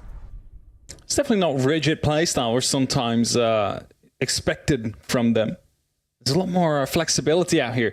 Hey guys, only 1 person on the site. It's like, okay, let's go then. Let's get ready for that plant. Hold the exits there. Make sure you can actually get inside. That brings us to 2-0 right now. Team Secret not really been able to find an answer yet. And I expect if this next round does go Virtus Pro's way as well, in similar fashion like the previous rounds have gone their way, we're going to get a tactical timeout because something is just not clicking currently in the playstyle Secret to match Virtus Pro. And that definitely needs to change if they want to pick up rounds here. I mean, there's got to be something, right? It's you can get the idea of what they're doing. Holding at arm's length isn't the most uncommon thing. Bank works well with quick mobility. Bank works well with, you know, angles that get you proper sight lines across. But that's sort of twice in slightly different ways that Virtus.pro have seen the opportunity onto the site and just been able to take it. And yeah, there's things that are supposed to stop them. The open hatch, the Oryx for the charge. But from that point onwards, it still seems like Secret are a little bit on the back foot of their own trap. The springing of their own idea isn't quite working in their favor. So it's tricky to change up at that point. That Fenrir now finds the location. Falls obviously has the stretch here, is angling towards Dan. Out deep, the mirror windows give them a little bit more width and wiggle room. It's whether they want to try and slow down Virtus.pro as much with their lives being forfeit. Maybe fall back a step or two earlier. It's going to be the question, at least having extra utility to live here, but last time it was just completely circumvented. Didn't actually want to go through that middle floor. Just cleared out the players on the top and then instantly went towards the site. So you have Miracle here to make sure that the site is not completely unattended. But that's about it. Single player on the site. Everybody else just a miracle. Yeah, I was hoping for a miracle at that point, making sure that FVP come through, he clutches it out. Shepard gets the first take there onto Yupa. As Grooby's, remember we sort of complimented him for the time he wasted here. It seems like they're putting less pressure onto it. Oh, it shouldn't be. Grooby then instantly gets the kill on the back. Savage finds one, and for the first time, Virtus.pro have a body advantage. Grooby gets two. As always, looks like he's going to go and fish for that player that's trying to move their way up. Shepard is making his way on down. Back end of garage. Has the diffuser, has something in pocket. Thinks he's a bit safe and unchecked at this point. This is when that top-down defense becomes super deadly, when they have such a body advantage. Their Fenrir will know. I was going to say for sure, but if there's nobody on the side, he might have been able to actually get away with a plant here. He's being chased down right now. They know exactly where he's going to be coming from because that Fenrir popped. Before he's coming off, not quite connecting, so changing the position out there again, going to be completely blinded. No. It's going to be a very unfair fight there for Shepard to take. Completely destroyed by Fowls as he went for an in with the Vector out there. Successfully taking a final kill. And with that, it is Secret now on the board. They get around 2-1, and it was obviously Grooby able to get 2 kills above, where the Virtus.pro just got a little bit too smart. They were more spread out on that initial approach. You look at the first 2 rounds, and although they were sort of, in their actual attack of it very direct, they all sort of started at the top floor and took the fight onto Grooby. They had about 4 different players close down onto Grooby, whose only option was to throw himself out of a window. And that allowed them to get the quick pickup onto the second. Here, you seem to have them all sort of maybe a bit more confident, maybe a bit punished because of it. Secret getting the lockout on a couple of individual fights across the map, and from then push the man advantage. Either way, starting to heat up. I'm glad to see Secret getting the response in. Can they try and push themselves back into level here onto open, onto what is a site that obviously we haven't really got yet? Yeah, it's going to be the open air. We did kind of see a setup around here in the previous round with all the mirror windows and such. Of course, the bomb site not being there at this point. Be looking forward to the fuse being brought by Shepard, though. Check how that will play out. Of course, top floor is going to be key here for VP. It's going to be the area they're going to look to take as quickly and as effectively as possible, because then you have to... just prepping the window out there with a player right outside. I'm not sure if Joystick actually heard it. It's going to start opening it up and quickly looking through to see if Savage was still out there. Okay, drone in place as well, just making sure that the top of square is going to be covered off with any information necessary. Now, as we continue opening up these windows, it is VP still looking to find themselves a nice entrance. They just lost that round. We're being taken apart on that top floor, and it's exactly where we're finding ourselves with a new fight again. Secret setting themselves up quite heavily out here. The Fenrir device is out there to blur out the vision if they do decide to push through. In the meantime, Pasha actually checking out the lobby, looking to go for maybe a direct horizontal adventure. Having a peek. Having a cheeky look across. They've obviously got, the pressure onto the reverse shield there. The echo cam's making sure that square isn't something that's instantly going to swing. But then you've got the backup support of Miracle. It's sort of more cautious. All 10 players still standing. The longest that we've had that over the opening few rounds so far. Pasha will get called out by The sound that's music to Savage's ears in a slow jiggle round. He's checking he hasn't been droned, but it didn't matter.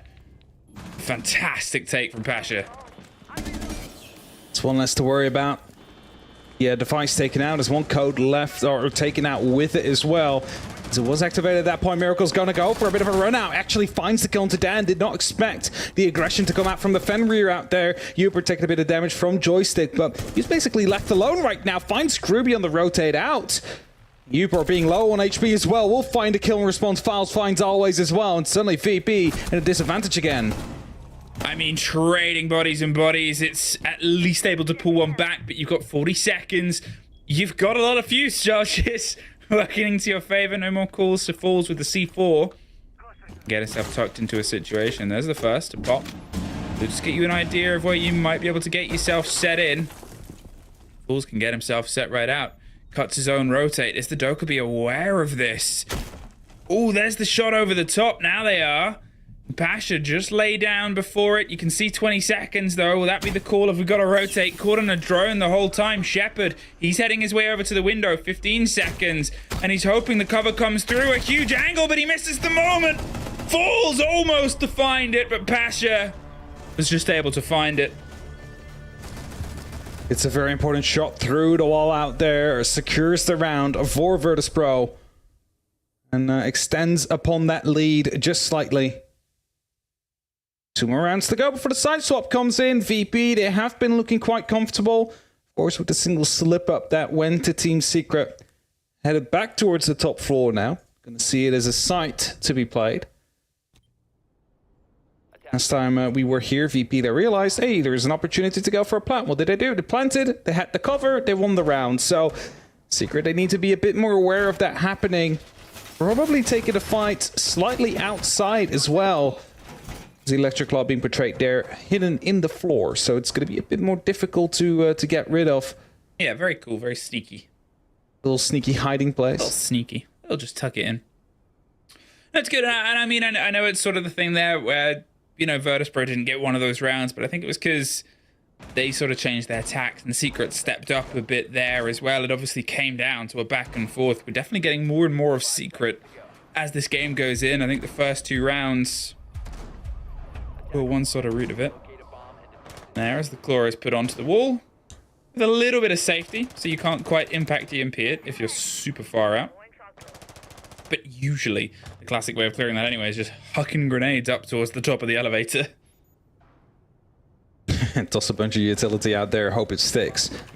It's often indeed the response to that. Flamers again being set up. Don't want to be caught by another jump out, especially considering we are playing on the top floor right now, so there's definitely going to be players playing around those windows. As the drone comes through, it's going to be looking for those mirror windows. That's going to be the prime target.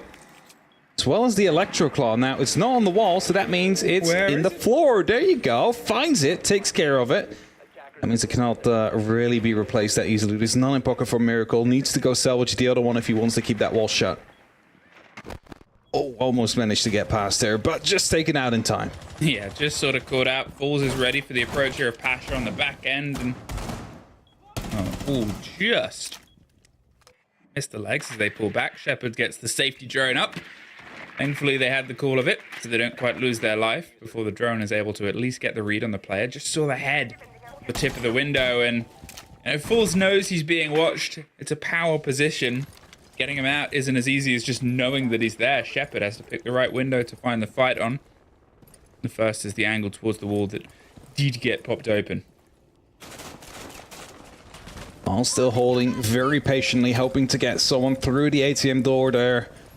Joystick with the diffuser, spots someone in the upside down, deals a little bit of damage towards Miracle, but he stays alive. Most importantly, they need to keep their players alive on the side of Secret, and they need to keep them near the site as Dan actually opens up, finds Falls, who were so carefully looking towards the ATM door there, now opens up a different avenue for VP to explore as well. Ooh, just, yeah, you sort of saw them wait and there was a second pause. Always get Savage. Make sure there's not a second pause and they keep themselves one body ahead, but better hold off here, and this is a hell of a gun for this kind of fight. Miracle's getting some coverage, but Dan has Groovy covered himself. The pressure towards Janitors. They're not quite clean in terms of the attempt on a plant. I mean, Upor keeping them going. It's a big rotate coming out from Miracle here. He's going to see if he can try and get the strike onto the player that's holding onto the top of square. He's not quite sure where Dan is, but Dan has no idea that somebody's underneath him. Is still looking for a potential player to be out there. That definitely should have been her, but a suppressed shot does go unnoticed. Is the trade kill to come through? They now know the last player is on the bottom. Actually, they don't know because the gun is still aimed towards the side. Dan has just received 4 shots in his back and he's still unaware of the fact there's someone behind. The diffuser is dropped. He needs to go for the push, and Miracle's coming up at the right timing here. Can he start planting in time? Yes, he does, but now he needs to have the cover on point. Shepard needs to make sure he gets the kill, and he will. And Virtus Pro find around, but that got way too close. Just not knowing there's someone underneath you when the suppressed shots keep going off. He's like, where is this coming from, guys? There was a real moment where you were like, Dan, he's behind you, Dan. He's behind you. Underneath you. Like, it was, I mean, the suppression, it was almost like fast, a little bit farcical. The shots were going either side, and he just had no idea. The pressure was there. I mean, if you were to put that actual picking up the diffuser and getting the plant in, it was a step or two away from being too late. And you know that Virtus Pro are aware of it, but Secret are obviously the team that sort of taking the time out, and you can see the coach in the back getting all the ears in. You do wonder if they're dropping it all in Portuguese. It's actually a good question. Like, what is the main language they use for this? I don't think Ruby speaks Portuguese. No, I don't think so either. So I would assume it's English, but maybe it's aimed at a specific player. You might use Portuguese to get it across quicker. I don't know.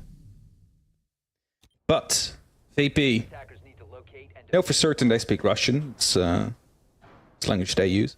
4-1 on the split. Single more attacking round to go for here, and we are down below again. In the lockers, the armory. And we're gonna see the Echo again on the board. We've seen Echo be very effective on this site, especially if the Yokai drones go unspotted, if the awareness is not there of that player being out there. Oh, entirely. And I think Echo's always sort of had, a place in the meta of Siege, and I really like the amount that we've seen Echo over the past couple of play days in other regions as well.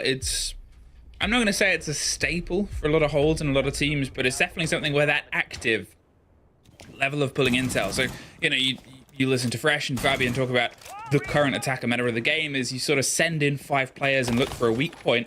Echo, in a way, allows you a guaranteed ability to drone yourself out as a defender. You can try and look for the weaknesses in the attackers. You can almost have a response towards an approach, and then you get an extra bit of utility. That usage of the drones to plumb your attack and sort of go, well, here's their weakness on a map like Bank, where you can have big rotates, you can keep yourself a bit mobile. I really enjoy seeing. VP trying to get in quick with the information again. You need to have those top 2 floors confirmed, clear, before you want to start putting down pressure. That's a player spotted out. Almost missed it. Groovy just sitting so still in that corner right behind the bookshelf. Took them a while before they actually saw him out there, but that means that they're aware of the fact that he's up there again. They will probably start hunting him again with as much as utility and players as they can offer. I mean, when they didn't, he was able to get 2 kills out of it. You have to treat him like a dangerous entity. You have to treat him with that sort of level of a close down. And yeah, this late on, if you're doing a sort of big 4-body, 5-body approach that they ran as they did before, then it's a costly sort of rotate, especially when you look at this dedication of utility up here. The fact that we're playing the sort of basement site and you've got the mirror windows, you've got the setup across janitors, you've got Savage as that sort of key player in between the two. Fool's got himself down from the sort of elevator structure. It's drawn Virtus Pro's focus. At this point, those top players could fall back towards the site and join Miracle. And, you would still sort of understand why. They've wasted a lot of time here. They just have to not get caught on the route back round. Another utility going off. Phone calls the E1Ds. Groovy and Uber falling back down the stairs, but there's someone right on top of them. I wonder if they actually know they're being chased. Definitely giving it a bit of a look right now. Savage still inside of Tellers is going to be trying to hold that position for as long as he can. Same goes for Files, of course, near the open area. It seems like VP might not be really interested in clearing all that out. They might just want to go for a bit of a beeline towards the side again, knowing that there is still heavy amount of people going to be up on the top floors. And well, Savage is definitely going to get into a gunfight now, finds Always, and that's going to be alarm bells ringing for VP. I mean, they've got to get a reaction. Pash is able to get Miracle, and that was obviously the player down, buried at the site from the start of the round, but Falls is still around, and Pash is still around as well. Instantly finding a trade on the back of both bodies. He's waiting for the approach to come his way. He just gets the side of a fight here and gets the end of Upor. There's another player, though. Falls finally stops the run of them, and Savage above the hatch. 13 seconds, though. How are you going to try and get this kid in? How are you going to get the plant down? Because as soon as you put your head on the ground, you need to have the cover in place and play. The smokes come through. And Falls on one side. There's the motion, the opportunity to go. Swung round, and they just needed that. Savage gets the kill. And they hold on for a second. Just able to get the one person that mattered most there. And with that, the round 4-2. Seen that split plenty today. It's a 4-2 kind of day. It's a 4-2 day. A cheeky 4-2 kind of day. We've also had obviously 2 OTs today. Will this be another OT? Anne called it. She said it's still possible to have 3 out of 3 OTs, and she's not wrong. She was very quick to draw that conclusion. What, that she's not wrong, or that there can be more OTs? That there can be more OTs than 2. They can? Yes. I mean, you know, you compare it with the play that we had yesterday where there was none. There were some games that were the exact opposite of OT. Yeah, just a bit of a blowout, you know. Cheeky 7-0. Those happen. Nothing is cheekier than a cheeky 7-0. Than a cheeky 7-0. With 6 plants. Would have been more impressive if it was a 7-0 with 7 plants from a winning team. Not possible, but... No. But then that team came in today and lost. So, spoiler alert. Anyway, we find ourselves now on the turn of the half, Virtus Pro. They're on defense, and as we sort of said coming into this is a map that they very much enjoy. We're getting, you know, some of that extension towards the top, not quite with the full utility dedication that Secret had with their sort of mirror windows on the top floor and the Janna's side, but you have a bit of a hold in the mid floor across open above the hatches, I assume, as we saw the setup towards the server side. Still, Secret, they'll get themselves in, get it cleared out, get themselves moving and grooving across the top, and try and get themselves angling down towards blue as fast as possible. They want to use that same pace, and really quickly they're starting to clear out the top 2 floors. Of course, is when you can start going for those hatches. Almost lost his drone there, Fals. To quickly jump it out of the way. I have to use a second Selma. It's very painful when you have to do that. Use 2 Selmas to get rid of one of those hatches, leaving you only with 1 left. And, you know, the other Heartbreach you have is going to be the Maverick, which sure can do some work, but it's not without danger as Dan takes down Savage first. Yep, first take there is the side of Dan, and, you know, you sort of look at the lineup here. They've obviously got the Ash, but they've got so many, well, they had even more soft breach charges as well. Instead of bringing a sledge or a buck, you get your roots via that way, but here, the Maverick is the one that'll have a bit of work to do. The hatches, they're all open. Maverick is out of a job. Really, at this point, that play and that sort of bit of control has been something, as I said, the stretch you'll often have onto open is those hatches are open. And now with Secret eyeing up the destruction, we know that the fire, the sort of Goyo canisters need to be popped. You've then got the smoke of Always to deal with and contend with later, which is not easy. And the grenades almost having to be used there to get that Goyo charge, but just able to find the angle. You were able to get it through the wall that has been opened up, of course. It's quickly sending through some extra S charges to open up a lot more, or at least put some pressure down. The grenades are being prepared right now. Flashbangs are being tossed in as well. They want to go for an execute. They want to go for a plant, but they know there's still players around there in red, and they need to take care of them first. Always is the one that gets taken out. Groovy, well played and placed nade there on the back end. The fire's still burning though. They're not quite confident enough to make the full move. Falls is just finding out where the swing player is on that doorway. And it's over the top. They know it's being planted. They can't see the cover. The Echo drone is able to at least get some of that. And they're hoping the player swings in on the back with Dan getting the lockdown. The Echo drone is causing so many problems. Falls, though, finds Dan. And as long as Shepard is still standing, that's the risk of the round. Falls is gone. He's got the kit in pocket. He's trying to drive himself into these fights. But at this point, it's just out of time.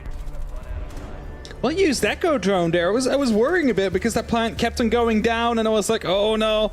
They're going to be missing it right in their noses, but it's the Yokai drone just jumping up and down, using the openings in the wall to get the burst through, stop that plant from happening. Good smart usage there, because it's not really in too big of a danger in that position, unless, of course, a grenade would have popped in red instead of on the lockers where it found always. So, good use there from the Yokai drone. Love to see the way it eventually changed around. It's now not VP, always the sort of place that you see an Echo drone as well. No, it's as not. You No, said, it's hidden elsewhere. Yep, but playing it as the sort of like, you know, like a clay pigeon shoot through a soft wall. So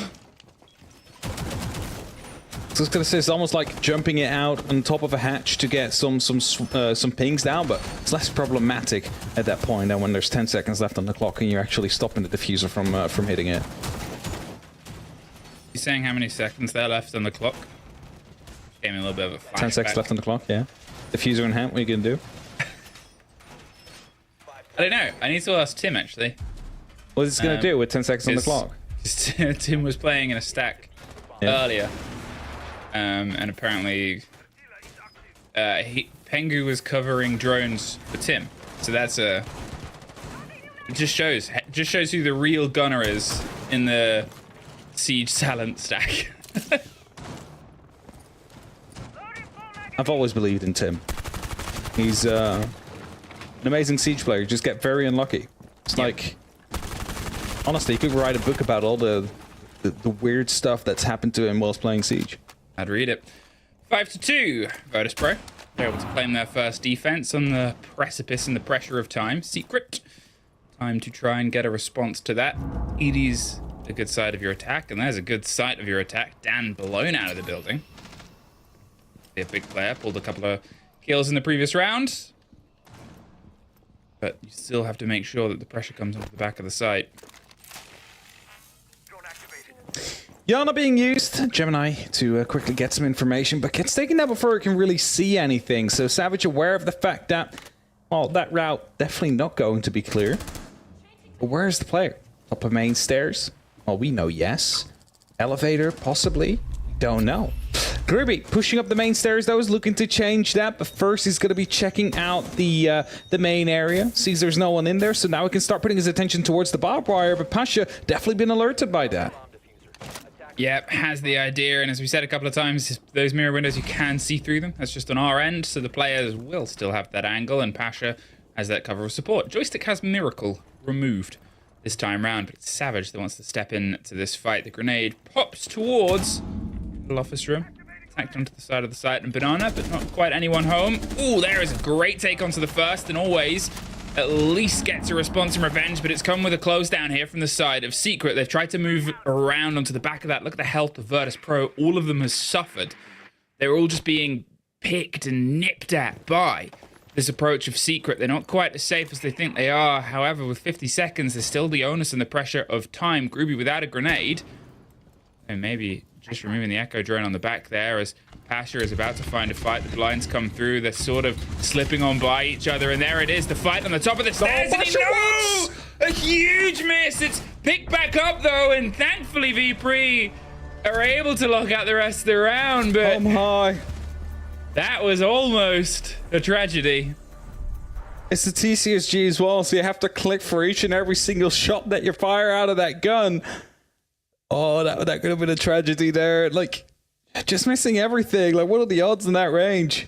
Really drew a picture around that person walking up the stairs there. 6-2 down. No stress, Virtus Pro. That might have been a bit of a shake there. But you find yourself a match point, and you have 4 opportunities to lock it off. Should be plenty. Should be very doable.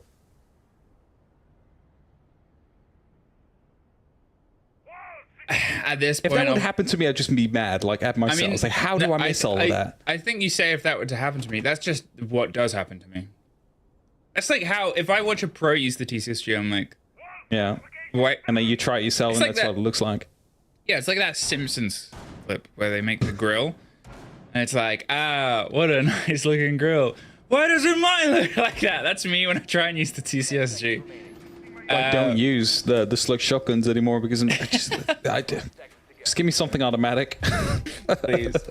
No, I mean, Virtus Pro, they were able to still keep themselves in. It showed that Secret was still burning at them. As I pointed out, all 3 of the remaining Virtus Pro players had almost been on the wrong end of a firefight. They'd all taken damage, and yeah, some of them were picked up on the back of trades. Obviously, the response against Savage, trying to make his move up there, and those sort of little bites were things that traded out kills. You'll maybe take a bit of damage as long as you win the fight, but still, just a rough landing twice in a row here. This cost Secret their chance at keeping this off of map point. They still have an opportunity. The sense in the glass really gives an idea of what they want to do here, and it's maybe a little bit sharp and sneaky. Good on them for removing the prox alarm there, because as soon as, the glass now jumps in, they're not going to be fully aware of it. Flashbangs coming through. Joystick will be forced to drop down. It's a shame the glass wasn't actually watching the window, because you could have actually gotten a free kill at that moment in time. But for now, VP, they stay with their full 5 alive. I believe 4 of them are going to be on the ground floor as Uber will find Shepard near the actual site, near the staircase, but instantly replied back to by Joystick. Yeah, they're moving into the aggression here. Joystick is able to get one, but look at this Savage. He's tucked one inside the site. Fools is getting the cover. He wants to go for the plant. He's just trying to find a safe route through. He thought that was a rotate, but unfortunately it's not quite wide enough. So instead, he's now in an even more precarious situation.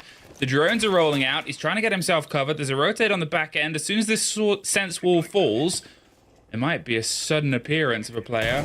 Oh, falls though. Takes the head off a Joystick with a fantastic shot round. Pasha's trying to get some revenge, but unfortunately above and below the motion of the player. Falls has been able to get himself into a slightly safer position here onto open. Savage has gone down outside the window. And you don't want to go for the pickup. Going for the pickup. It's a bit of a risky maneuver. It's thankfully paid off for them. They can keep themselves in the 4 versus 1 with a minute on. Pretty close to impossible here for Pasha. 2 players are very low though into the fire rate that the SMG-11 has. He manages to just get 1 or 2 shots off. He manages to actually get those downs, but they know exactly where he is right now. It gets a lot more difficult for him to live through this. First player runs through, deals a lot of damage to him. He's still stuck. The plant's happening in the meantime as well. And that means he's probably just got to be losing this one out. The plant's gone down. Actually, just not. Groby finds the kill right before it does. With that Secret, they will live for another round, but that was a dangerous thing to go for the pickup there. Like there was other members around. You just had to run back through a firing line where people were shooting at you, almost taking you down. If that would have dropped the diffuser, it would have been a 2-on-2 situation, 1-on-2 situation. Suddenly, it's a lot more doable. I mean, I think that's it. It's a call, but it's a risky one, that's for sure. And to be fair, a lot of that play though of the Twitch was quite risky. The situation that they're in there, where they sort of swung and got a huge take onto Joystick, fantastic shot, to then push a little bit further in, to then try and pull a little bit further out. Obviously, the way we're sort of watching and playing this game, if you haven't noticed, there's a couple of fun things happening with outlines across players, teams, and even the utilities themselves. So sometimes what'll look like an opponent for us in our perspective actually isn't. But at the same time, it's very, very daring. Luckily, I mean, the best one is always just standing on a staircase there with a red gun and a blue outline. It's like, which team are you part of? His gun is an attacker's gun. He's stolen an attacker's gun. So he's trying to get like some achievements there. I like a the weapon one from we the had enemy and get a kill with it. Where one of the bomb chassis had a red team outline, one of the bomb chassis had a blue team outline. Yeah. I loved it. I say red all the time. It's orange is the default, obviously, but yeah, this is where I admit that I have mine as red and blue. I'm a sucker for classics. It's all fine. That's why there's customization. It is true. 6-3. Secret. How can we see where we go from this point onwards? Obviously, you know, there's a couple of risky maneuvers played on the previous round, and here last time, things got close, but you just ran out of time. The start, is almost a fight that goes away from you. Savage takes a bit of damage. He's hoping to catch the rotate of the player on the back end. Opening up the hatches now, just to make sure the actual pressure towards that basement side can start to build up, because that's the eventual goal. Super is opening up some extra rotations as well, just to make it ever so, well, a little bit easier for the attacker team to get around. Again, splitting out those two hatches that already have been opened up. Just need a little bit of utility to be tossed through them, either a drone or a flash grenade, anything else that can stop those serial laser gates. And afterwards, you can actually get those grenades through, which Groovy right now is going to be attempting, taking out a bunch of utility, especially those Goyo canisters. It's going to be making sure a plan can happen later on. Yeah, there's still one that stands at least, but the fact that they're sort of doing this pressure this early on, they've got that last one taken care of by the other grenade, and now they can just sort of wait. Because remember how it ended last time. There was an echo drone that was bouncing up and down, stopped the play, and there was just barely any time for them to come up with a second alternate route, a second alternate play and plan, even with all the prep that they'd done on the other hatches and the other positions. So what's the read through at this point? They're watching and waiting for somebody to make a drop. They still have the echo. They still have 3 smoke canisters as well. Dan is just going to call it out. The plant is going across the board. They've thrown what looks like EMPs onto the back wall there, so things aren't popping off. A very clever play. Savage lobbed all of the EMPs, stopped the echo drone, stopped the smoke canisters. We heard them trying to activate. They just could not get the tick. And now it's all 10 players in a post plant because of one use of EMPs. I thought that the EMPs might have been out of range for the actual yokai drone there, and a Secret now hits 3 kills in very quick succession. It's looking like they might be able to put this up towards a 6-4 situation. Shepard, the last man standing in a 1v5. So Ace clutch this, finds the first to start it off, but instantly shot through the back. Groovy locks that one off.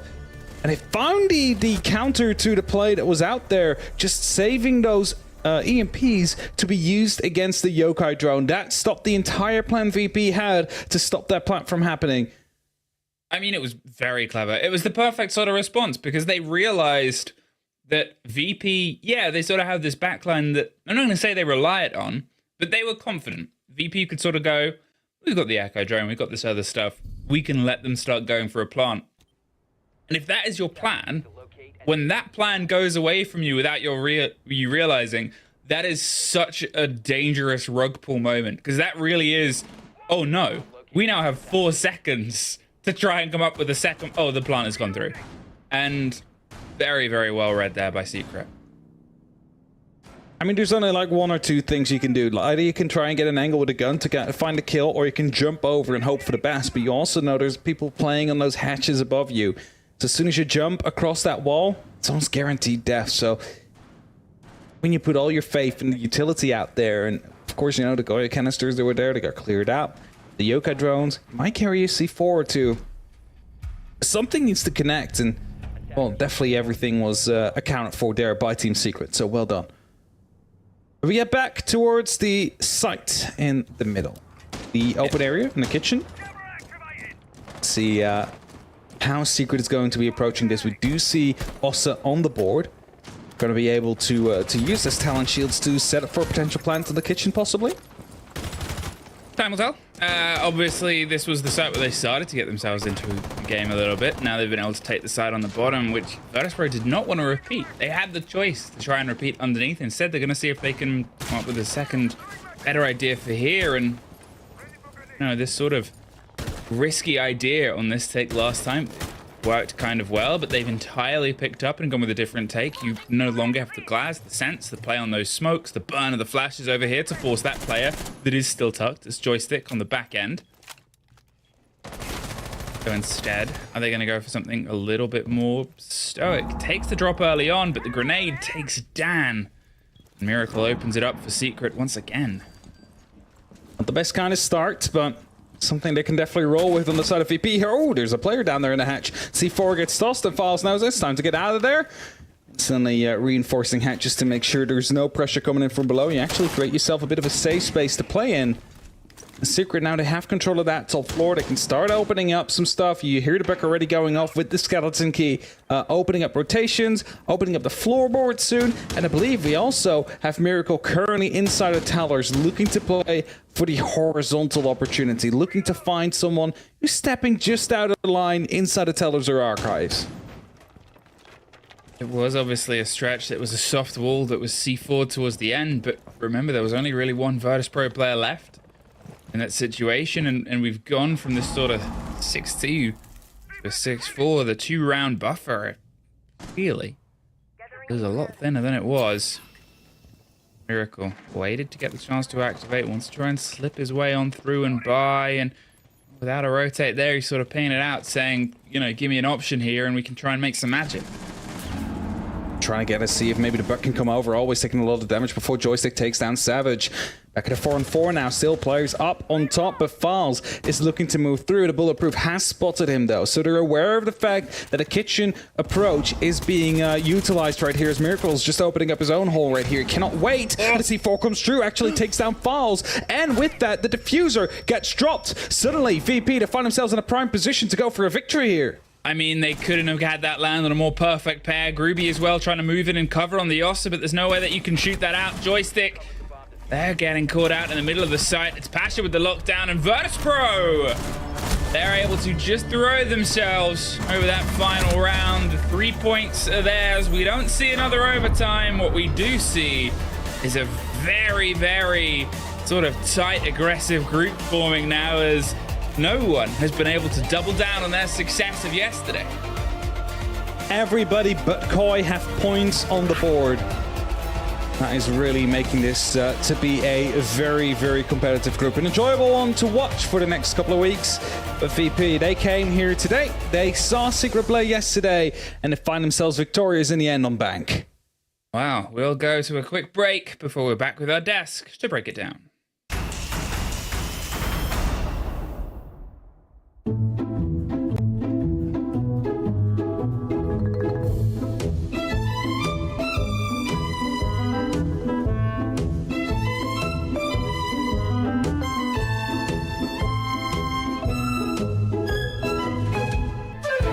This is the Blast R6 Major in Copenhagen. Are we ready, Copenhagen?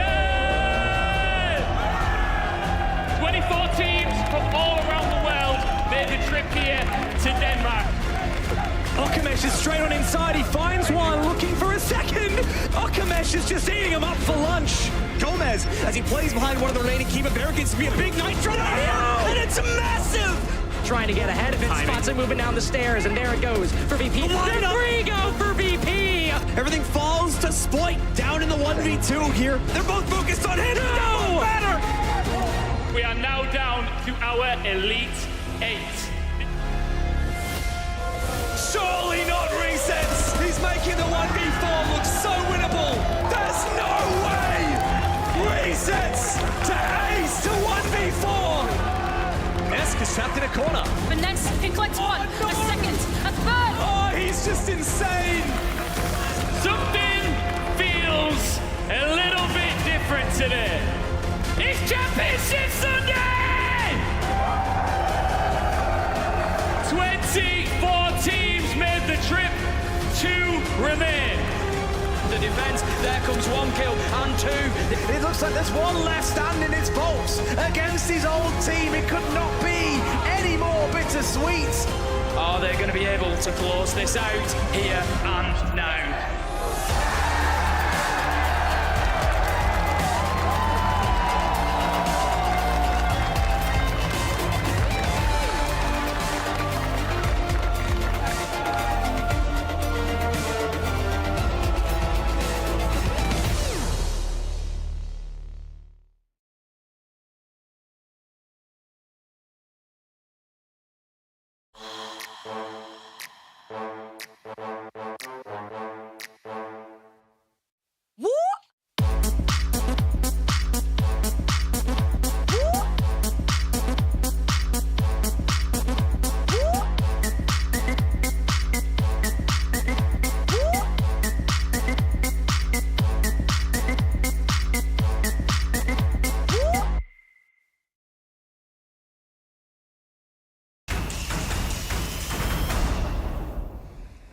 Welcome back. Welcome back to Blast R6 Europe League. Virtus Pro close it out in regulation. We have our winners on the line so we can ask a few questions to them. We are joined by Joystick. Good evening. How are you feeling this evening? Hello. Everything is perfect. If you win, of course. So on our side, everything is good. That's exactly what you did. You did win. But you had a bit of a quieter off-season, I will say. You haven't really played any off-season tournaments. How was that for you? Yeah, it was like a long pause between the tournaments. So we are, I guess, not prepared well for the tournaments. And unluckily that we skipped Gamers 8. It was a really good qualification from us, I think. But we, I think one step before the qualifiers, before the qualification, we lost to Wolves, I guess, or actually didn't remember. So, yeah. That is unfortunate. And if we look at you guys as player chems, does it mean that you're all in the same house right now? That wasn't like that last stage, was it? Yeah, actually, on the last stage, on the previous one, we weren't on bootcamp, and right now we feel that we need to focus on our game. We need to fix so many mistakes, and we need to work harder because there's a lot of new stuff that we need to do. There's new maps coming. I mean, like Consolidated and Light Heaven Labs. We need to work hard on it to prepare for the league. So it was important for us to focus on it. Okay, but lots of teams actually struggle playing against Virtus Pro. What is it then that you need to fix or need to work on? Of course, you have a lot of things every time to work because sometimes you forget something. If you see our stages, we all the time playing a little bit not similar as previous. We're trying to fix our little mistakes on maybe peak operators or something like this, and always try to work on this. It always seems like we're playing all the time, everything the same, position the same, but sometimes you need to change. Okay, all right. And in your own group, is there any team that feels like a really big hurdle to you? I honestly think that the other group is much stronger, or more stronger. I don't know how to say, but you don't need to underestimate opponents. Every opponent can beat every opponent, so it is what it is. For example, I don't know how ITB won Wulde because I think Wulde is more how to say, they're more aggressive and they can easily do it, but sometimes everything can happen in this game, and ITB was playing really well today, so you need to focus on and understand how your opponents play, and that's it. All right, it's good to not underestimate them. Is there anything you want to say to the fans to close it off? Of course, guys, thank you for the support, everyone. We have a long pause between tournaments, but right now we can cheer for us, cheer for the other teams. Don't forget to buy the skins, and I don't know, we love you guys. Thank All you. right, that's very good to hear. Thank you so much for your time. I wish you a great rest of your evening, and we hope to speak to you again soon. Thank you, bye-bye. Bye. On bootcamp to fix a few things, but he didn't really give away much of what those things were, was it? Well, it must be hard being Virtus Pro because in reality, the win condition of Virtus Pro is whether their opponents play with the discipline against them.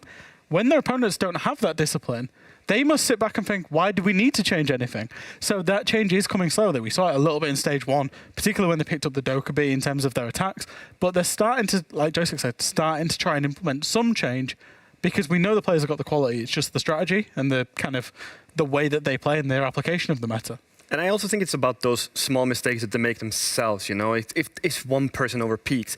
They are, as we've talked about so many times, and I think we'll keep talking about it, they are in the old style.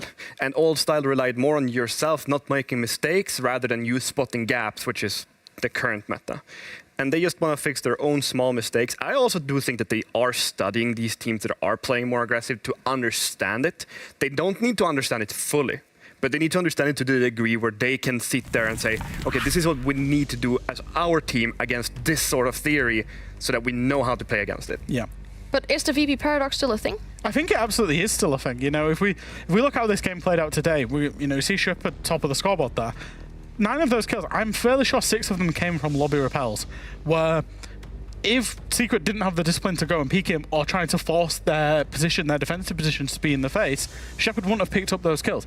But he's in the right place, and that's what VP is about. It's about waiting for your opponent to peek you and holding the angles. And nobody was ever getting a refrag onto the people that died to Shepard, and I think that's what puts them in such a good advantage. So the VP paradox absolutely is still a thing, and it's clearly something they're aware of as well, hence why Joystick's saying we need to go to bootcamp, we need to fix these things. I think it's also one of those things when it's like you come from a different region with two of your players and your coach is also Brazilian. It's hard to understand the way that Virtus Pro plays just because nobody does that in Brazil. Yeah. It's just so foreign. Really in Worldwide Siege, right? Yeah, it's such a foreign concept of this is how we should be playing.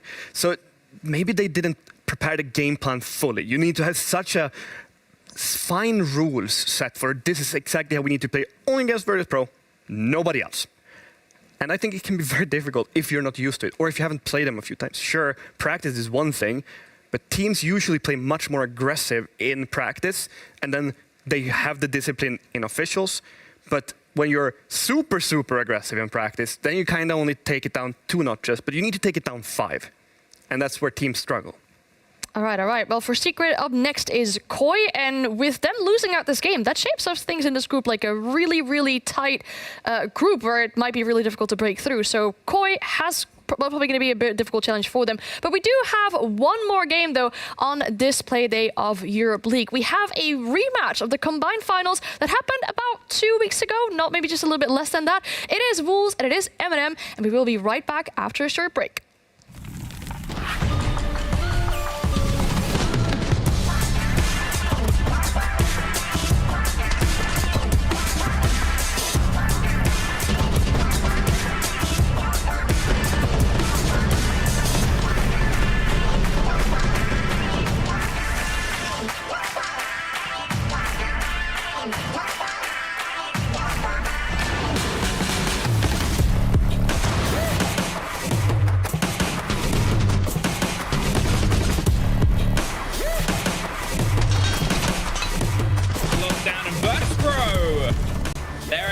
Just throw themselves.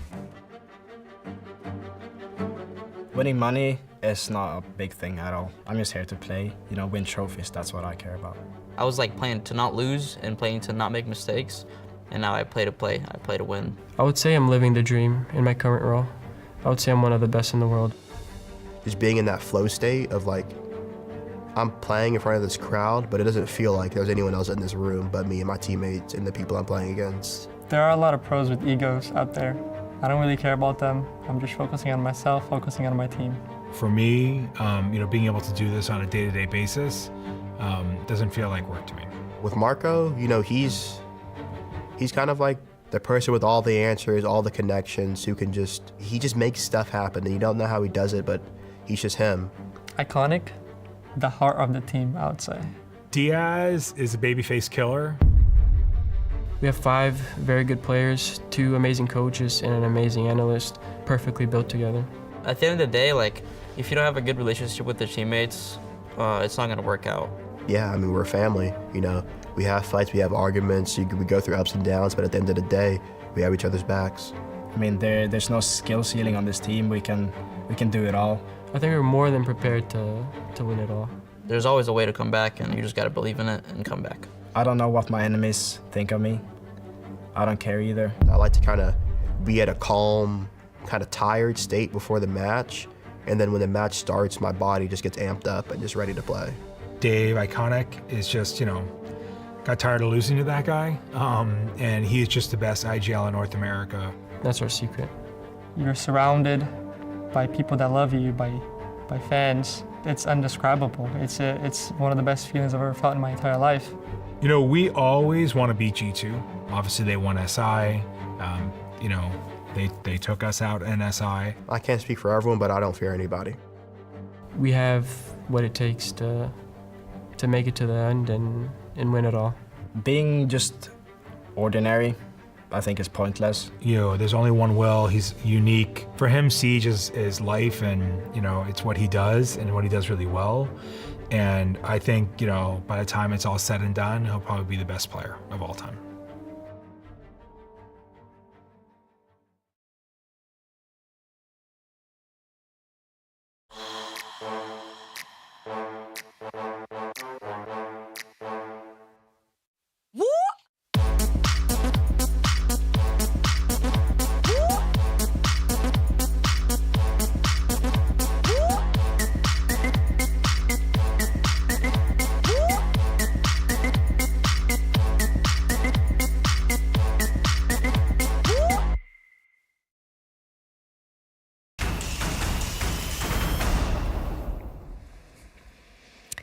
It's time for our final matchup of the day, Wolves versus M&M, which was a best of 5 that happened about 2 weeks ago. And if that would have been a best of 1 situation, Wolves would have taken that. But it was a best of 5. Wolves dropped 2-0. M&M reverse sweep them, which doesn't really happen that often in the history of Siege, and M&M do come out victorious. Will Wolves be able to get their revenge? That is what we're looking to see today, though. But for Wolves, their stage 1 did not go as expected. They made the LCQ run, got pretty far into the major. What are their appropriate expectations for this stage? It's kind of strange because you look at the timelines. If you look at just purely the closed league of stage 1, they were seeded as like the 9th or 10th team or something. But in reality, they went on a dream LCQ run. They played well at the major, arguably maybe even could have hit main stage, just about didn't make main stage, and are coming into this, from what we've heard from teams that have practiced against them, very hot in terms of coming into stage 2. There's a lot of expectation amongst the the professional community is that Wolves will do well into stage 2 and then beyond going majors and SI. I mean, if we look at the SI that we just played a few months ago, when we went up against them and beat them, and then when they went out of the tournament, if we had not played them in the time that we did, I think, and our entire team back then said that Wolves was our hardest opponent at SI. Wow. And that says quite a lot if the champion that, honestly, we dominated that tournament, if we say that they were the second best team, they probably should have made it a lot further. So they're a team that's very much on the top, and it's an extremely explosive team. They have these, especially when all 5 players show up for the day, they are incredibly dangerous. But they've had a little bit of a tendency relying on Mowgli, and now a little bit more on Deadshot as well, to show up. And if we see all 5 players playing well, anything can go, but we need to have all of them show up. Okay, for sure. We talked yesterday about M&M potentially being one of the best teams in the world, and maybe Europe, but the best team in the world. And then even though they won yesterday, even Eden himself acknowledged like, hey, there's a few things that we need to fix. That's a good thing to have, right? I mean, yeah, they know the mistakes that they're doing. At least the staff does. Yep. I really hope that the players are also listening to these mistakes, because me and Fresh will stand here and say exactly the same thing about maybe you guys need to calm down when you have the manpower advantages. Maybe you guys don't always have to push on your lonesome. Maybe you need the 3, 2, 1 countdown. There are so many small basic parts here that they can improve on, and if they do that, that's when they take the step from being they are a top 4, top 3 team in Europe. Sure. Now they take the step to top 3 in the world. And I think that's the thing is, it's a nice position to be in. It's a nice problem to have, is that, if Europeans levels here and your levels here, but M&M's potential is all the way up here. We can see them going on to win tournaments, but we just need them to improve that a little bit. They got away with it yesterday. I think the more they play into this group, the less they'll start getting away with some of the the cracks that were papered over because they was against a weaker opponent yesterday. So they do need to improve their performance as well. Yeah, and you said that M&M did some really good prep on their opponent regarding statistics as well. Yes. So I liked this a lot, actually. So I looked back into the site order of rotation on Skyscraper, and M&M actually chose to start with the Barbecue Kitchen site, which I know that you certainly, Fabian, think it's the best site on Skyscraper. However, teams generally will start Karaoke Tea, then go to Office Exhibition, then Barbecue Kitchen. Now, the reason that M&M chose to do that, I believe, was in the analysis, was in the statistics, and was in the prep, because M&M have never lost that site in an official game, and Heroic had never won it, at least in recent history. So to go to that site, I just liked that from the coaching staff, just to say, hey, this will guarantee us at least the very first round, set us up nicely. Yeah, I mean, it's really smart, and this is, I think it's the absolute best bomb site on the map. When I was with G2 and we look at Invitational and lead up to Invitational in our practice, then with a 100% win rate on that bomb site and almost 30 rounds. I think we're shy of 2 or 3. So it's such a strong one. And the big thing with that bomb site is that you can just take steps back, and then you can even drop down the floor, which you can't do on either T or Office. But we're not talking about Skyscraper. What map are we talking about? I mean, we'll yet to see. There's a few maps that both these teams played during that combined final, obviously. Would you expect one of those maps to be brought out today again, or would they go for a different map? So sometimes map pools are completely opposites. If you looked at G2 and Heroic, it didn't really align that we were going to see the new map. With these two teams, it's kind of romantic that they're such fierce foes, because they play each other a lot, but they have the same top 3 preference of Chalet and 2 more maps, let me just check. Chalet, Oregon, and Cafe are the top 3 for both teams. So in my mind, we were only ever going to go to those maps because they're always going to leave those ones open. So the fact that we're going to Chalet is not really a surprise. I was expected to be one of those 3. In terms of Chalet, now inside of Tier 1, I know they've played each other in Tier 2 competitions. M&M have only ever lost Chalet once inside of Tier 1, and Wolves love that map. They've beaten W7M on it. So I feel like it's a very good 50-50 battleground for these two teams. Yeah, I mean, you see, again, I go back to the constant information that we've gotten from the teams by saying Consulate is a heavy defender's map. If you're the one that choose the map, you just don't want to start attack Consulate so that you go into your really negative, especially when you have a map like Chalet Open that you just love it. Like, it's your favorite map. And both of these teams play this map incredibly well. I still have nightmares from Wolves just pushing in and rushing from all 5 windows at the same time. That just, it scares me. I have nightmares for that. All right, the last time around, Chalet was an 8-6 for Wolves. That was the final map they won in that combined final. Yeah. Do you think it's once again a victorious map for Wolves? Look, I'm going to back... I tend to take, you know, tier 2, tier 3 competitions with a little bit of a pinch of salt. And I just... In my mind, there's no way any team I'm ever on, even if we like Chalet, I would take M&M too. So I'm going to stay with an M&M prediction. You take a pinch of salt, I take a bathtub worth of it. Because I don't think that they care too much about showing the theory, but they do care about losing or winning. So they care more with their heart than they do with their head. And I just don't think that they took it fully serious. I'm going to lean Wolves. I believe in them. I want them to win. 7-0. No, okay. That's not going to happen. 7-5. Okay, so no overtime. No overtime. There's never any overtime. No more overtime for today, maybe. I mean, we'll see. It's our final game of the day. It is Chalet, it is M&M, it is Wolves, but it's also Fluke, and it is Hap. It is. That's right. And here we are. Is it? I think. Yes, it is. Okay, no, yeah. Okay. Just make sure. We never know. No, just making sure. And we ski ourselves into Chalet, as people wrongly pronounce it sometimes. I am people. Hello, people. But only to annoy usually French speakers. And Milos once upon a time. But M&M versus Wolves here for our final game of the day. And, well, as you sort of highlighted at the end of the last game, Koi are the only team now in the other group without any points. BDS might be facing the same thing if Wolves are able to claim some points this game. You wouldn't really expect that after, you know, some of the performances during the off-season either way. It is Chalet, and yes, it was played during Central Combine. Yes, it was won by Wolves with an 8-6. It went to overtime. But now we're in Tier 1. There's a lot more on stake, a lot more on the line. It's a 6 invitation we're also talking about. So, M&M, they might just be bringing that one little thing they were hiding for the map. Because they have been known to be masters of Chalet.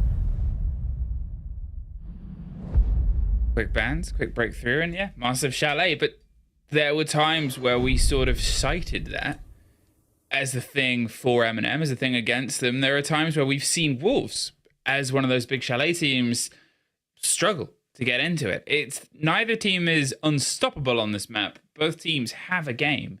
It might just turn into one of those old-fashioned who brings the game on the day. Attackers need to locate and it might be that. It might be just who shows up for the day.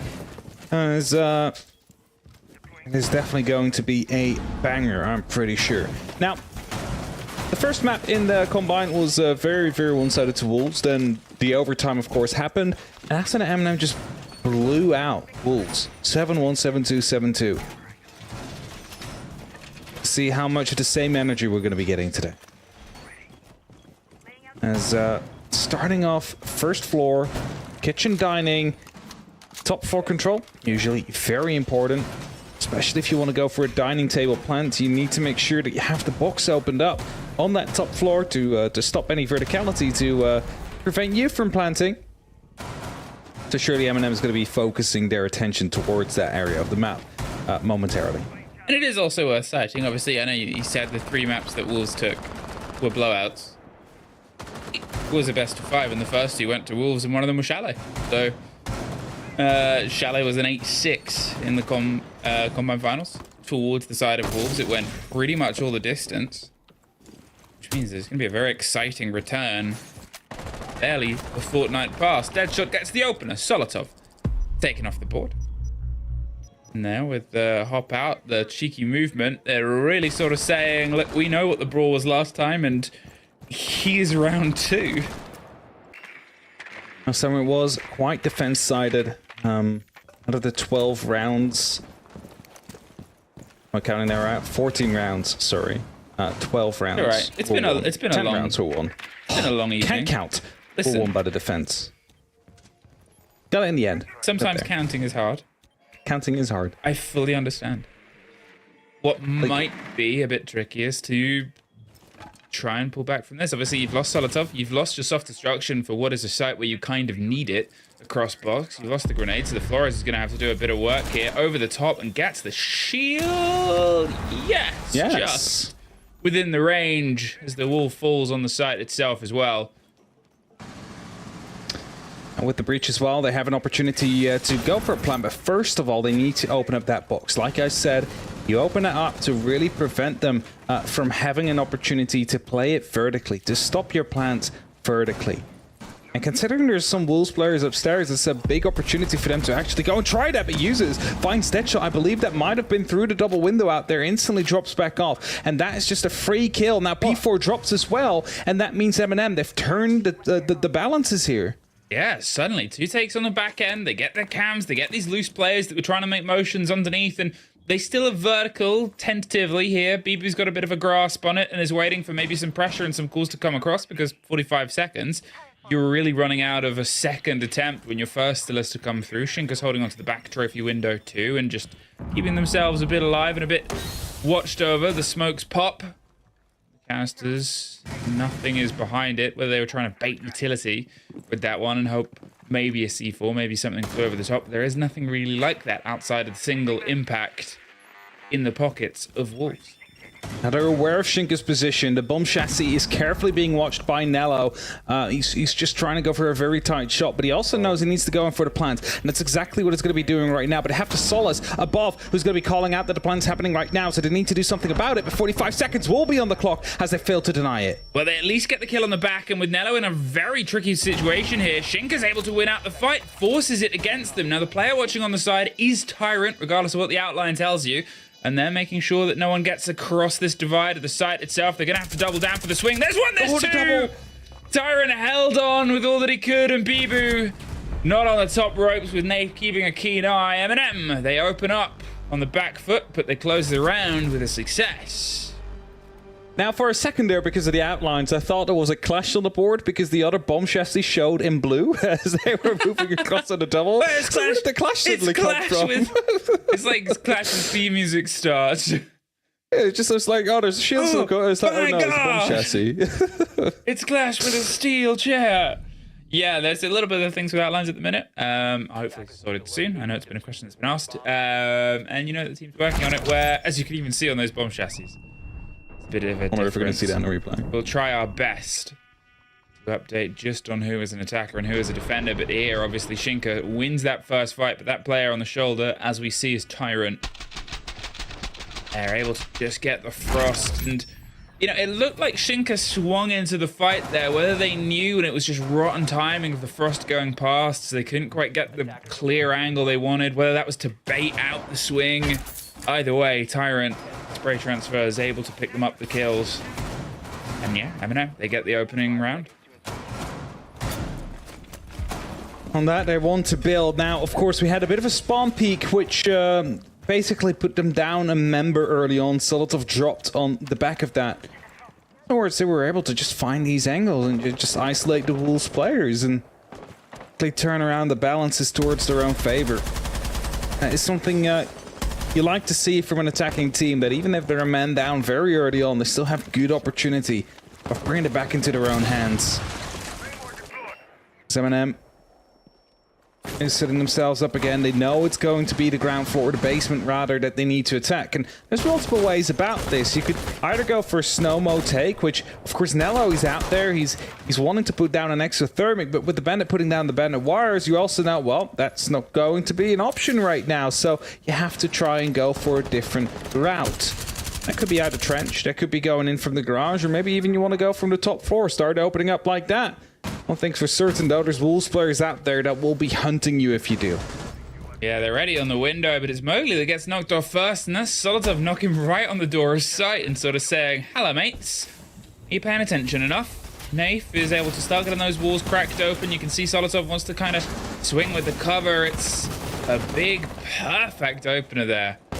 with the Selmas, gets them what is a perfect run route angle to go through. P4 tucks his way down onto blue. Bibu's still watching above the hatch as well, so when this gets open, they at least have some cover. The flashes go against it, accidentally self-flashes, and there is a bulletproof on the back wall, but now, do they know about Bibu? That might turn into the problem. He was a bit cautious. They're going for the cover of the smoke. They're going for this plant that we talked about with Wild before, and there's exactly what they showed at the start, but P4 gets the kill on Tonello. Solotov gets the trade back out. They're not quite able to get it with the same snappiness as before. Shinka's still behind the pillar, and Usus is trying to hold on to the fight, but M&M, they repick the diffuser, they recollect it, they're going for maybe a potential different plant. Nave's going for the swing now instead, and oh, there's the little shoulder jiggle. There's Bibu dropping from the top and getting one kill. There's a couple back into the favor of M&M, and there is the end of the round. They went for that wild take, and if you want to get a cleaner idea of that take, watch the very start of the show. Fresh breaks it down brilliantly with the use of our flying through cam that Red Light helped them with. It's a very cool, fun take. It is, and that way you don't really have to worry about the player that's on top of the hatch because you just limit his view that much, and especially considering the wall was opened up, so the attention, of course, is going to be at that double wall. It's just a shame that the cover wasn't fully up to the standards there necessary to get that diffuser down on the ground. Otherwise, that round would have been just slightly different. Still, probably would have gone to M&M there. Now we had that diffuser planted at that point. Headed towards the bar in gaming. Wolves continue to rotate, even though they haven't won any of the previous two sites yet. Now, not all is lost, because we've had 4 rounds win on the defense during the previous time these two met. That was during Combine. So, you know, Wolves will just have to go on and win every single defensive round right now to continue the way that that thing has been going. Just casually, you know, winning all 4 rounds. Of course, M&M will have something to say about that. Do not want to let that happen. They want to show they are the kings of Chalet. That was a one-off there. Yeah. At the off-season tournament that was out there. Still won it. So I don't think they care too much about losing Chalet. Okay, dead shot. What have you dead got for us? Open up the first round with a little run out. And it's been a bit of a trade of blows and bodies, but you have Solotov popping off and you have Tyrant popping off. It's sometimes a bit of a risk. Now, yesterday on Skyscraper, and it's a very different handling map, the attacks of M&M weren't quite able to come to the same sort of amount of force as their defenses were getting them. There were huge gun swings on their defenses, and that sort of fizzled out. So here, starting off strong, is a bit of a different face. Just waiting patiently. Roteros are coming in, are going to be clearing out Shinka, really. Or rather, forcing him off his position slightly, make him a bit uncomfortable. The Wolves for now still have full control of everything they need. There's some pings coming through, but there's nothing really they can do to try and get an answer for it. As I say, Mowgli gets dropped, though. Some trade coming out from P4, takes some damage as well. Another run out to be taken by Bibu as he gets shut down himself. A lot of aggression coming out right as the E1D fades. And M&M coming out on top with a man advantage.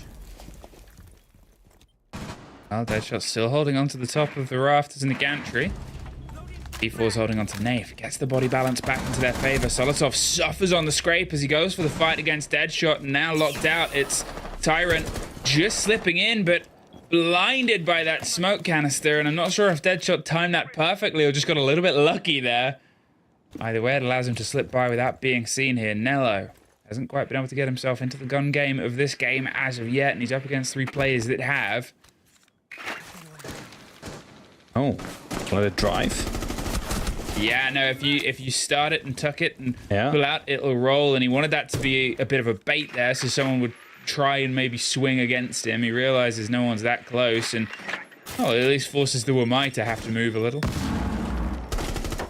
Using it as a bait indeed, and the second one just to relocate the player. Tyrant now finds himself quite close to the actual site, but is afraid someone might still be around in the basement. So Nello's quickly going to be checking with a Rotero drone, or rather sending it down there to spook any players out there. Finds one. Deadshot suddenly drops it. They know about one inside the pantry. It's just one single player unknown. Actually, P4 found now near Billiards. Tyrant knows his 2 targets, needs to find them one by one, pick these isolated fights, and as he goes crouch, gets spotted out, cannot quite connect to Shinka, but will find The shot on P4 gets taken down right after though by Shinka. Didn't crouch just in time, and that means Wolves, they have a round on the board now as well.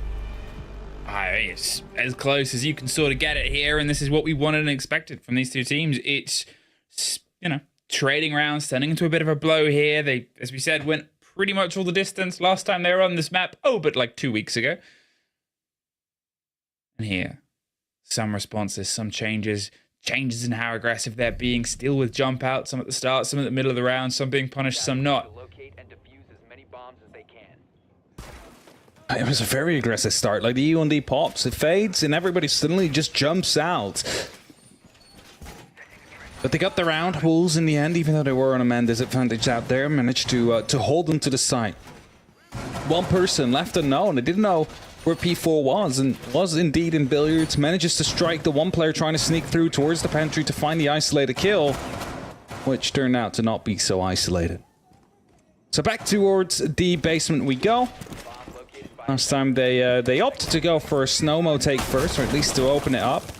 At that point, the bandit showed up, started putting down some nice little bit of wires, meant that they couldn't quite open it up. But as there's no bandit on the board this time, and it's a completely different hold that we're seeing from Wolves, because we see mirror windows, means they're holding on to dining just a little bit more, and thus the verticality is going to be a little bit more tricky to take care of, especially that hatch that we saw before. And then might have the opportunity to just open up the Snowmo wall and see what they can do from there on.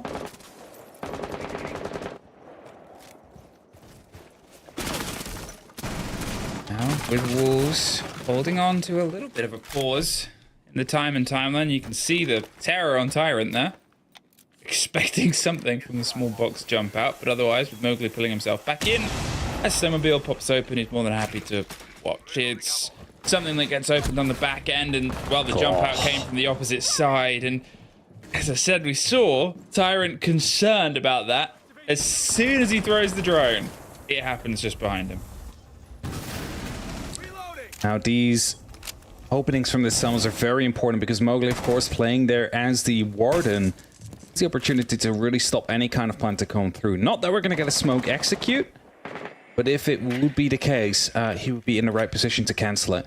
Now they have an opportunity to actually put pressure down on him, and as soon as they do take out the person right behind a mirror window, land on Snowmo might actually be possible. And Nella has gone to the side and started opening that one up, as Deadshot does take care of Solotov. Not quite sure where that happened from. Hey, very close. So spots a lag, is going to be able to find a kill into Deadshot, so gets that trade in the bedroom.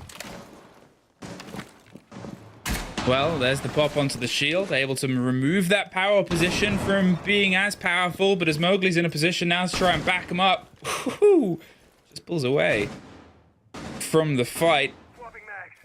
E4 holding and waiting, with users wanting to find this engagement first. If he's able to lock out this fight, then suddenly the balance falls slightly into their favor. It's Nello, just looks past the first engagement, gets the pick back up, but P4 was there. Nello just missed him on the swing round, and a bit tragic, but here's another chance at a pinch on the player. Pre-fires the stairs. P4 gets his third for a round. Nath at least stops it.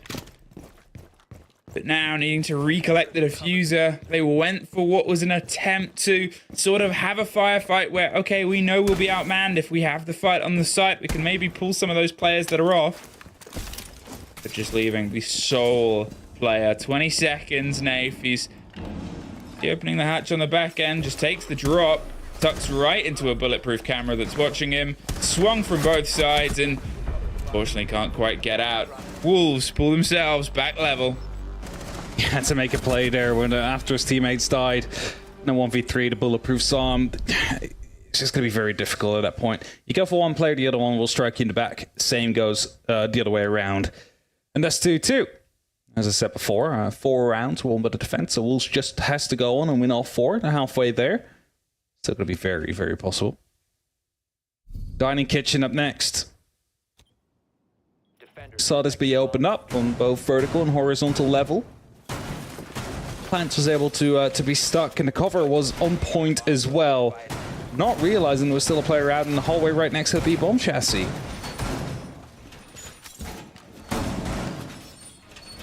To change that around this time. Wolves need to be a bit more all diligent on making sure that that plant doesn't go down, because as soon as it does, it's just going to be a completely different game they have to play.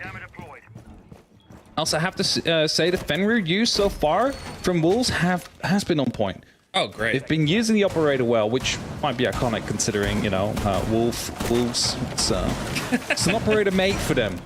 It kind of has to be part of their MO right now. There's no more changing that. That's true. I mean, if you know, if a marshmallow operator comes out, yeah, like M&M cannot run it. Like they need to run it because if they don't, imagine the disappointment in the fans. People would be fuming. 2 apiece. And you know, as a sort of end of the game, obviously, the last time we had a matchup in this group earlier on today, it turned into a very long-winded fight of a fight.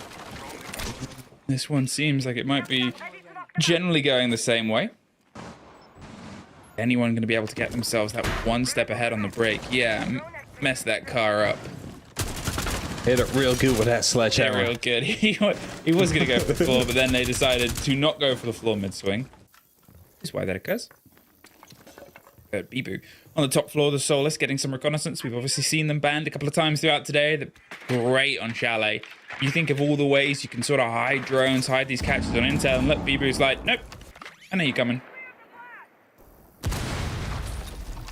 Tyrant ready and waiting, opening up with a breaching charge. There is a player on the other side of that, though. Deadshot holding tight. Look at that. Frostmat right underneath. Looking to catch him off, hoping to bait him into a gunfight. Tyrant, do you know about that Frostmat? Because otherwise, well, that's going to be a guaranteed kill coming through. P4 taking some damage. Deadshot, he went for the actual aggressive push out there. And M&M suddenly they find themselves with a 2-man advantage if it wasn't for Shinka replying with a C4 instantly. Yeah, C4 out of the hatch, out of the window, and out of the player. So they do a big loop round. They still have some vertical control. They've still obviously got themselves in that core central position that Bibu's been occupying. As I said, he's been able to remove those drones in the full read onto what's coming his way. And Nave's trying to find the back end of that with Mowgli offering some support. Tucked round, there's pings roughly towards where they think the player is. That grenade will bounce down just a bit short, but that sure doesn't. Tyrant with the spray through, and then Mowgli with the spray right back. As I said, they had the awareness on the player, but still, they're on the back foot. They have to try and convert one of these window players into their favor. Nafe, he's on a sliver of health, and oh, the look away at almost the worst possible time. Mowgli took the dive and couldn't quite get the lockout. Nafe survives. Leaves just Shinka alone. Had a C4 connection earlier on in this round. 30 seconds for him to try and isolate one of these first engagements. There it is. And with 2 opponents still stood above him, M&M, can you try and get yourself closed down with a little bit of wiggle room for an error? Out of a rough position where he is. Flashbangs are coming in, and that means they need to reply. He's fully white by the flashbang. Nave gets the first couple of shots down. He cannot quite connect for the second time around either. Nello goes down by the shotgun. 9 seconds left on the clock. He gets the second one as well. Shinka clutches it out in a 1v3. And Wolves get another round. They might not should have gotten there. M&M, they were leading that for the majority of it. Oh, that is just sort of the turn of fate of Siege.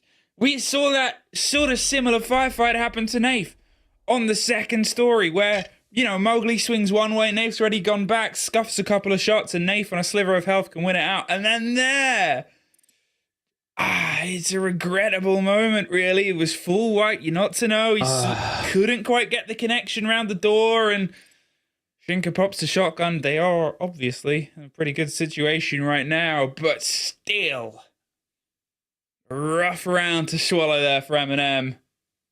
I mean, you got 2 opportunities there and a fully blinded player. You miss both of them, and then he just taps you both with his shotgun. And that hurts. And that was your round. It was your round. It was M&M's round. Unable to convert it in the end.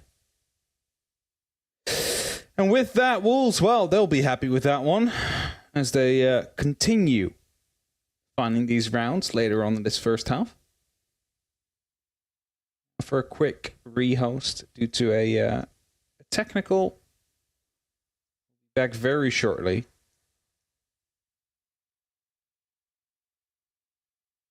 But again, that must be so frustrating if you're on the other end of that. Like, the flashbangs go off, you know where he was, and just Just missing the shots twice, slipping away from your grasp.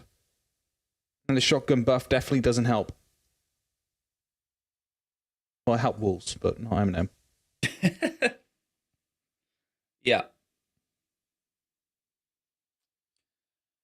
Okay, well, I guess we hope we get back into this one as soon as we can. Obviously, 3 rounds in a row, late at night. I mean, you're an hour ahead of me. It's only 10 p.m. It's not late. It's still quite early on. I remember our Europe days when we were done at like 1 a.m. Classic days. You're right. I should stop complaining. There is a little bit of a heat wave, though. I'm allowed to do a little bit of complaining. Yeah, that's true. It's quite hot, and I have to turn on the AC in between the games, otherwise everybody gets like a little buzz. I have to open a window because I live in a country that doesn't have AC. Generically, I have a mobile AC as well, so it's like open a window, put out the little tube. But now all kinds of bugs start flying in, and they keep landing on my screen whilst they're playing. So yeah, they're excited by the Rainbow Six Siege. Yeah, it's like I'm casting with live viewers out here. They'll love to see the siege. They love the siege. Not as loud as our crowds usually are, which is a shame. Yeah. But okay, 5 rounds we've had so far. Eminem started it off strong, but was able to get it back in right afterwards. Some slide oversights and information for Eminem in one of the rounds. Flashbang incident we just had. Is that the official titling? I think that's what we're going to call it, or flashbang gate. Okay. I don't know. It's like we need to find. That's a bit too long. It's a bit too much. Okay. A bit. Flashback incident has a ring to it. I mean, it sounds more official, I think. Yeah. Wikipedia editors, let it be known that today will be marked as the flashback incident. I want it marked. I want it stamped. And a year from now, I want to receive a underlined, remembering moment there. Like today, a year ago, was a flashback incident between Eminem and Wolves. Hey, we are back in, and we're going back to BR, the site where the sort of fortunes of Wolves shifted from losing the first 2 rounds to winning the next 3, but. And they double down here to give themselves a really good boon. Obviously, as you sort of cited and we said earlier, last time these 2 teams hit themselves against each other on this map was recently, and it was 4-2 either half for the defense. So another 4-2, and you're sort of like, okay, here we go again. But at the same time, if Eminem can make a break from that, if suddenly that they can get themselves, maybe on this even half, then it's, oh, well, maybe we've got a different story. Maybe we've got a different game ahead of us here. But what change will have to come through here? As you said, the Fenrir gadget has been used very, very well by Wolves at this point. The continued use of Solace as well. As I said, I just love Solace on this map. You can close down so much otherwise previously tricky to get a hold of information. Yeah, for sure. Again, lots of spots to hide your drones at, as well as there goes a default cam. We've seen that going wrong earlier today in a different matchup. So, good on them for taking it out early. But lots of spots to hide your drones in, and you can get so much information, so much useful information out of that one. As their first RC terror comes in, it's just going to destroy any piece of information and utility on the other side of that window. Again, the Fenrir, shot, just waiting underneath that window. We'll find Tyron as he opens it up. Was waiting patiently, just tight enough where he wouldn't be shot. I mean, it's just a free kill. It's a gamble, though. It's a free kill, but it just takes one stray bullet. That's something they're shooting at for the sort of risk and reward of, well, I can get them where they have no idea. And, now they're trying to get some revenge. Mowgli gets caught out, wanting to rotate his way a bit closer back via the top of the vines. But it turns into a sort of stalemate, and still nobody wants to hand the next body over because it's either going to balance things out or maybe end the round itself. A bit early on, Usus, slow creep round, wants the revenge fight here, is watching towards one angle. Solotov does get dead shot, and there's Mowgli with Solotov right back. Body balance stays in Wolves' favor. Mowgli low on HP, but still kicking around and fighting. So we have P4 going down through the basement. Some opportunity to pop it wherever he's needed. As uses covers off his legit rotate, Nello will find Mowgli eventually, and that means it's now a 3-on-3. Willie Bellin's back equal. Attackers still need to find themselves a way towards the site, and well, there's still Wolves players out and about. Bibu on the top floor is going to be waiting for as long as he possibly can to go in for a flank as soon as the plan does come down. He will have those hedges to play with at that point, and as he doesn't get droned out, well, he can just stay there for as long as he wants to. See, they're getting steady intel as well. Bibu's playing against the box. The default camera's still up in the corner of the room, and anyone that might try and lead their way across. Now as they finally got rid of it, Bibu has to be a little bit more tuned into this. The approach is Nave drops underneath. Sees users. That's a mate. Don't have to worry about that. What you do have to worry about is P4. Be able to sneak up on him though. Uses runs back up on blue. Gats quickly caught by the fear. There's 10 seconds left. They need to go for a push now. Bibu over the top is going to be spotting out that there's nobody left out there. Nello will find Shinka before he gets traded back out. The diffuser might be dropped at that point. 3 seconds left. There's only one player left on Wolves. Bibu will find a single kill. And the time will run out. Wolves will win another round, and we're looking at each other, not being able to shut each other down. I mean, it couldn't have been closer there. They saw each other just as they called time on the round, and I mean, skin of your teeth, really. That couldn't have been physically closer. The 1 versus 1 M&M, again, they're going to be beating themselves up about that round just before that things went away from them. It's a 4-2 split. Again, it's not the worst in the world. It's not the most uncommon, but also with how close these rounds are shaping themselves up to be. I mean, those last 2 rounds are really going to be hurting, right? Like, especially the, not the last round, but the one before that. That should have been theirs, and then this one just slipping away from the one player you didn't know was up top. Dropping down the hatch, finding one, and the time running out before you can reply to him. That's definitely going to be hurting as M&M out there in Wolves. Well, they're building some nice momentum here. Having 4 in a row now, will be headed over towards the attack themselves. Again, you mentioned it, if they manage to pick up the full 3 points here today, BDS is just left, like, all the way at the bottom of that group with 0 points, having everybody else around them with points on the board.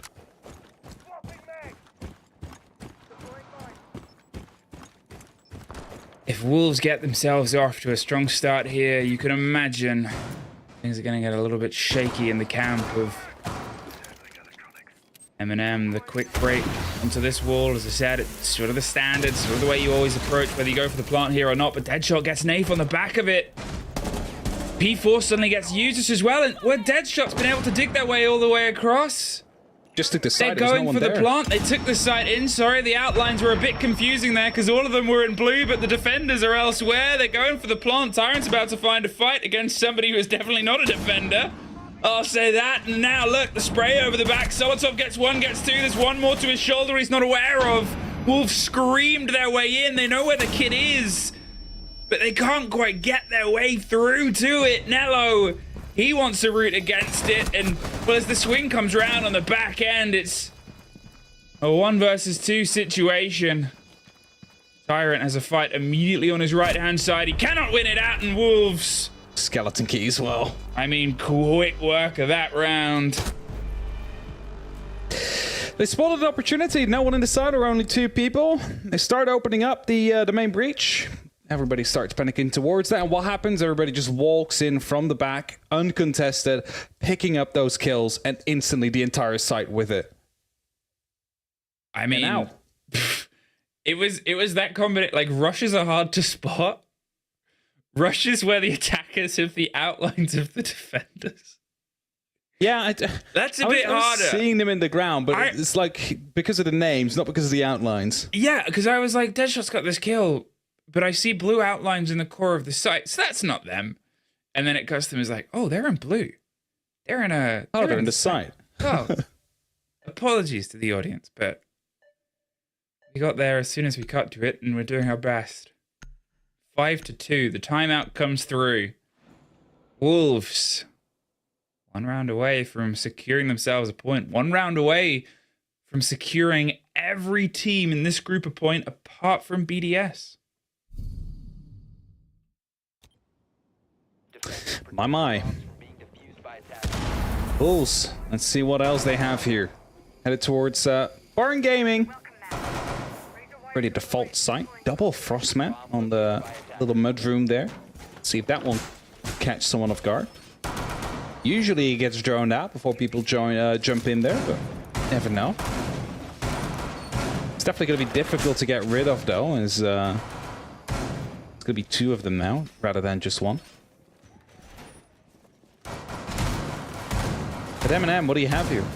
It's going to be the classic hold, shield up top with the blue stairs. Just to hold out on anything that is coming from the northeast. Enforcement's around as well. Probably someone that will be playing around the big pillar. Someone that's inside of the library. 3 players up top.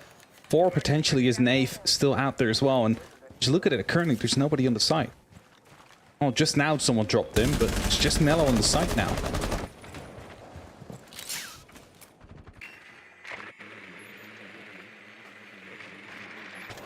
So, 5-2, the tack time out, and how's the change going to be something that maybe impacts what was otherwise just a blind fire through? P4 with the quick go, and here we go. We watch the start of this. Shinka's right behind them. They're going to go right to the door itself. They want to make sure they keep the momentum from before. The fight is an important one. The bees swing round. Nello takes a lot of damage. He's probably screaming out for help, but it's Naif and Solotov. They're able to get 2 kills on the cover. P4, if he can win out the next fight and suddenly get some favor, then they might keep the hope alive of the quick drive. Shinka gonna just get the call for some support. It's turned into a little bit of a stalemate. I mean, M&M has the awareness there on the site. They have the awareness M&M knows.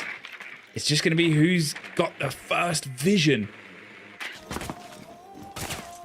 That's definitely going to help that little drone, able to find a bit of information. P4 with a grenade will find users as well. Now, as they try and come around, P4 takes a lot of damage, eventually does get taken down. A second kill comes through as Solotov just sweeps up onto the side, and now it's only up to B with a diffuser dropped cold in the side, and 90 seconds left for him to play with here. So going to jump into the mudroom. Drone gets tossed out just for information's sake. Still a player inside of the library above the hatch tyrant. They're aware of him? No, they're not. He cleans it up. M&M, they were able to find a round after, well, basically 5 in a row from Wolves. I mean, that's entirely, it's not basically, it is 5 in a round. From 5 in a row from Wolves. They really took a hold of this game. They obviously still have their chance at a team talk. They bit back to put some balance in. I said it might turn into a brawl, and then it got a little bit worrisomely one-sided there.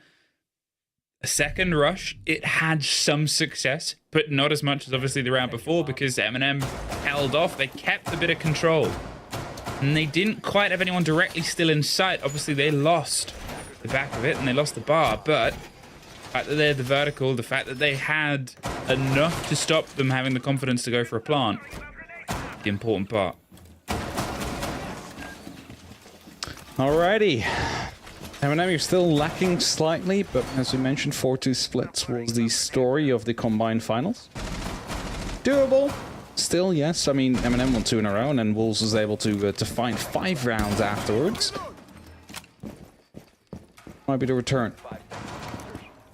If M&M can keep up that little bit of pace they had the last time around, the amount of trades we saw was good to have as well, because they've been lacking those kind of trades over various games. So whenever you see them instantly trade out those kills, you know something is going right on M&M's side.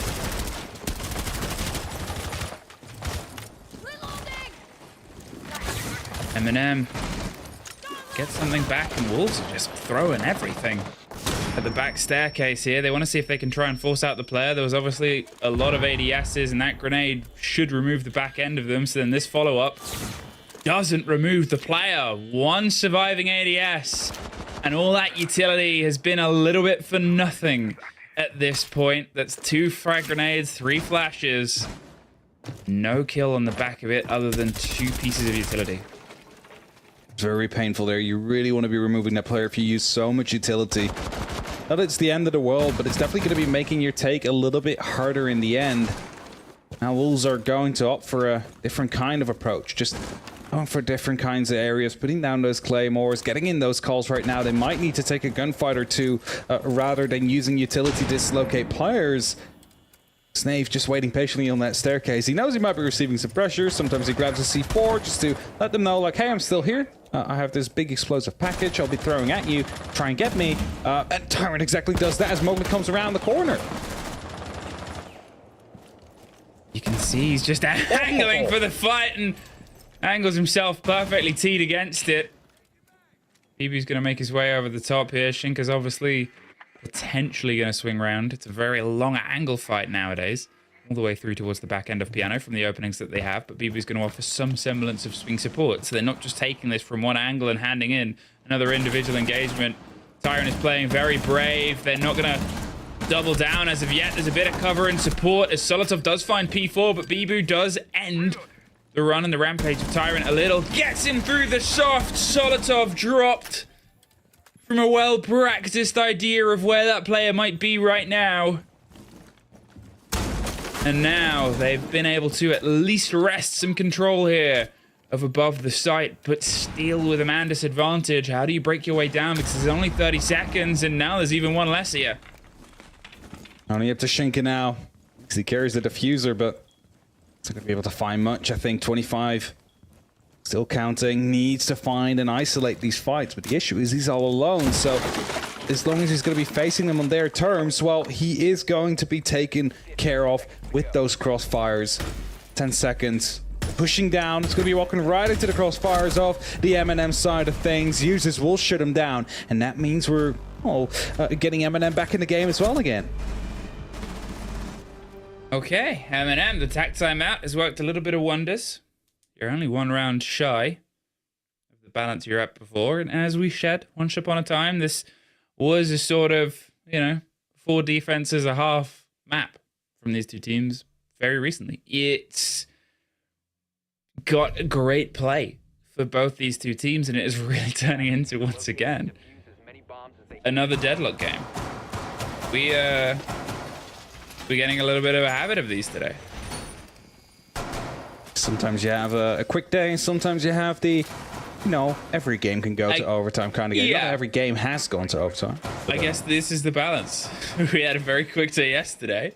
As balanced as all things should be. Yeah, we had no overtime yesterday, and obviously a 7-0. And now we get a 8-6, 8-7. This angling towards overtime, and yeah,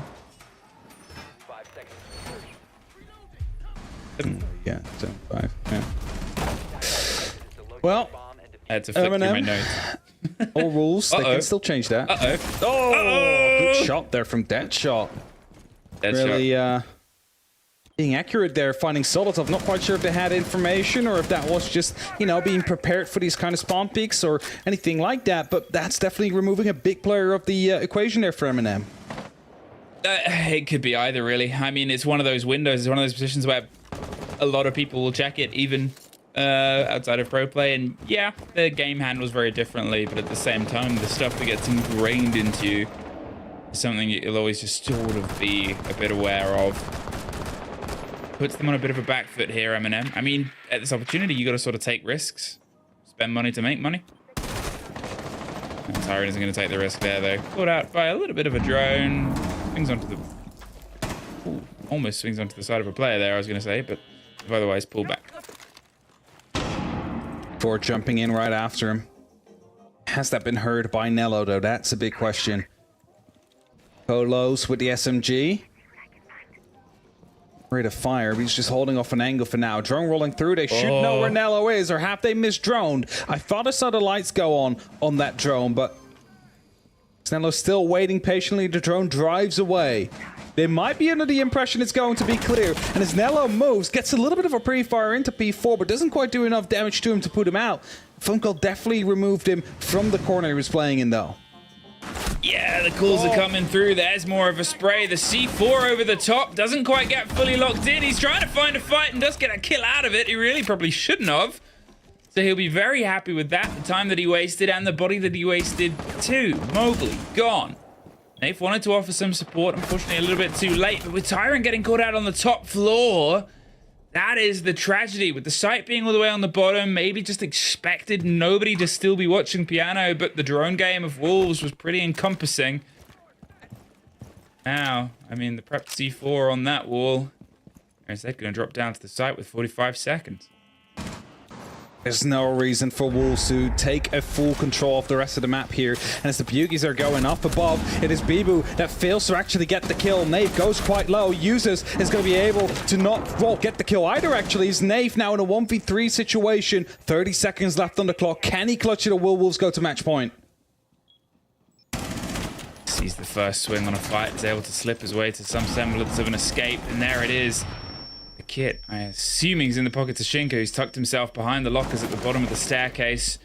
It's a very tricky situation because you've got to go super wide to get the angle on it. And, oh, there's one. There's almost two, but they just slink away out of shot. They're not sticking around, and Nave's probably not going to stick that. They're trying to find the angle in the fight. The drop comes through. Wolves. They push themselves to map point. For a second there, I was afraid they were actually going to stick it, and Wolves were just willing to wait it out. But they managed to reply just in time. And again, taking all the skills on the top floor, then deciding to just go for the site. There was no need to clear the rest of the map because, well, you just need to get that plan down. It's all they needed at that point. And either there's two people on the side and you're facing that as a team, or there's one person that you have to take out. Successfully done so. 4-6. 2 opportunities to close out this game and find 3 points. And again, we're going to be reiterating this. These stages are so much more important than they would have been last year. Not that last year's stages weren't important, but there's just so much more on the line now. 5 best of ones, or 4 best of ones rather. After that, you need to be in the top 3 if you want to have a shot at the major. If you're below that, it's bad luck, you're out. You gotta go through open qualifiers, and that means you're gonna be lacking on SI points. And with there only being 2 stages now, you're lacking on a major, you're lacking on SI points, well, that means you're not going to SI.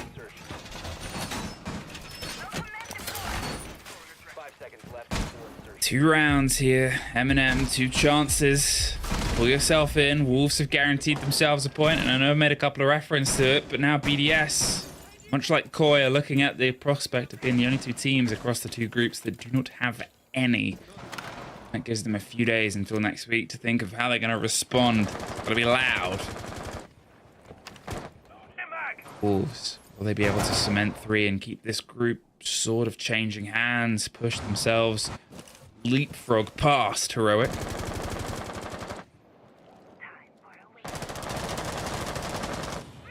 Drops are coming through from users as the pressure arises a little bit onto the library. Wolves with a double repel out here from that window. Really making sure that as soon as Tyrant steps out to take a fight, that they are ready for him. Or Solotov for that matter. Just holding tight. 2 of them. Meantime, also some pressure coming down onto the library. Some pings coming through from the E1D scans as well. Should be aware of the fact that the library itself is going to be clear. It's just that everything around is currently occupied by Eminem, and this dangerous to threat through. Deadshot's been able to wriggle his way around here onto the bout, but with the soft wall on the other side of box, it becomes a bit dangerous to hope, unless you have the control of Piano, which we know has had shots peppered through it from the opposite end. You assume they are in the same level of no. They've still got Tyrant in a tricky position. Solotov and Nafe are only an arm's reach away. They're going to go for something a bit quick as a break here and try and force just an angle against users. The smoke comes out, the canister goes across, Mowgli makes a move, a deep dive all the way. Tyrant suffers quite a big bit of damage but gets out of there. No one's been able to be dropped from the engagement, but they've at least taken some of the territory. Solotov wants this fight. Does he know that there's somebody just around the corner knocking on the door of the IV? They're still not quite able to get the full taste, but they've wrested some control. Eminem can loop themselves back round underneath, though. As long as they're still standing, they're a problem.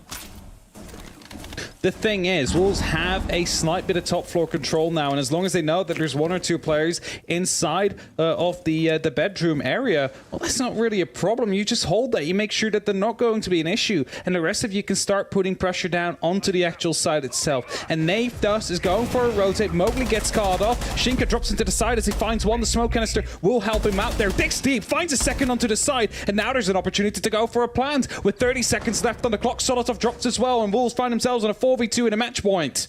Well, that is all Wolves players on the site itself, regardless of what the outlines tell you. And Tyrant's going to see if he can try and retake it on the back end. Cannot see the fight over the top. It's all down to Nave. He takes a lot of damage to get himself here, but they're in every corner, and Wolves take the clear 3 points this time. No OT on this showing on Chalet, and a little bit of revenge from what happened not too long ago in the finals of Combine, but the only combination to the key here is everything is in Wolves' pockets.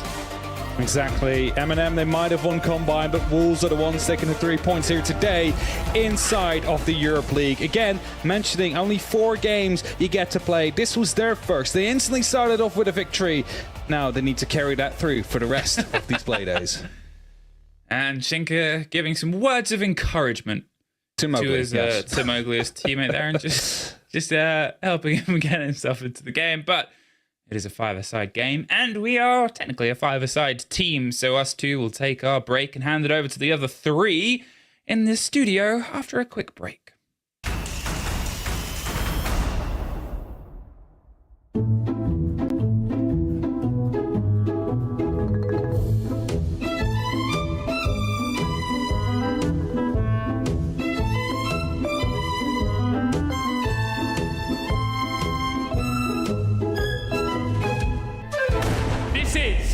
The Blast R6 Major in Copenhagen. Are we ready, Copenhagen? 24 teams from all around the world made the trip here to Denmark. Okamesh is straight on inside. He finds one, looking for a second. Okamesh is just eating him up for lunch. Gomez, as he plays behind one of the remaining keeper barricades, to be a big nitro here, and it's massive. Trying to get ahead of it, spots it moving down the stairs, and there it goes for VP. Line up. 3 go for VP! Everything falls to Sploit, down in the 1v2 here. They're both focused on him. No! Better!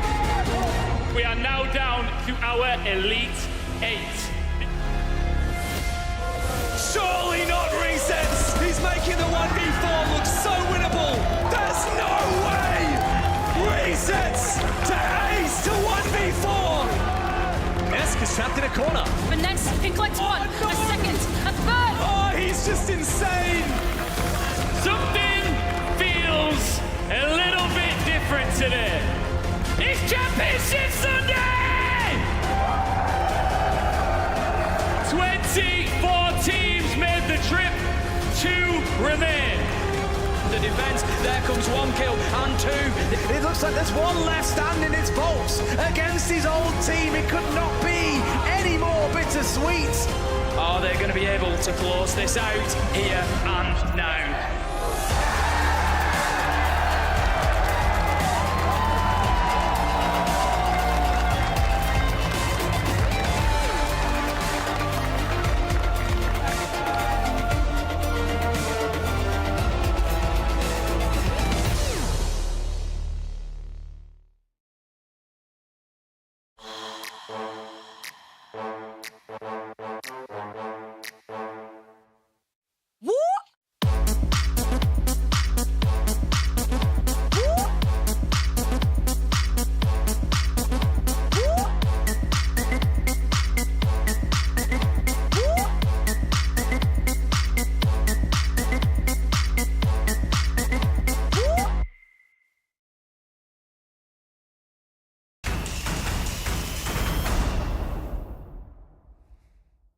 History repeats itself. Wolves again victorious over M&M on Chalet, just like how it happened 2 weeks ago. Yet this time they didn't need an overtime. But for Wolves, on their own defense when they started out, they got away with murder sometimes. I mean, just the overall the way Wolves played, I think that M&M is going to have the same nightmares as I do. Wolves are just so heavy talented in just shooting. And if you look at the way that they played this map, I think that Eminem started out with control of how to play the map. Eminem did really good 2 first attacks, and then they kind of slowed down a little bit. And when they lose that 1-on-3, it feels like the entire momentum just goes against them, and Wolves take over, and they take over, and they take over. And Wolves just keeps that up through the defenses. They win all the defenses after that, and then they go into attack, and you see how fast, like, they're literally on the bomb side within 30 seconds the first round. And then when they go up into bar, they rush up the stairs from basement, and they're in bomb side again within the first 30 seconds. Wolves really know what they're doing. The explosiveness I mentioned before the match, they did that too. All right, let's see what Wolves himself have to say, because we do have them on the line for a bit of an interview. I believe we have Bibu joining us here. Good evening. How are you doing today? I'm pretty good with a win, our first win on these 2 stages, so I guess we are happy with that. I mean, yeah, you didn't play yesterday. Was that, in your opinion, a good thing so you could see what other teams are doing, or would you want to play yesterday? I mean, doesn't really matter. You have a day off. I think it's the best is to have like maybe 1 day off at the beginning or at the end. Like this, you can, you know, still be in the flow, not have like a cut in the middle, but sometimes it could be good if you have a bad 2 first games and you have a break. So both are okay. For me, I prefer to have like at the beginning, and after just have the flow up every time and just play every day. I mean, now that you won, it's a good way to continue your momentum, yeah. Right? But you played the Central Combined Finals and the Central Combined during the summer break. With that, do you feel like you had some time to relax though in the summer break at all? Yeah, we took some time after the major, and after I think we took around 3 weeks, 1 month, and after we just go back to full grind. We had a lot of things to work on, to improve, to fix, and we also have the combine. So we were there to play to win it. You know, every tournament we play, we are playing. We are there for win. So yeah, no, we had a break at the beginning, and now we are just on the continuing flow with the grind and everything. I think it's working well for us. All right, that sounds really good. You won Chalet during the combined finals as well. That was in overtime. This time it was in regulation. Did you change anything about your Chalet, or was it pretty much the same as last time?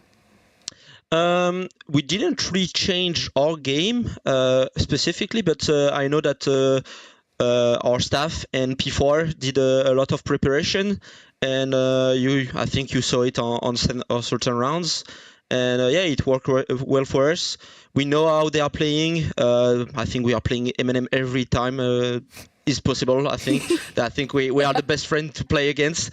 So yeah, we knew how they will play. So we just take the focus, keep in mind that how they are playing, how we need to counter them, and after that everything is rolling up. Like we were good. We had Shinka and that shot was just on fire today.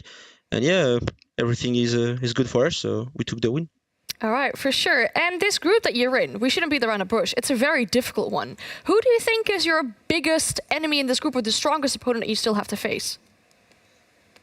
I would say on the side of maybe Eminem, because we are playing them, like I said, a lot. So sometimes it's hard, it's like a mindset game, like you need to brain every time, like to change a bit, not too much, but a bit, to still have your habits and stuff like that. But after all, there is still a lot of great teams. I mean, G2 got their 2 wins, and even then after they have like some comebacks against them, they always managed to take the win, so it's impressive.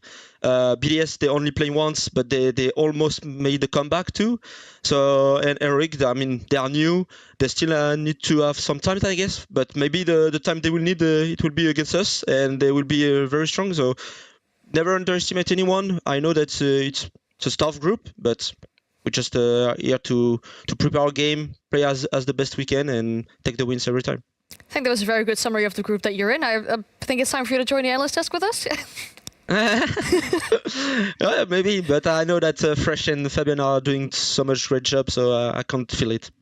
Probably very happy to hear that. Is there anything you want to say to the Wolves fans as well?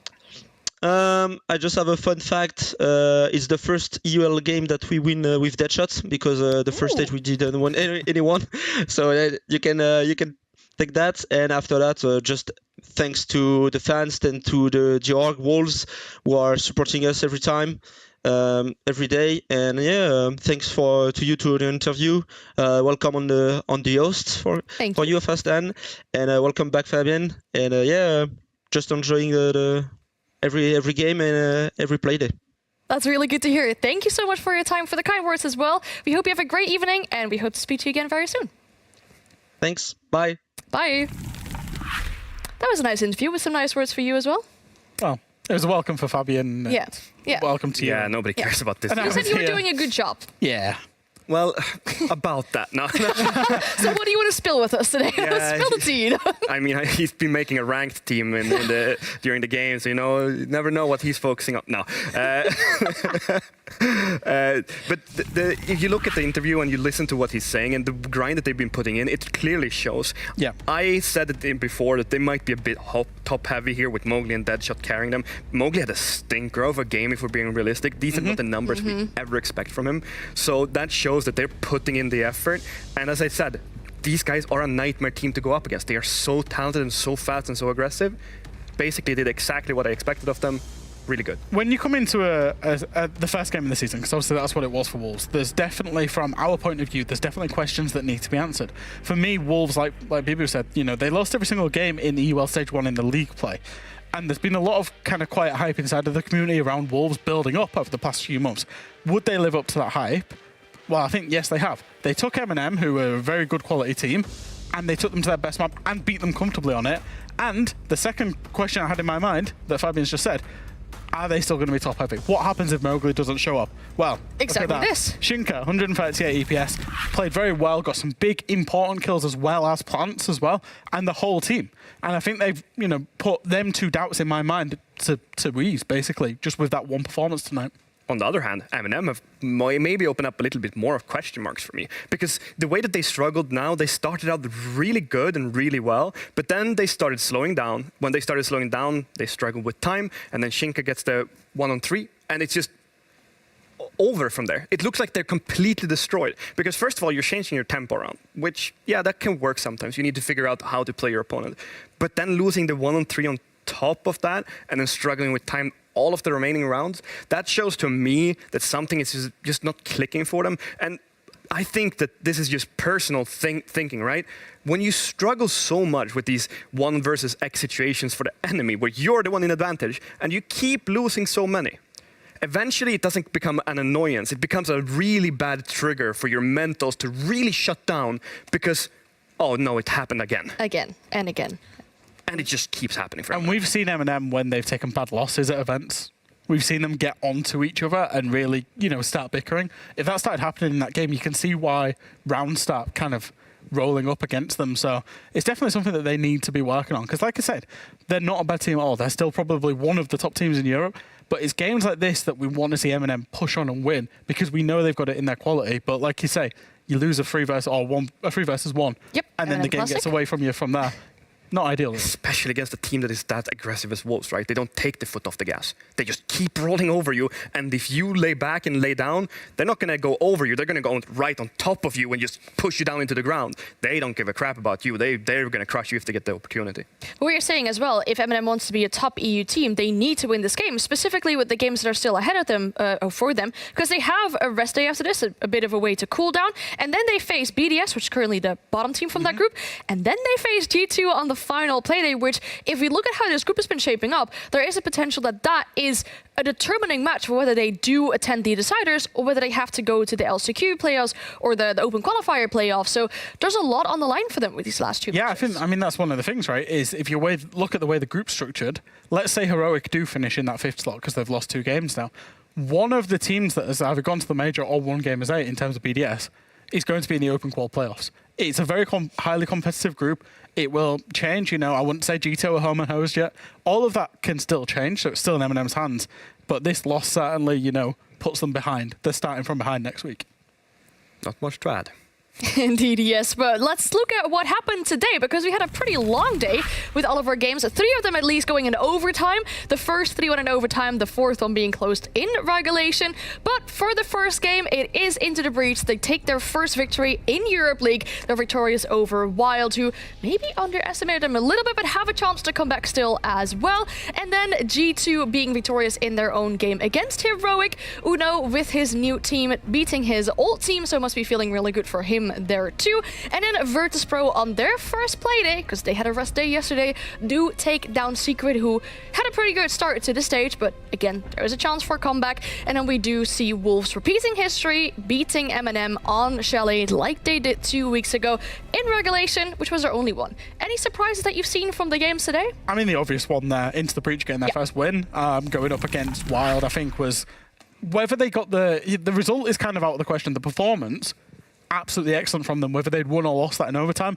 we would have still been stood here singing their praises, because the improvement from yesterday to today was probably the most improved performance out of any team. And since they made it all the way onto OT and they won 8 rounds, they literally won the same amount of rounds in that match alone as they did the entire last stage. So it's a good thing. And half of the players have more kills than the entirety of last stage already. It's looking like improvement. That's a good thing. But we should be happy for them. The other 3 games, they kind of went according to plan. I mean, the last game is a 50-50 toss-up. Either side can technically win it, but I would say that I expected G2 to win at least. Yeah, I think, most improvement from ITB, and I think biggest disappointment is a toss-up between Wild and maybe Secret. I think I was expecting more from Secret after yesterday as well, so yeah. I mean, they still have a chance, and we kept on talking about the positions of these teams in certain groups. Let's have a look at how the groups are shaping up, because we do want to focus our attention towards that top 3 of the group, right? Because those are the teams that will eventually move through to the deciders. Not all is decided just yet, because we do still have 3 more play days after this. Some teams have already played 50% of their games, with having a rest day later on. But Wild and Virtus Pro, they're looking comfortable so far. 4 3-points. Still, it is pretty close. I think Koi will be very happy with the results today, in terms of, in theory, splitting. Team Secret obviously got a victory yesterday, Virtus Pro beating Secret.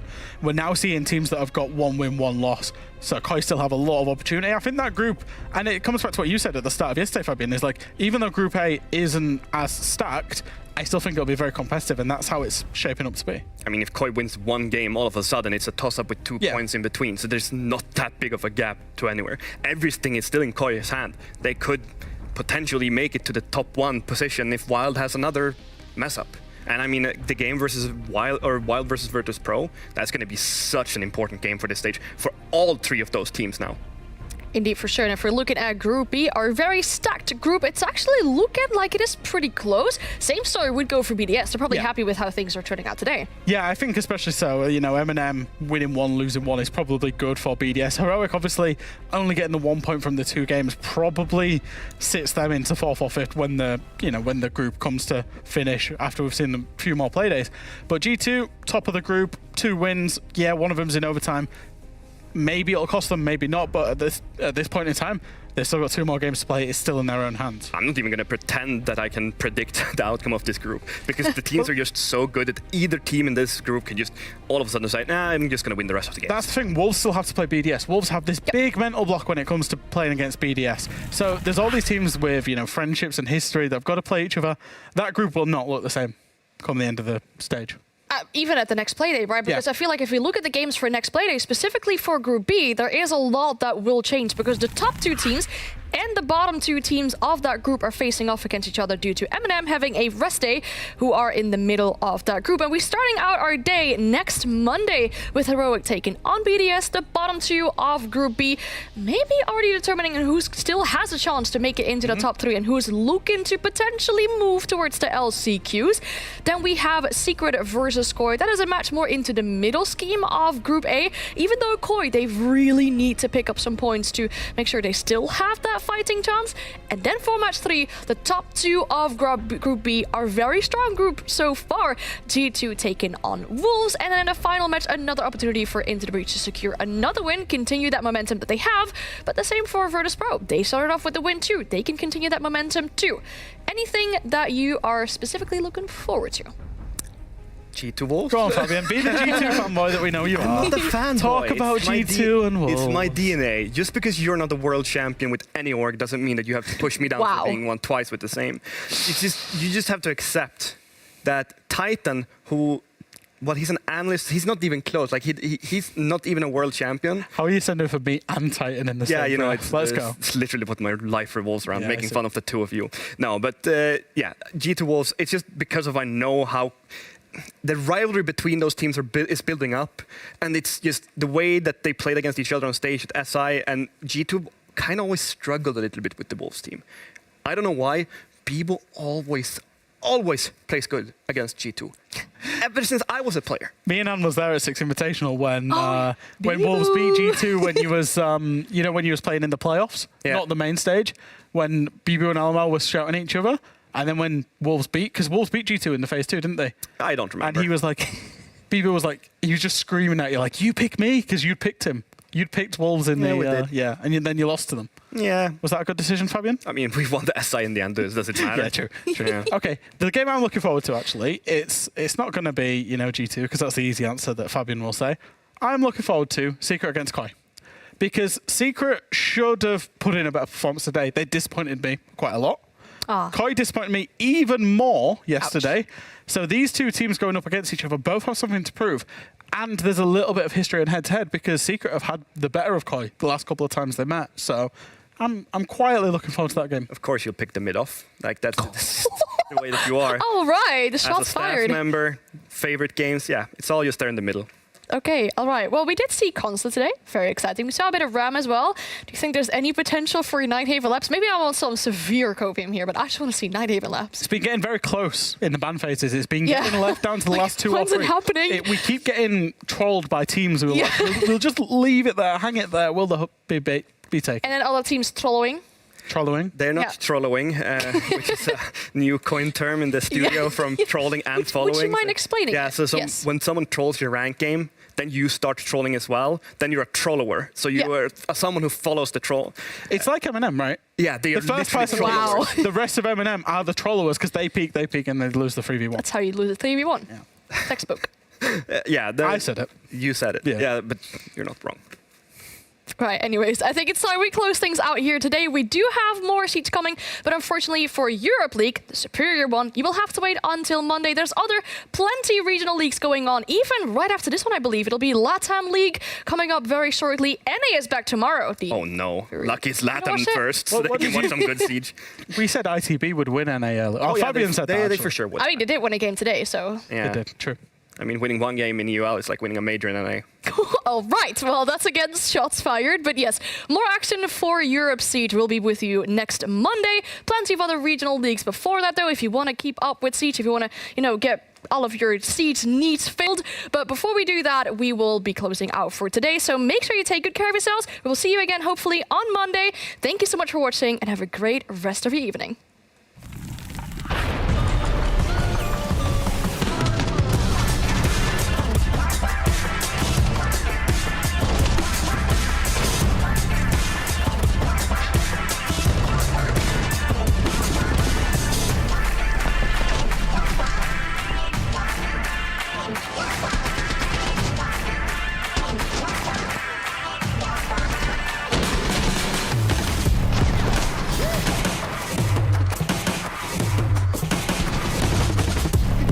He fears to do so, and ITB are stopping while taking the point.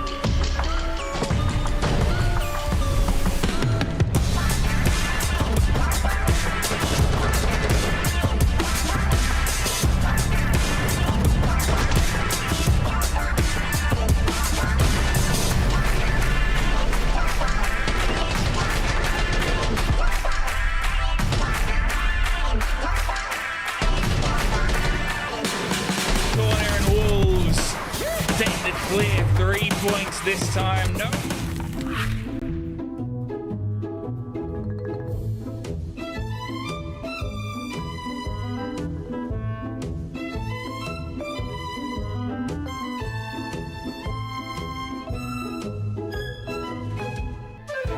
This is the Blast R6 Major in Copenhagen. Are we ready, Copenhagen? 24 teams from all around the world made the trip here to Denmark. Okamesh is straight on inside. He finds one, looking for a second. Okamesh is just eating him up for lunch. Gomez, as he plays behind one of the remaining Kiva barricades, to be a big nitro here, and it's massive. Trying to get ahead of it. Spots it moving down the stairs, and there it goes for VP. The free go for VP. Everything falls to Sploit down in the 1v2 here. They're both focused on him. No matter.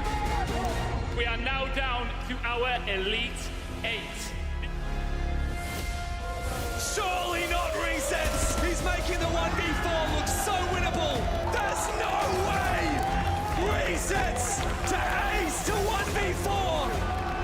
Esk is trapped in a corner. The next can collect one, a second, a third. Oh, he's just insane. Something feels a little bit different today. It's Championship Sunday! 24 teams made the trip, 2 remain. The defense, there comes 1 kill and 2. It looks like there's one left standing. It's Bolts against his old team. It could not be any more bittersweet. Are they going to be able to close this out here and now?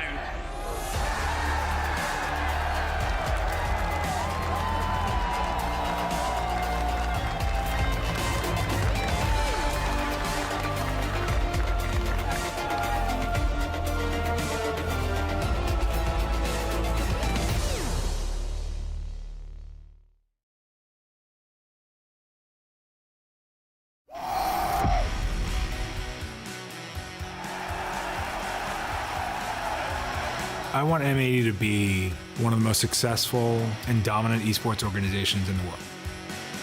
When the manager Golden reached out for a coaching position, I thought, why not? What could hurt? You just got to take their soul. Like, you just got to destroy them. It's definitely better to let the play do the talking, but tend to stay clear of the people that have big egos. Energy carries everything into winning. This is Rainbow Six at its best. Try not to hold on to revenge too much the past. If we were to play them again, it would just be like just that urge of competitiveness to beat them. We know our potential, we know what we are capable of. The opponents could definitely take the title from us. The past is the past, but in the moment you have everything you need to do to be better.